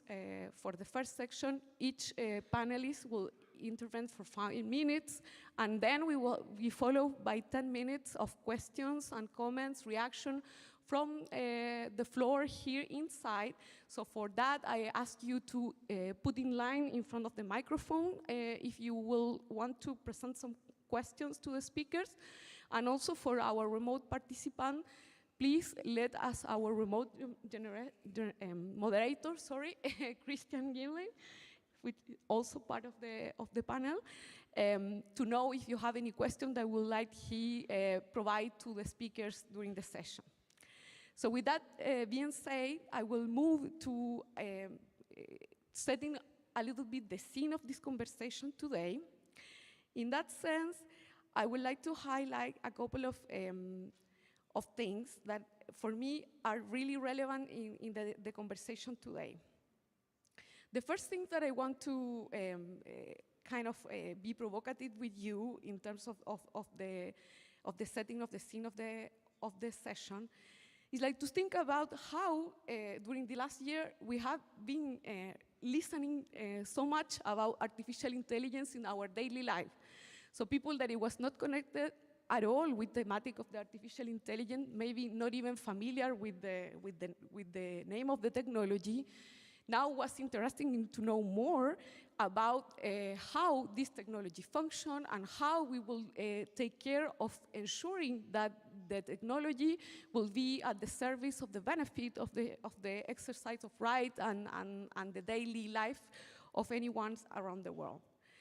So this is the challenge that has been posed by the current reality and by the demands that come from the people and the pressure that is being put in governments and companies to get to find the way in which artificial intelligence will be governed for ensuring particularly that it's developed, deployed, and used in a way that is beneficial for the human good.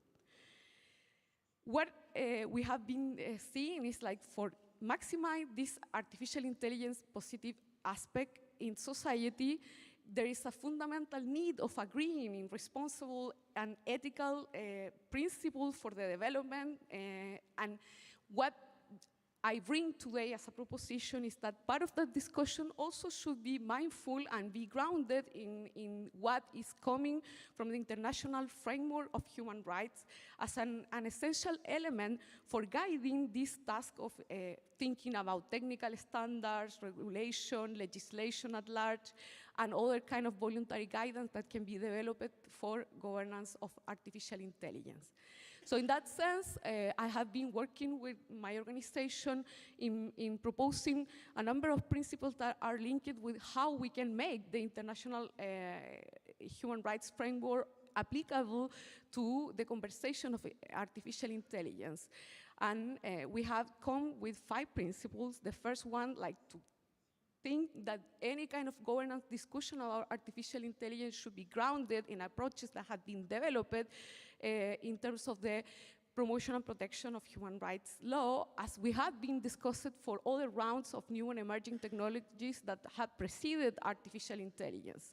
The second one is that develop a risk-based approach to the design, development, and deployment of artificial intelligence. And I am pretty sure that part of the conversation with the panelists today will be unpacking what we mean by risk and what we mean for those assessments. The third one, it's promote an open and inclusive design, deployment, and use of the artificial intelligence technology.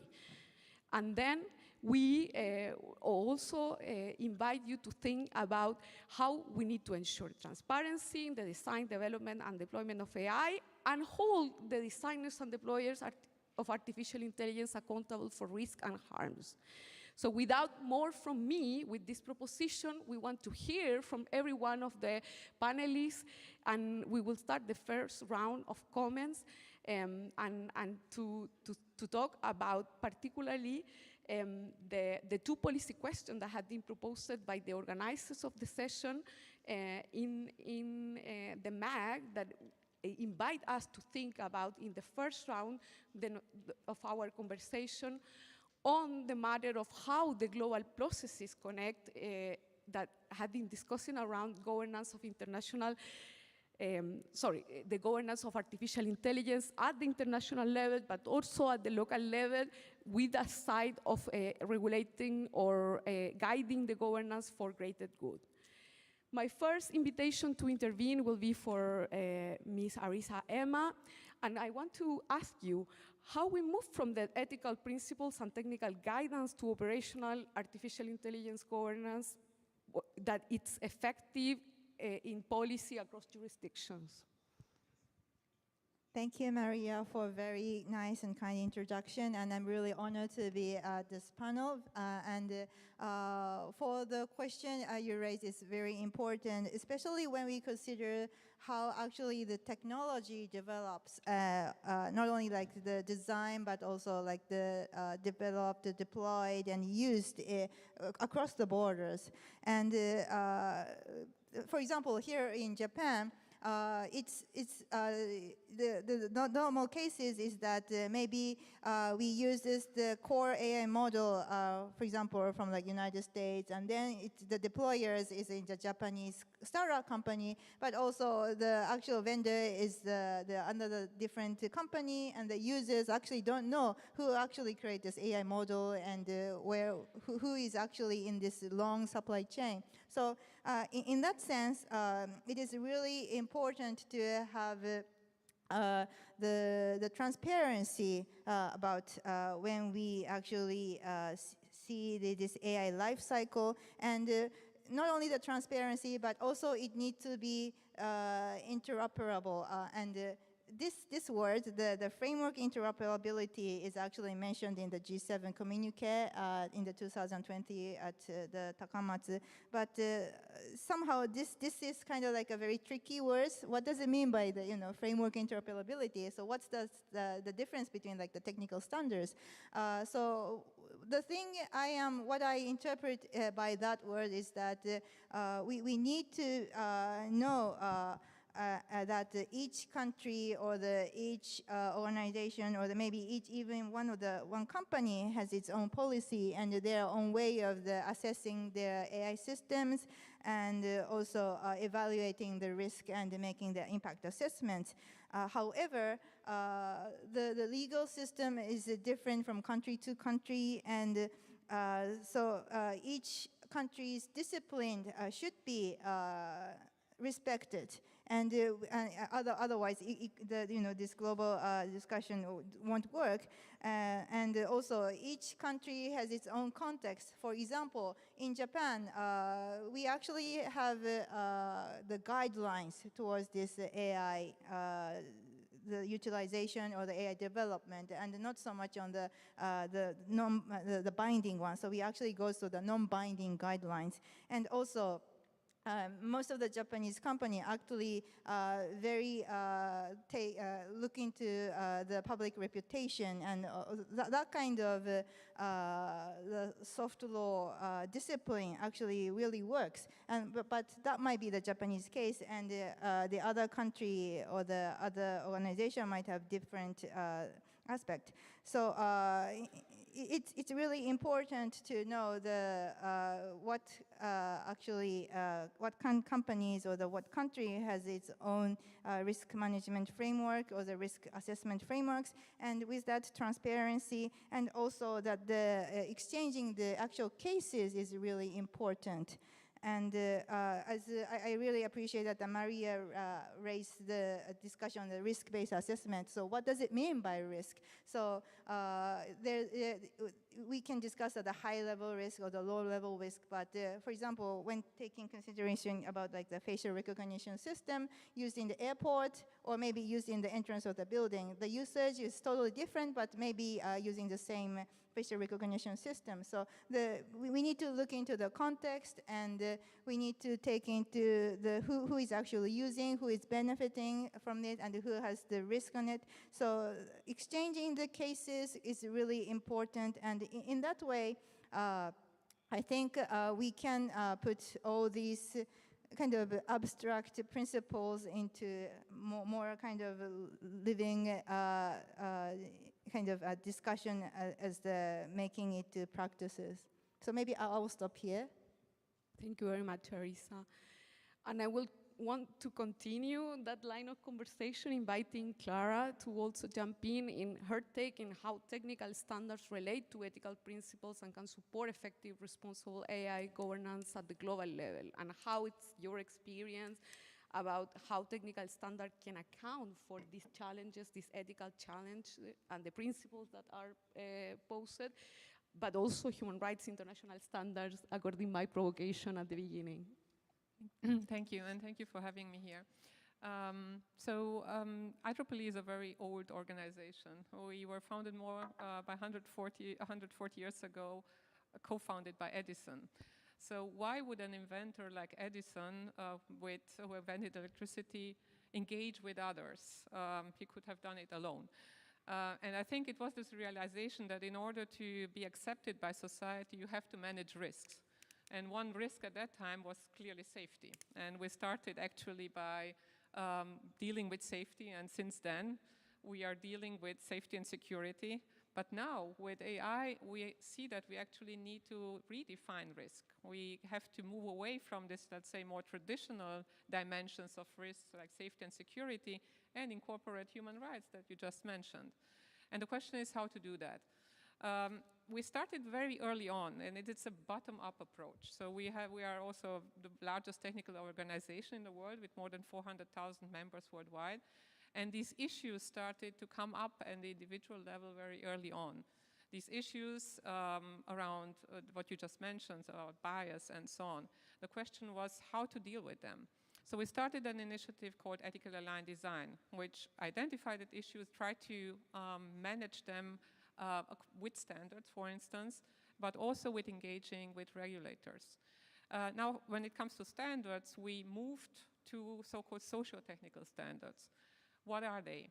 So these are from value-based design to common terminology. Value-based design, what does it mean?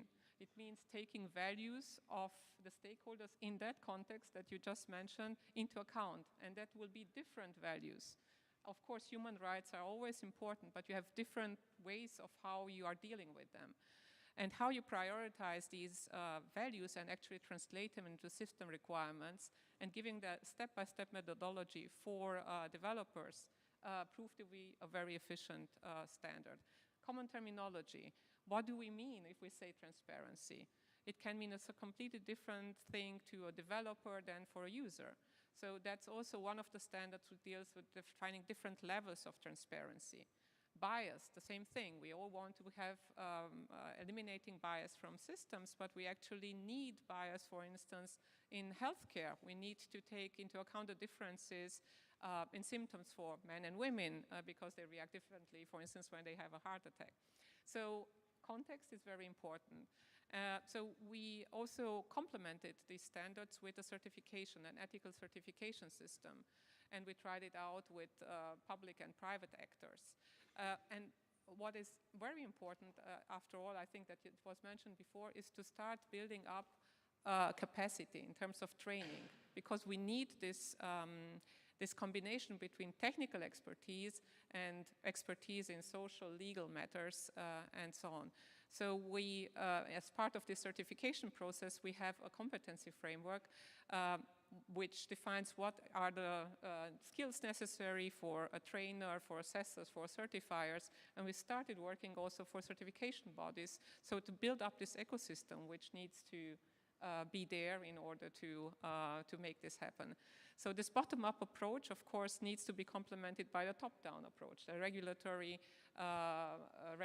frameworks. And we engaged with the Council of Europe, from the European Union, and OECD, and so on, from very early on, from the principles, but also how to operationalize then this regulation.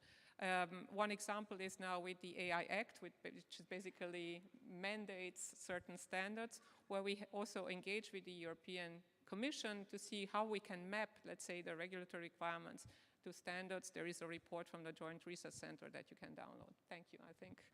Thank you very much, Clara. We're going to move now to hear a little bit on the take from James that represents some perspective on the private sector experience, and particularly following the flow of this conversation. Clara mentioned the values, the definitions of the values, but also the definitions of the terms of the frameworks that we will be using. So in that sense, my provocation and question to you is like, aside from the government efforts, the multilateral efforts, the technical standard efforts that we have been hearing, what are the current efforts that the private sector are conducting for reflecting some of these challenges of like finding ways to address responsible AI governance and how those link with the conversation that we are having here around ethical principles, but also human rights protection. So let us know what is your take on that. Yeah, thank you. I think one of the places we really begin is, to listen and sort of to understand as the tools that we build are used in novel ways, and as we explore sort of the new capabilities, learning from expert communities and academics and standards bodies, governments around the world who are evaluating and testing what are the new harms that we haven't anticipated. I mean, we know that we won't know them all ahead of time, and we try to take a really iterative approach and really explain what we're building and how we're building through tools like our system cards and inviting sort of open red teaming and evaluation of our tools. But really understanding, what is it that we don't know? Where are the places in which languages are our tools not performing well? Where are the places where definitions, as have been discussed, need sort of stronger concrete backing so that we know that as we're building these international conversations that we're speaking the same language and sort of able to cut through whether it's marketing by the private sector or areas that have yet to be sort of fully defined, that we're building from a common understanding. I think another important role for the private sector and that we really take seriously at OpenAI is just capacity building. In sort of building the capacity for research teams of all types across civil society and human rights organizations and governments to be involved in this testing, to tell us what's working, what's not, capabilities that they'd like to see or ones that are not working.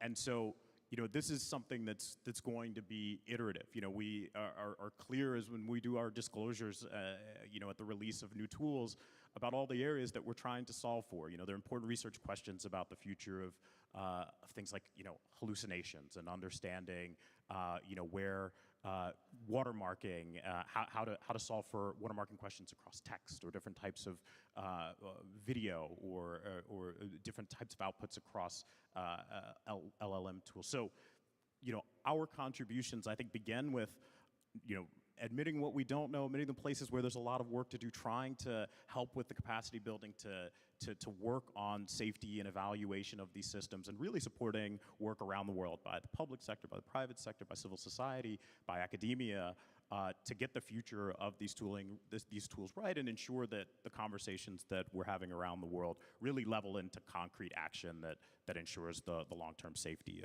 of artificial intelligence. Thank you. Thank you so much, James. I'm going to turn now to Dr. Center that represents the US government in this conversation. And I will be curious, particularly with the frame that I presented at the beginning of the conversation of the pressures that are coming from the broader public now to governments to turn to action in relationship with harnessing the power of artificial intelligence for good.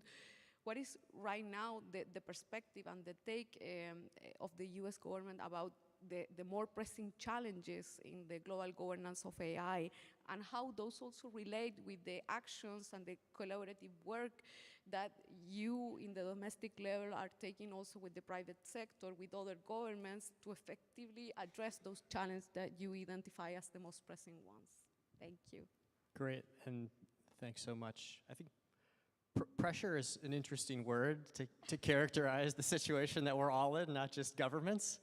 I think part of the reason why all of us are here and excited about AI and somewhat scared as well is because there's a sense that we're in a transformative era.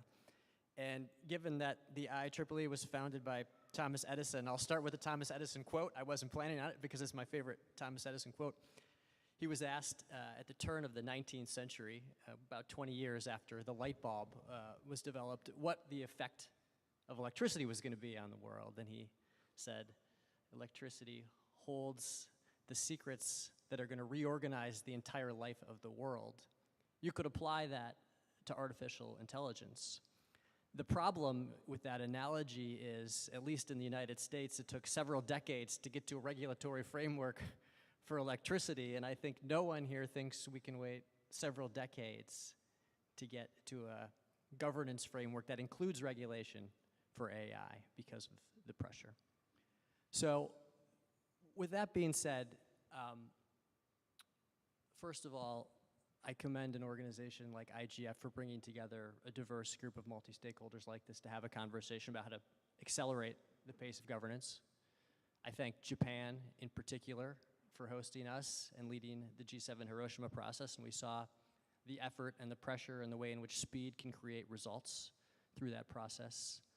And then from that basis, let me just make 4 points, and I have about 30 seconds to make each of the points. Point 1 is perspective for all of us on AI governance.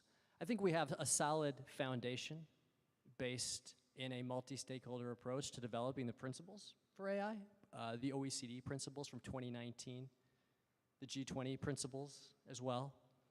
Within the United States, in the past couple years, we've developed 2 frameworks that are extremely important, and they touch on the human rights and values component of this as well, both of which were developed with extensive consultation across the multi-stakeholder community. One is the AI Bill of Rights, and the other is the National Institutes of Standards and Technology's Risk Management Framework. That had over 240 consultations over 18 months with the multi-stakeholder community to develop a framework for how to apply a safety and security framework to developing AI. So that's the kind of perspective that we have to take to the challenges we have.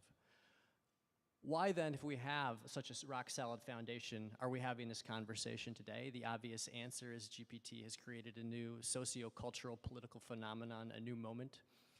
In part, it is the Sputnik that all of us were waiting for when we were talking about AI to grip all of us into action several years ago. But in part, it's because it's raised all kinds of profound questions about safety, security, risk. And so we have to take it on in a new and substantial way. And that moves us into 2 problems or challenges.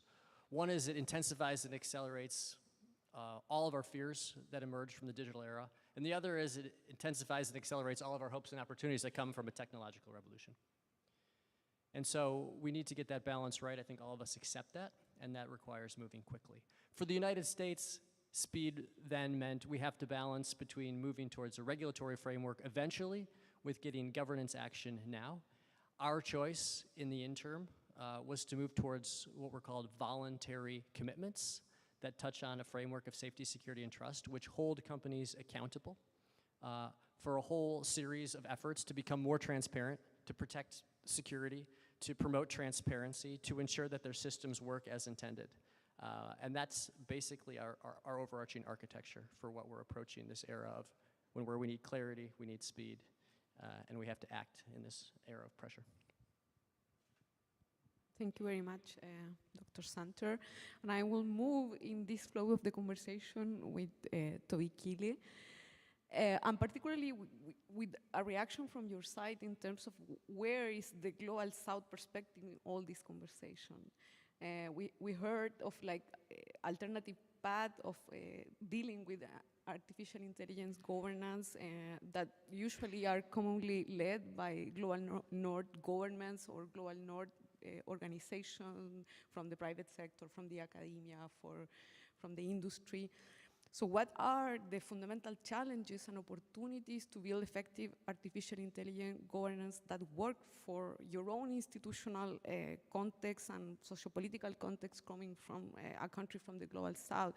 And how do you experience the influence of these different trends coming from abroad, from these different sectors, the regulatory ones, but also the ones that are related with different frameworks to address these issues of governance?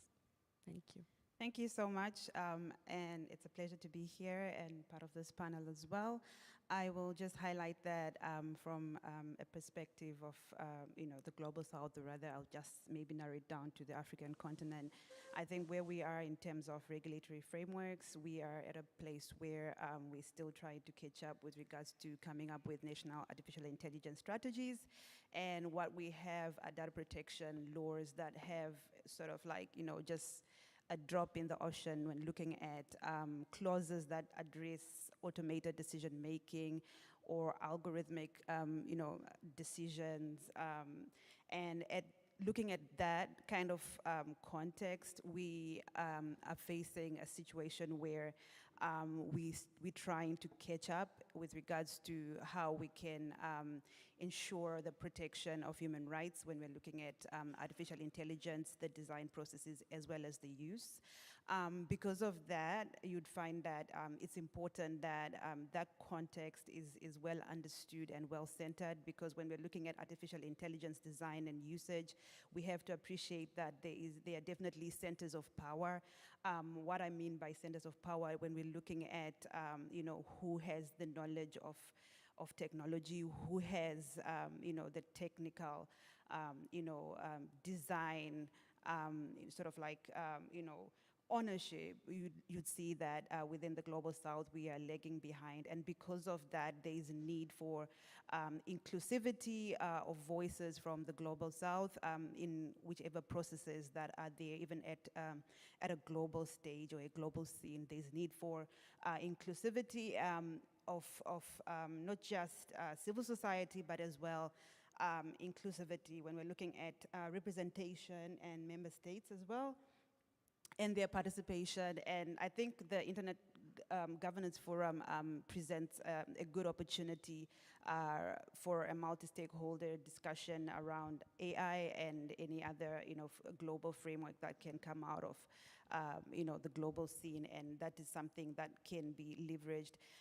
Looking at the regional level, maybe just taking it a level sort of like down from the global scene, you'd find that from a regional perspective, we have the African Commission on Human and People's Rights that came up with a resolution 473 in 2021, urging states within the African continent to develop strategies and mechanisms and legislative provisions that ensure that rights are protected when we're looking at the use of AI, as well in the context of of human rights. And to date, since 2021, I would say, like I highlighted it in my earlier remarks, that we do not actually have African states keeping abreast with developing policies and laws that ensure that rights are safeguarded. But the real lived realities remain within the Global South, where we find that there's sort of like lack of trust for use of AI because of inadequate policies. We also see that surveillance, targeting human rights defenders remains a major concern. We do see that discriminatory practices that come with the use of AI are still a lived reality on the continent. So I think it's something that needs to be addressed from a global perspective. And I think understanding that context, I will emphasize again that it's something that is really important. Thank you so much, Tuikile. And now we have finished our first round of comments and answers from the panelists in this session. So I open the floor for the questions that can come from the audience inside, but also I look to my colleague for knowing if there's any question posted online. Yes, Maria, the chat exploding, but only through my comments. People are very shy still, so beautiful crowd out there. Just use this opportunity to actually ask all those questions you don't dare to ask usually on AI and governance. These are just bright people answering your questions. There's one question though, and that is very interesting because it's posed by a target group we very often forget. It's a 70-year-old boy, Omar Farouk from Bangladesh. And basically he's asking, how can we ensure that AI regulation and governance at the multilateral level is inclusive and child-centered, so that children and young people can benefit from AI while being protected from its potential harms?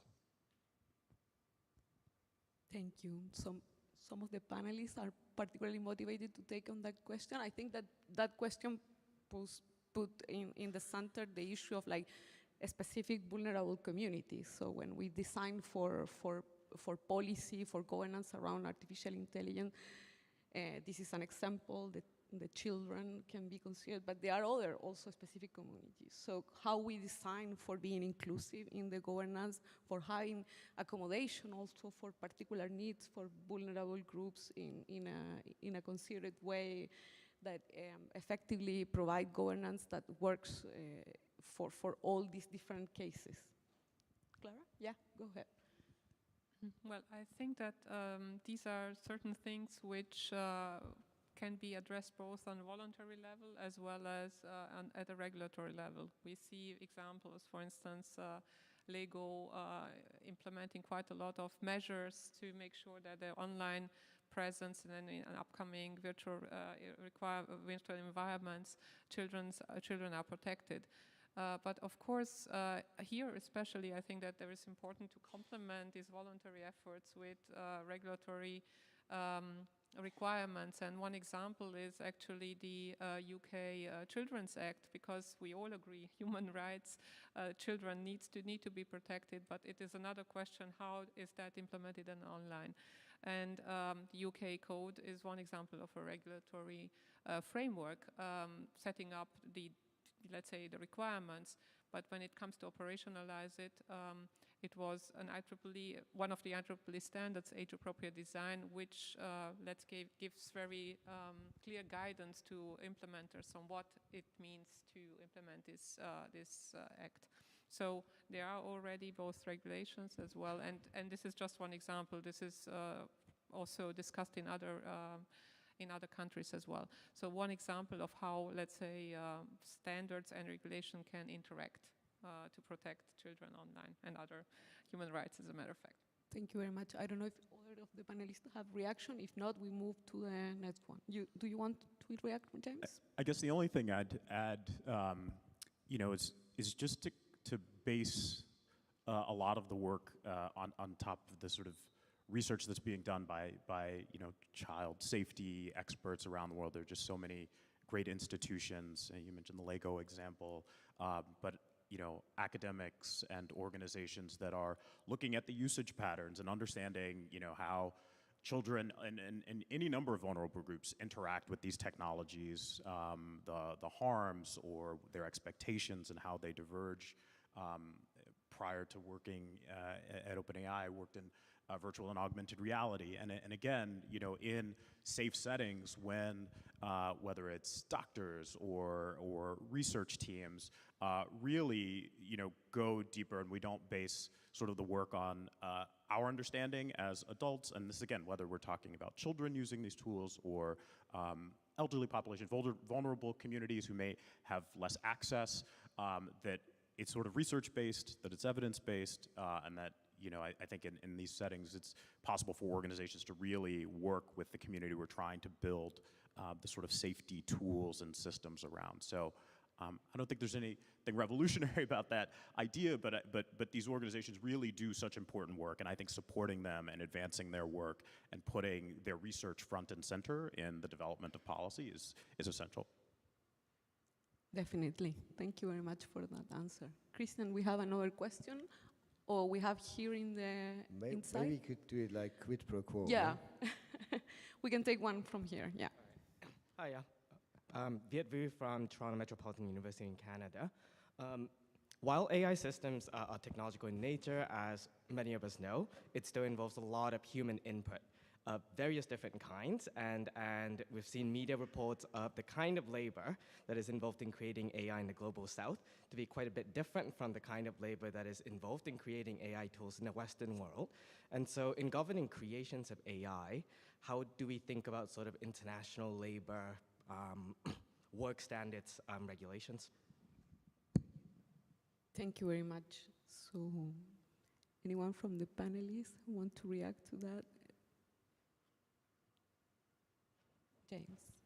Yeah, I'm happy to begin. I mean, I think, again, the importance of protecting labor that's involved in the production of these tools is essential, in sort of the work that's been done over the years in, advancing the rights of workers in other sectors. I mean, has to be applied in artificial intelligence and, making sure people are compensated properly, that when there are abuses or harms that they are addressed.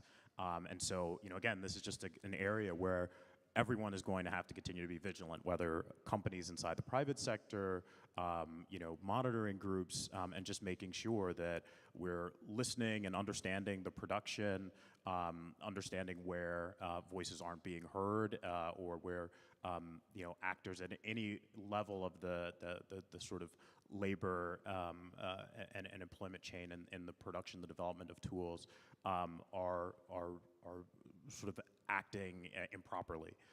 And so, I think if there are places where existing law and policy can't address those harms, and we certainly should be vigilant for places where there are gaps. We have to talk about them openly and constructively, and sort of move quickly to make sure there aren't communities and types of work that's going on that is abusive or harmful. Thank you very much. Maybe we have time for one last question online, if there is another one. Yes, now they are popping in, actually. I shouldn't have said anything. It's 3 questions, but I'll sum them up, okay? There's one colleague from one professor from the Afghanistan Kabul University asking, could we apply generative AI in developing countries like Afghanistan in the education system? I'd say why not, but maybe you have a brighter answer. And there are 2 other questions. One is asking for the accountability aspect, given that AI is not fully understood, and to balance AI values and risks. Do you think, how should it be dealt with the accountability about AI? And one last question that is rather referring to the ethics. For the moment, AI is providing output based on human-based input data. But with the time, it may be processing its own created data. So is it ethically acceptable to have machines decide on humans' matters based on no human data? This gets complicated now, huh? What's the plan to make sure once in time will not be left in hand on something out of total control? So, very concrete question on the education system and a very wide question on the ethics. Yeah, for 2 minutes and a half, it will be a little bit of a challenge, but maybe I can invite Dr. Seth to react in the question related to accountability mechanism, how we can build effective accountability mechanisms. Sure, I think every single governance question comes down to, ultimately, accountability. I think skepticism around governance frameworks that are voluntary come back to the question of accountability. I think even a hard law framework comes down to accountability if the challenge is figuring out what to measure in order to apply a hard law.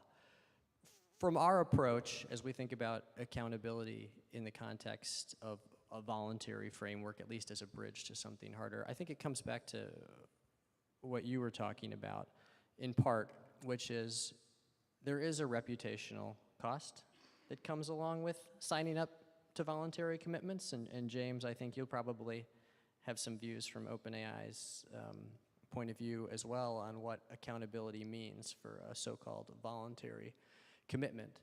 I think insofar as voluntarism and accountability are linked to technical action, you can talk about accountability in meaningful ways because it can eventually be measured. And I think that measurement question is extremely important to dive down below the abstract level of principles, where I think there is an increasing amount of skepticism that principles can achieve accountability.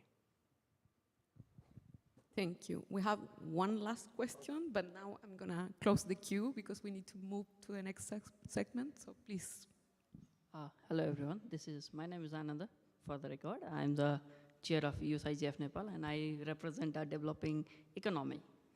And while IGF 2020 is being bombarded with all the topics from AI, we are still struggling to connect the people. 40% of the population in Nepal and APAC region is still unconnected. And if we see the 40%, those are connected are the newly adopters of the internet. My question is, while developed nations are adopting AI and these technologies, the nations like Nepal are thriving to actually counter the disinformation, misinformation that are being held by the generative AI that became so popular in 2022 with the use of You can name it ChatGPT or Google Bard. So in this scenario, how does developing economy help these kind of nations in entering the digital era? And another thing is we discuss this kind of issues in multi-stakeholder platforms, but these platforms are not capable enough to actually shape the policies, because when it comes to policies, multilateral system actually influence the policies across the world. So how does developed economy co-create the digital ecosystem that is inclusive for all? Thank you. I think it's a very complex question to answer in just a few minutes, and probably will need answered from different panelists here. But I don't know, for example, James, if you have a take in terms of like the jurisdictional jurisdictional challenges that has the idea of like implementing this governance mechanism for companies that offer services to different contexts. Yeah. I'll maybe start with two projects that I think begin to get at sort of solving for this, but again, are just the beginning. We recently launched a project, a grant program for democratic inputs to AI to sort of give communities, nations, different domains, the possibility of trying to surface, what are the unique values and the types of outputs that are responsive to sort of local contexts from AI systems that a community sort of expects, and those, acknowledging that those may diverge, and sort of beginning to figure out what is that process that is sort of very locally, regionally, community driven, and how can we sort of build on that? So I think that's going to be one important stepping stone. Another is we actually also just announced what's called our red teaming network, and just the security and safety testing that is very specific, to Nepal, to nations and communities around the world, and sort of, again, encouraging safety and security testing, submitting evaluations. You mentioned mis and disinformation. If there are types of, whether it's linguistic failures or ways that, large language models or tools like ours are attacked or vulnerable to sort of certain types of outputs, we want to know. We want to really hear where we're falling short, or where perhaps a gap in understanding or a particular type of action is producing results that are especially harmful. And so I think that practice, building that community of practice, submitting those types of evaluations and growing the community that is doing that in different countries, in different regions, across sectors is going to be important. Thank you very much, Jane.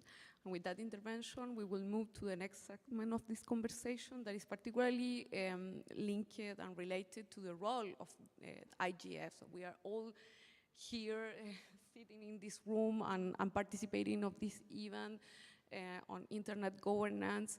And there is a particular value on the conversation that happen in this space and have been happening for 18 years, shaping digital technology, shaping the form and the use of the internet. So on that note, what we want to question during this part of the conversation with the intervention of the speakers is the role of the IGF as a convener and facilitator of artificial governance action. And for that conversation, I will turn first to Clara.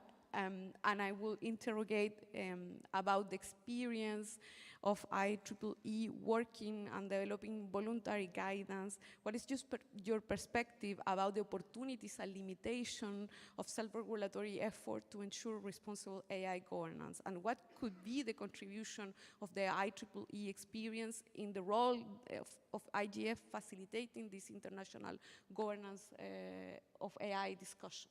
Thank you. Thank you. So we see our standards being adopted. Actually, once a standard is out, we as a standard setting organization, we don't really need to know who adopted it. We just had a meetup last week, and I was surprised to see, how many people actually say that they know the standards, they implement it in different projects, both private as well as from public actors. So I think that this, I would like to bring here, well, one example is, speaking of children, a UNICEF project which really used the value-based design approach to change, let's say, the initial design of a system to find talent in Africa from, let's say, a closed system which was intransparent to something which the young people actually have agency now on. So that is actually a proof of concept that you, by having certain methodologies and taking these values expectations of the community into account, you actually end up with a different system.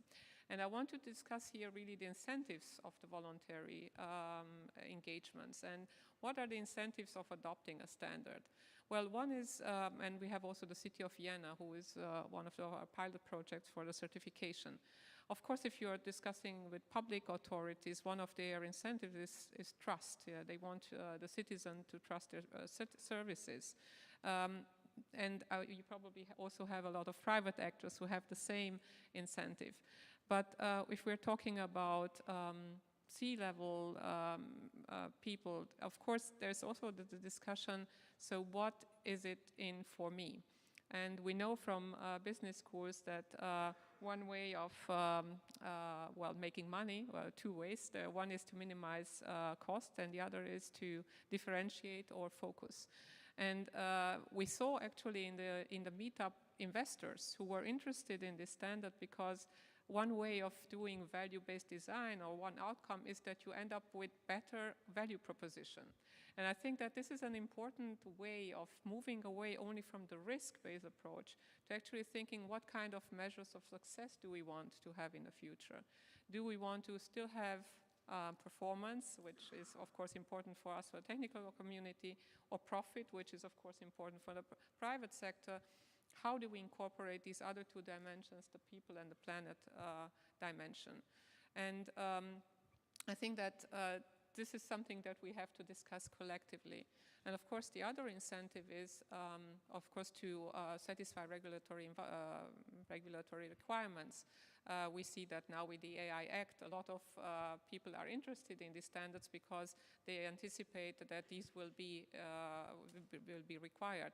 But here is also something where I want to say, to very much stress that there is a limit on voluntary measures.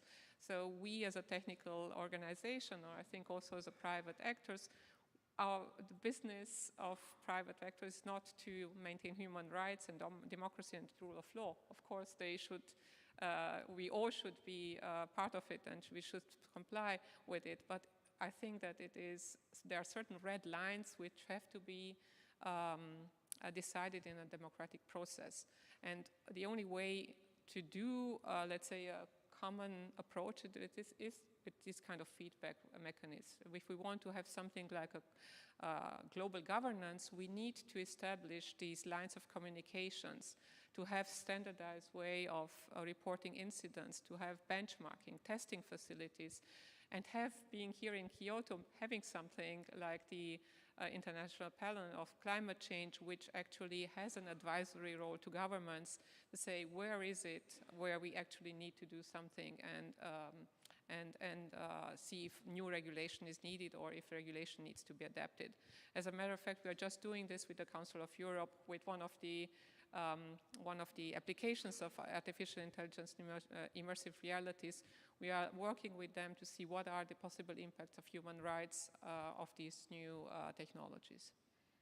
Thank you very much. I think that you bring super relevant point about the role of incentive. I will be very happy to hear the take of the other speaker when they intervene about that, because I think it's a challenge for everyone, to identify and align with those incentives in order to bring the process to the right direction. But for now, I will turn to Arisa and ask you, and your experience as a social science researcher, and your activities in that role include facilitating dialogue with various stakeholders. What are some of the challenges in conducting that facilitation of the multi-stakeholder engagement with AI governance? that you can share with us, and how this can be effectively, for example, this learning integrated in the role that IGF need to play a facilitator of these discussions. Thank you very much. So I think the role of the IGF is really important, and I wanted to tell just one episode. Well, actually, the previous session, I organized the session, and I invited my friends who actually in a wheelchair. However, he or she can't come, so I actually brought the robots, the avatar robots that they can operate from remotely from their home. So that kind of thing is really important, and to be more inclusive, I think we need to involve as many people as we can, and this kind of things kind of connects to the first 17-year-old boy's question, but so it is really important to be connected to all those other stakeholders or the other people with some challenges, and also those technology actually empowers people, so you know that they can virtually come to these places and make the presentations, interact with others. But on the other side, in our session, what we discussed is that although we have that kind of system, it's on the other side, it's vulnerable because if the crisis happens, or the power went down, those kind of technology are not actually available. So I think it's really important to, when we're discussing about the AI governance, we need to put the humans also into this kind of systems, and human is the kind of the most flexible, or maybe resilient. To be kind of adaptive to all those the kind of the crisis situation, or maybe how to say to be more creative and to be more active. So what I wanted to expect, what I expect to this IGF forum is that we can talk about the AI governance, but we need to include human, and human-centered is the very key word. And I guess this kind of topic, I think, is really important to repeatedly come out to all this kind of discussion, and like the democracy, the rule of law, or the human rights. So with this kind of topic shared with people, and then it will be kind of connected, or brought to the collaboration. And the last thing I would like to expect to the IGF is that all the interesting and important things being discussed in this panel session. However, maybe the next step action is discussed outside this room. So with this, the over the lunch, or maybe having in-person discussion, or maybe just having the tea. So that kind of forum is really important. And because IGF forum is open to everybody, we can talk with the person, just next to you. And so it's really important. So what I wanted to speak out or expect to the IGF is that to be inclusive, and also this kind of in-person and informal communication is really important, and I really appreciate that many people came to Kyoto and also enjoy the Kyoto thing here. Definitely, we are enjoying Kyoto. Thank you very much for hosting us. And I think that this conversation about inclusiveness, it has so many dimensions. It had the dimension of the different stakeholders. It had the dimension of the particular situation of vulnerable groups, or groups in vulnerable condition, which is more appropriate. But also has a geopolitical and geographic dimension. And on that, I will invite Tuikili to react in that sense, in what is generally missing in terms of effective inclusion of diversity of factor in the conversation of AI governance, and how IGF can continue contributing for addressing that challenge. Thank you so much. I think I'll start from a premise of just highlighting that I know there are a number of colleagues who were not able to be here. because of visa issues. And I think when we're talking about inclusion, I think it's something that we need to proactively think about in terms of how we can make sure that we have inclusive processes, but also accessible platforms for those from the Global South specifically. And just going beyond that, I'll highlight that I think within the Internet Governance Forum, there's need for continued engagements and engagements with critical stakeholders and a victim-centered approach to the kind of conversations that happen here, in the sense of having everybody, vulnerable groups, well represented in terms of the conversations that happen, especially when we're looking at AI.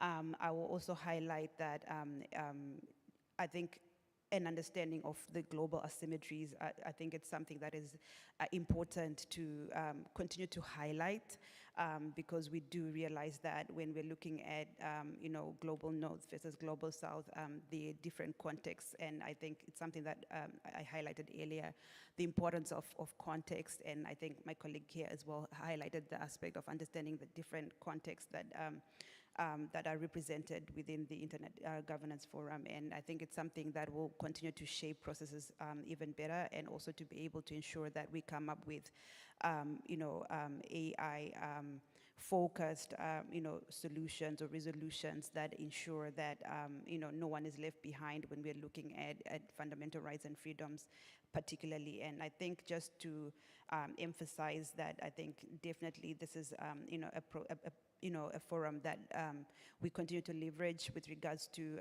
advancing, the promotion, protection, as well of fundamental rights and freedoms, but also we need to continue to engage in terms of remediation for victims who are likely to suffer the adverse impacts, of design of technology, and that is something that cannot be overstated. And I think, just round off by just highlighting that I think it's critical that we continue to highlight that there's a need to break down the walls. Earlier I highlighted about the center of power, the centers of power when we're looking at AI, and I think the IGF is that good opportunity to be able to break down the walls that stand in between the centers of power in a real multi-stakeholder engagement, where all voices are heard and no one is left behind. Thank you very much. And in this same line, Dr. Santer, I invite you to react to this very same issue of like how to deal with this diversity of realities and the diversity of processes that are ongoing for dealing with this diversity of realities at the national level, at the regional level in some cases, like as the European Union that Clara had brought before, but also at the global governance systems, some propositions coming from the UN, in creating new bodies for overseeing the governance of artificial intelligence, how that also can be approaches from the perspective of a government that is conducting its own efforts at the domestic level for finding the most appropriate way to address the governance of artificial intelligence and being inclusive in this, and how those efforts and this experience that is acquiring the government in the process of doing that can also be shared and contributed in this forum of the IGF for continue making these global artificial intelligence governance discussions connected and interoperable. Thank you. Is the answer yes to that? But how? How. The tricky Okay, question is the how. Let me rewind just a minute to the question of accessible platforms and walk into how I think the IGF can play a role. I think if you get to the end of the governance story and you get it all right, you're still left with the question of why we care about AI. And I think the answer that I think we believe in the United States, and I think most people in this audience believe, is that you should employ the most powerful technologies to address the most important problems in the world. And how do you get powerful AI developers, whether they're companies or governments, although it's usually companies, to devote time and attention to govern AI responsibly and then to direct it towards addressing society's greatest challenges? And the answer is the multi-stakeholder community, directing them through conversation, delicate pressure, into thinking about those problems in meaningful ways. A few weeks ago at the UN General Assembly's High Level Week, there were a series of events that brought together different parts of the multi-stakeholder community and the multilateral community and countries to talk about these issues. The Secretary of State of the United States co-convened one with a whole series of diverse countries and companies, including OpenAI, and we just simply asked these companies what they were doing to address society's greatest challenges, defined however they wanted to within the context of the SDGs.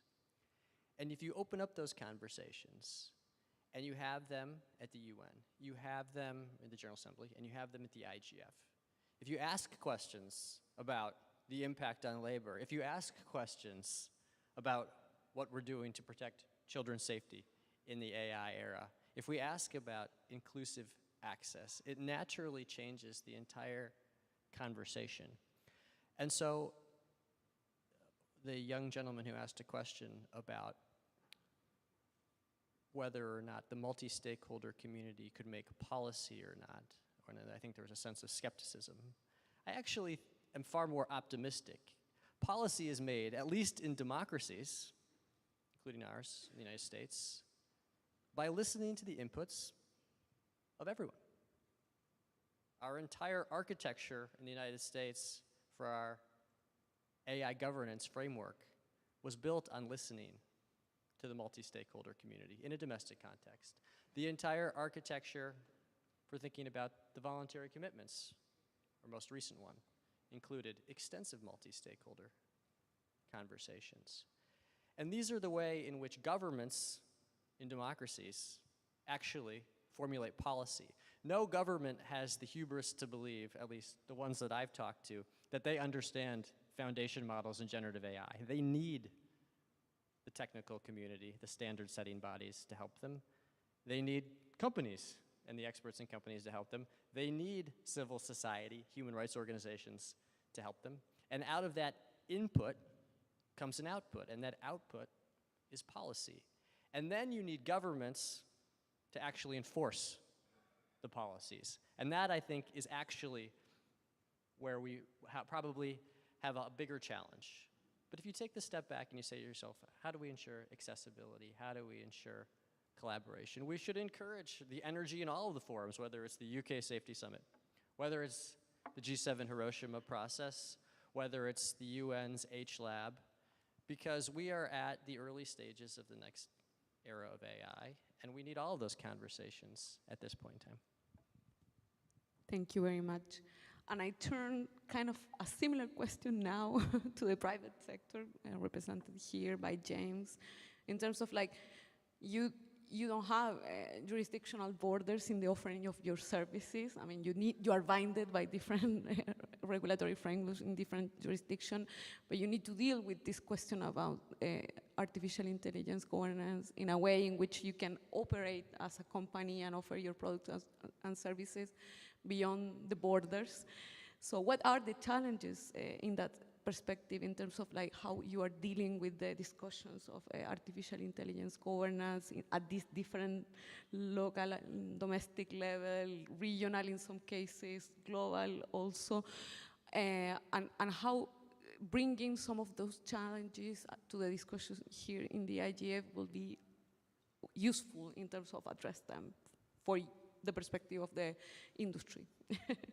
Yeah, I mean, you know, start with the first challenge that comes to mind, which is sort of size. You know, we are trying to make sure we are in as many of the conversations that you know as we can be in, and you know, in all regions of the world, in every country, you know, cities, states, geographies. They're important discussions. It's impossible to be in every room, but I think coming off sort of the recent listening tour that we did around the world, have a great respect for sort of the variance in sort of the needs for these tools, the different restraints that are going to be placed on them on areas where, you know, hard and soft law will differ.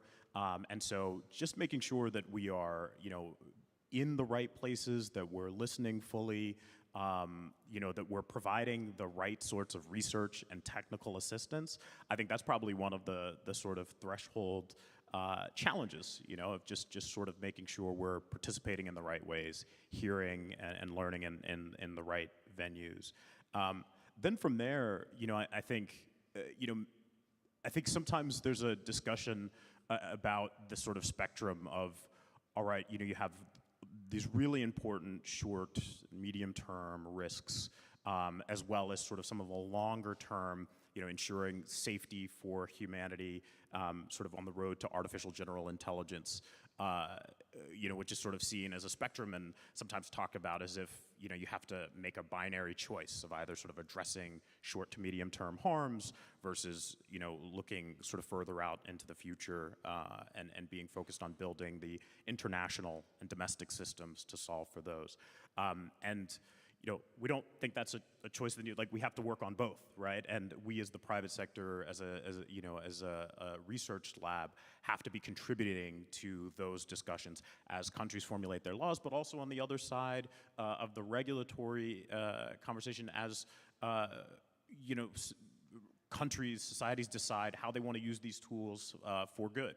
And so, you know, being in enough rooms, contributing the sort of core research and technical understanding, making sure that, you know, the transparency, the work that we're doing around our tools is aiding those conversations in as many geographies and for as many communities as possible. It's a challenge, but it's a responsibility. And so, you know, again, we just welcome and sort of being in as many of those rooms and as many of those conversations as we can be. Thank you very much. And now I open the floor again for reactions and comments from the audience here inside, but also online.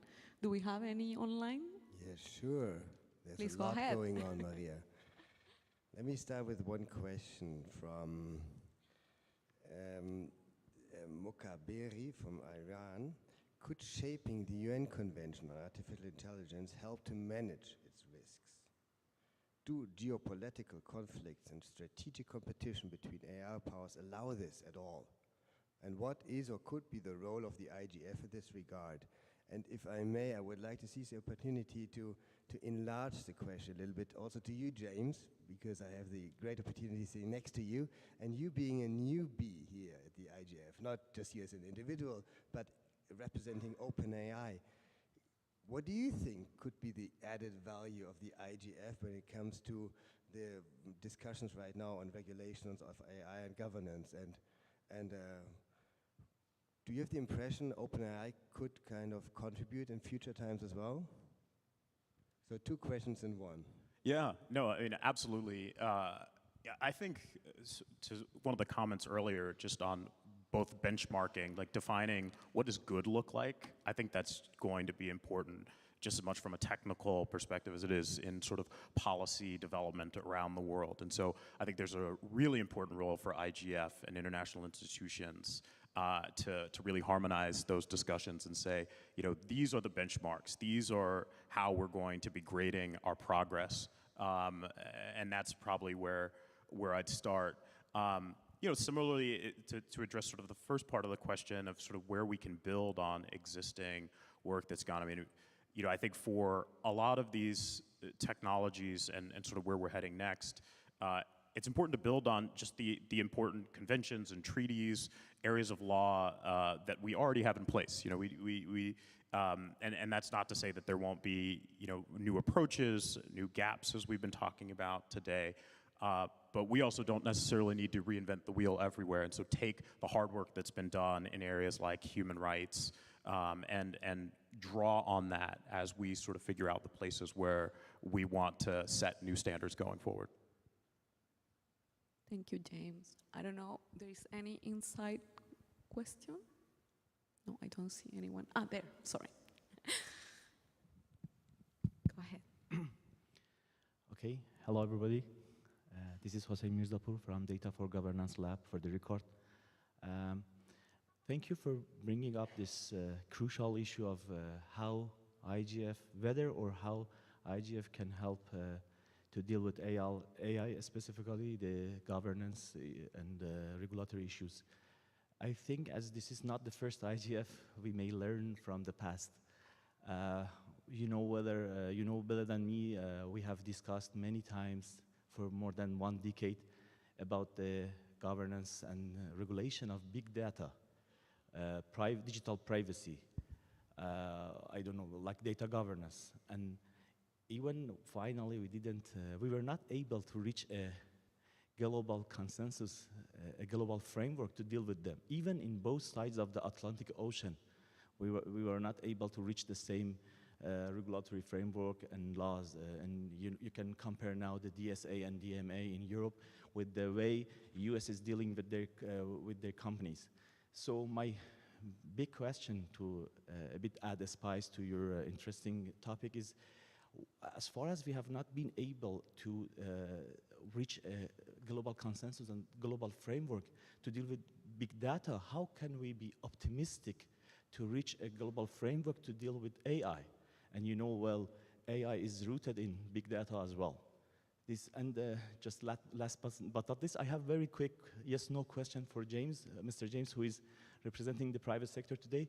Right now, is there any emergency shutdown procedure in your company? Like, if you, by the case, you find that there is a very emergency danger coming out from your products and your AI models, is there any procedure in place right now for an emergency shutdown or not? Thank you. I can take that last one. And so, when there are, we have harm reporting and we take, security reports. And so we, can turn our tools off by, geography, in that way. I think there are probably many layers to that question beyond just, on-off access.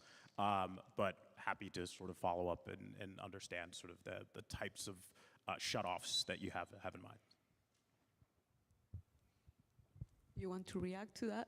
So maybe because I've never come to the IGF before, I'm not as down as you. I think there's a tremendous amount of consensus on AI governance. I think obviously the challenge of enforcement and what the regimes look like may be a bridge too far at a global level, but I don't think that's an existential threat to the value of these conversations or pursuing an AI governance conversation. So for instance, if we were to ask ourselves, moving into a future in which foundation models and generative AI will likely subsume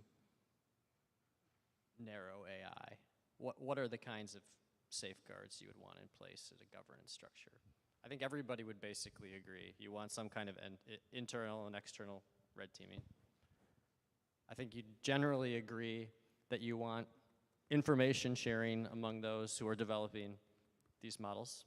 I think you generally agree that for finished models, which are potentially profoundly powerful, you would want some sort of cybersecurity to protect model weights. I think you generally agree that you can't solely trust those developing them to be accountable, and so you'd want third-party discovery and auditability in some way, shape, or form. I think you'd basically want developers to agree on public reporting on capabilities. I think you'd basically agree that they should prioritize research and safety risk, including on issues like bias and discrimination. And in my sense is, if you get to the end of this, you'd also basically agree that they should employ these to address society's greatest challenges. And so at that level, I'm sort of fairly optimistic that we're at least going in the right direction. Thank you. I see 2 more speakers lined up here. I don't know if we have some online too. Can you read the 2 and so we can have time for the other speakers? Okay, I have...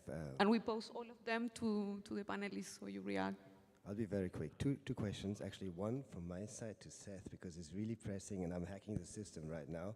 But Seth, you said before, we have to get all stakeholders involved. So I'd be interested in your opinion on the fact that was uttered somewhere here, I think by the steering group UN, on kind of the analogy of we need something like the International Atomic Energy Agency for AI. This idea, which sounds kind of rude. Do you think that is an adequate idea or not? And maybe I can pose the other online question already. Yeah. Getting rid of me. That is a colleague, actually a member of the parliament from South Africa, who's asking Willem Faber, considering that AI technology was developed by humans, could we not explore the possibility of leveraging AI to establish government regulatory systems instead of relying solely on human efforts to find solutions? More of a technical thing. So AI regulating AI, basically that's the proposition. So maybe we can turn for that one to James on what are the the take, and with Seth for the other one. Yeah. Well, one area of, I think, long-term research, this actually gets back to a question that was raised earlier. I think it's important to have humans in the loop in the development of systems and in their testing. We've talked a lot about red teaming and auditability, and yet there are a lot of research possibilities around the use of, say, synthetic data in the future. We've been talking about bias and sort of what the future avenues for addressing them might be. And there's one area of sort of work around the world that I think needs a lot more exploration in sort of how we might create high quality data sets that are derivative of sort of research work by domains to sort of generate the ability to perform all sorts of new tasks. And in that way, you would have information not based on sort of a current corpus of the internet or people's information that of course involves a lot of human training to get to, but that is derivative and is used to sort of build new capabilities. I think that's going to show up in some form, in a lot of domains, and there are pieces of that that are going to require a lot of monitoring and evaluation, but there are other ways in which sort of synthetic data sets help solve some of the problems that we've been talking about. It's not a panacea, of course, and that what you could use in sort of deconstructing and reconstructing information that tries to resolve gaps in, say, language of the available information we have today, or over or underrepresentation of certain regions or genders or otherwise, that synthetic data could then be used and applied to create personal tutors or to improve genomics research or advance our understanding of climate. So the synthetic, again, that's one area of research. There's a lot to do there, but I do think as we talk about sort of machine-created data, again, with a lot of humans and a lot of important standards bodies and research institutions and government security testers in the loop, there are actually some really, I think, interesting possibilities there, but that doesn't mean we can just sort of step away and let that happen, so I'll just leave that there. Do you want to react to that, Clara, maybe? Yeah, well, actually, we have a working group on defining the quality of synthetic data, because, again, we are coming back to define what is good, what is then ethical synthetic data. And yes, I agree with you that actually it is one of the way of providing, let's say, private data to be used for research. And so if you're using it in that way, I think it's okay. But coming back to the why it is important to think about the global regulation or global governance, of AI, coming back to the analogy of electricity, I think that now we have this moment where it is out in the open and it's being used in so different ways and different geographies. So we need, now we are coming to Japan, we use a different plug and socket. So we need to have at least a transparency. What is being used there? Where is it where we need to adapt? We need to have a kind of, I mentioned before, transparency in the sense of what, basic information about how these AI models have been used and what is important for that context. And I think that it is laudable that, of course, we have this private efforts to make AI as trustworthy as possible, but it is still something which is closed. So, I mean, some of the things are made open, but it is, again, voluntary. So we need to have a certain common ground to understand, what we are talking about, what are the incidents, what are the data sets, where is synthetic data being used, what kind of quality of synthetic data is being used. And I think that once it becomes so everywhere, I think that there is a pressure as well to kind of have this standardized way of understanding the impact of AI.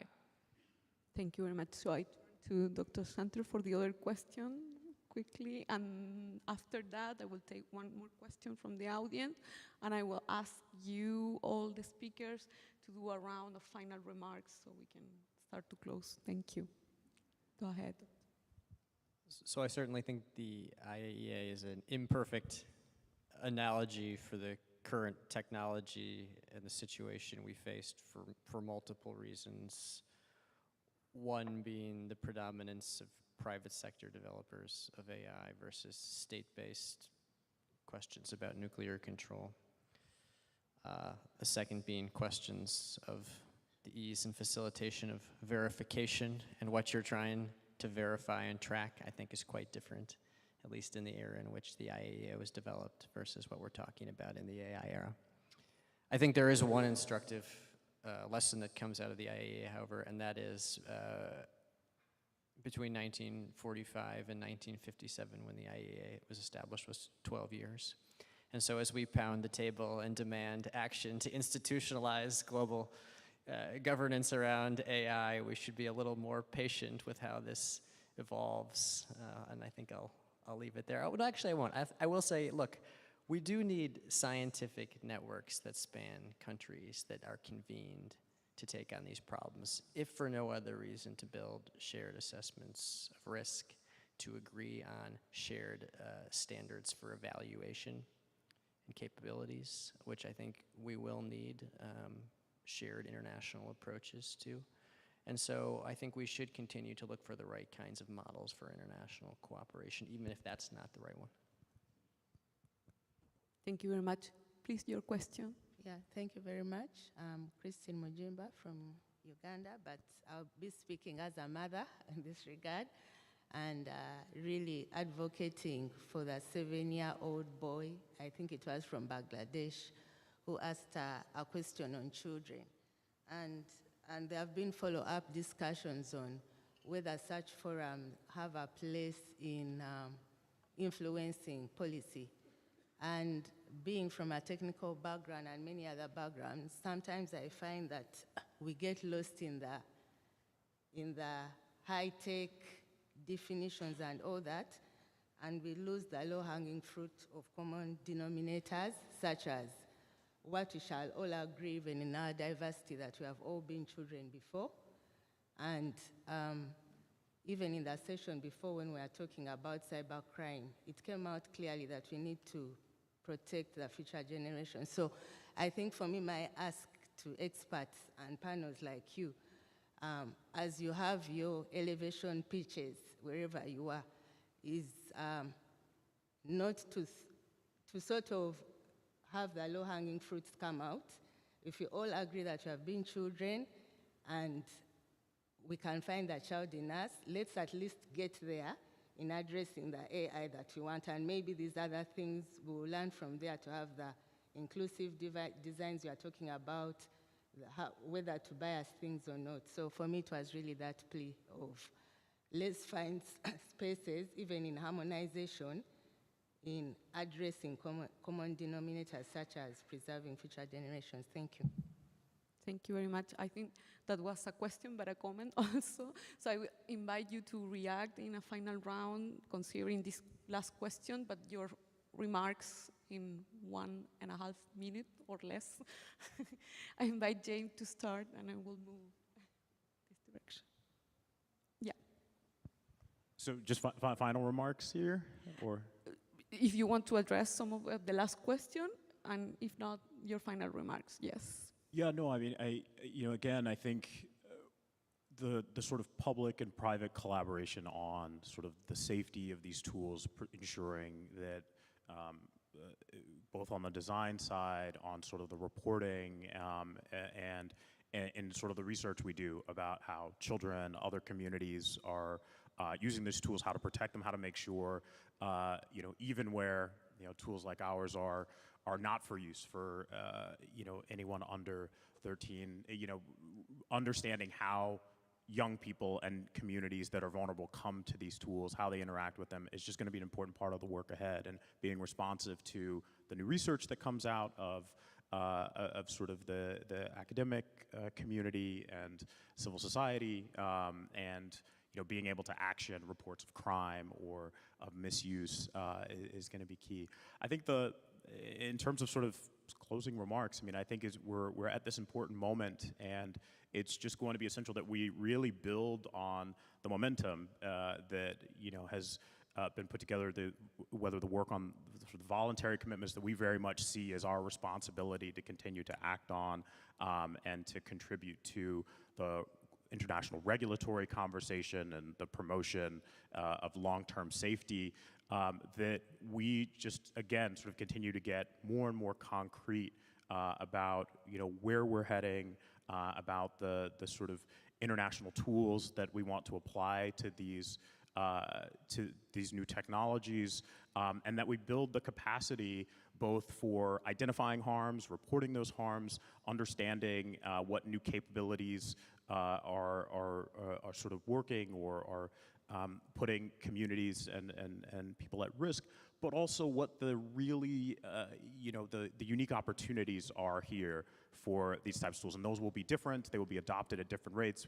The analogies to, electricity, I think is instructive, because, there will be different decisions made in education sectors or health sectors and finance and other areas. But really getting concrete about how we can take some of these tools and apply them to problems for people, while also, trying to solve for the long-term harms and risks, I think is going to be important. So I'm really glad to be here and participate in this discussion. Thank you very much. Happy to have you. Yeah, Also. thank you. Clara. Thank you. Well, I think that especially when it comes now to generative AI, what will be important is to be as agile as possible. And this will be important to be from the organizational level to the national level to the global level. And I think that for all these levels, we need feedback mechanisms that work. And also at the organization level, we have to make sure that these feedbacks are also taken into account for the further development of this foundational model. I agree with you that, of course, it has to take risk into account, and it has to be differentiated. But I think that for certain high-risk application, we have to have conformity assessments, and this have to be done through independent organizations, because there is, again, a different incentive to self-certification than being compliant. I think as well that maybe the International Atomic Agency is really difficult as an analogy, because we have so many uses of artificial intelligence. I would like to bring back again the idea of more of an independent panel, independent multi-stakeholder panel, which as a matter of fact should be also be implemented also for these important technologies which are acting basically as an infrastructure right now. So if it's a public infrastructure, we also need to have a multi-stakeholder, let's say, governance for that. Thank you. Thank you. Maybe more similar to CERN, that atomic energy, just another idea. So I will move to Vikili for your final remarks. Thank you so much. I think what is clear from this conversation is that as human beings, we cannot cede or forfeit our rights to technology, and we need to continue to, I think, emphasize the importance of us remaining with that agency over our fundamental rights and freedoms. And in that way, we'll ensure that children's rights are promoted in the use of AI, women's rights are promoted in the use of AI. We'll look, I think we would also center conversations around environmental rights, etc. And I think it's a critical conversation that we need to continue to engage in, and looking at basic concepts such as participatory democracy. I think bringing it into the realm of internet governance, I think it's something that we need to also emphasize, that there's need for participation of everyone, marginalized groups, vulnerable groups, but also ensuring that the processes that we have are actually very inclusive and we have a truthful and meaningful multi-stakeholder approach. Thank you very much. Arisa? So thank you. So I think that the AI governance discussion is really important and also very challenging, because the AI itself actually kind of changes and evolves, and also the situation changes, the environment changes, and in that sense, the people who we need to involve will kind of expand and never shrinks. So the more people should be involved in this kind of discussion.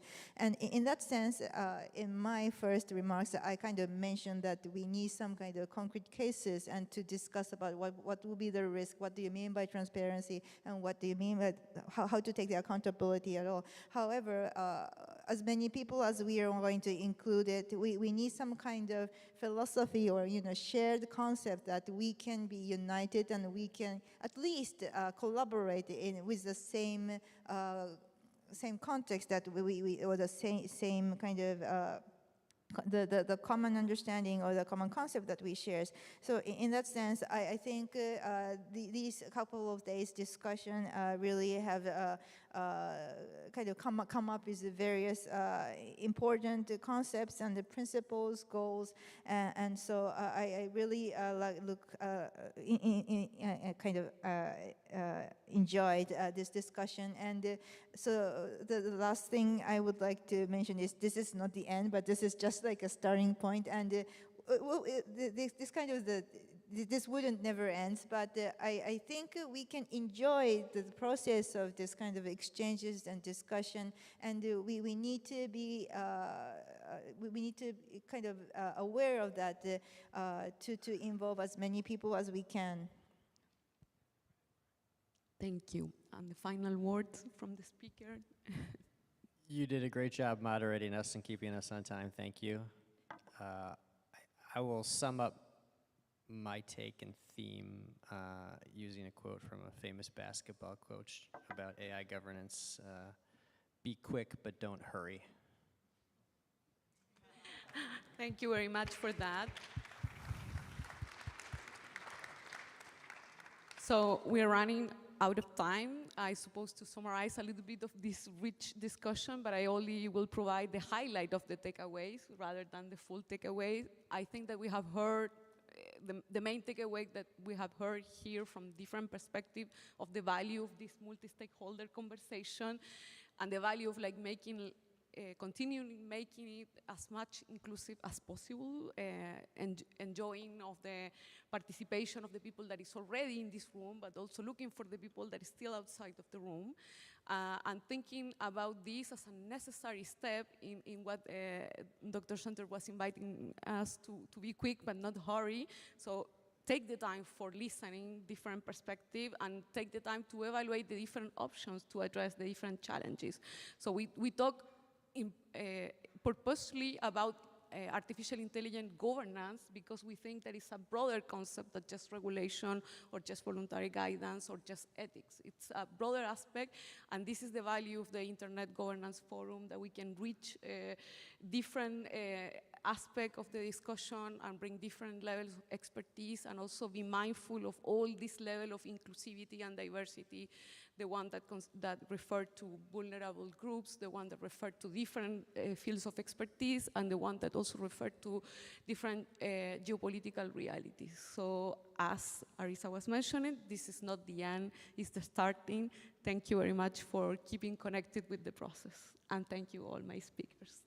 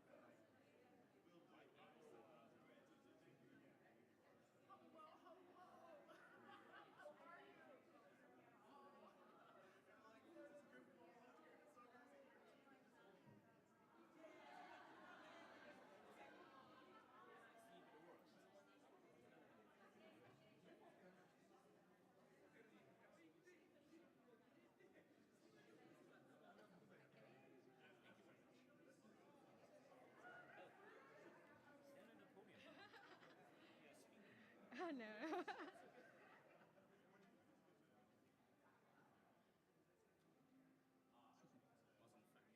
Oh, no, no. I think it should be fine. See if this works.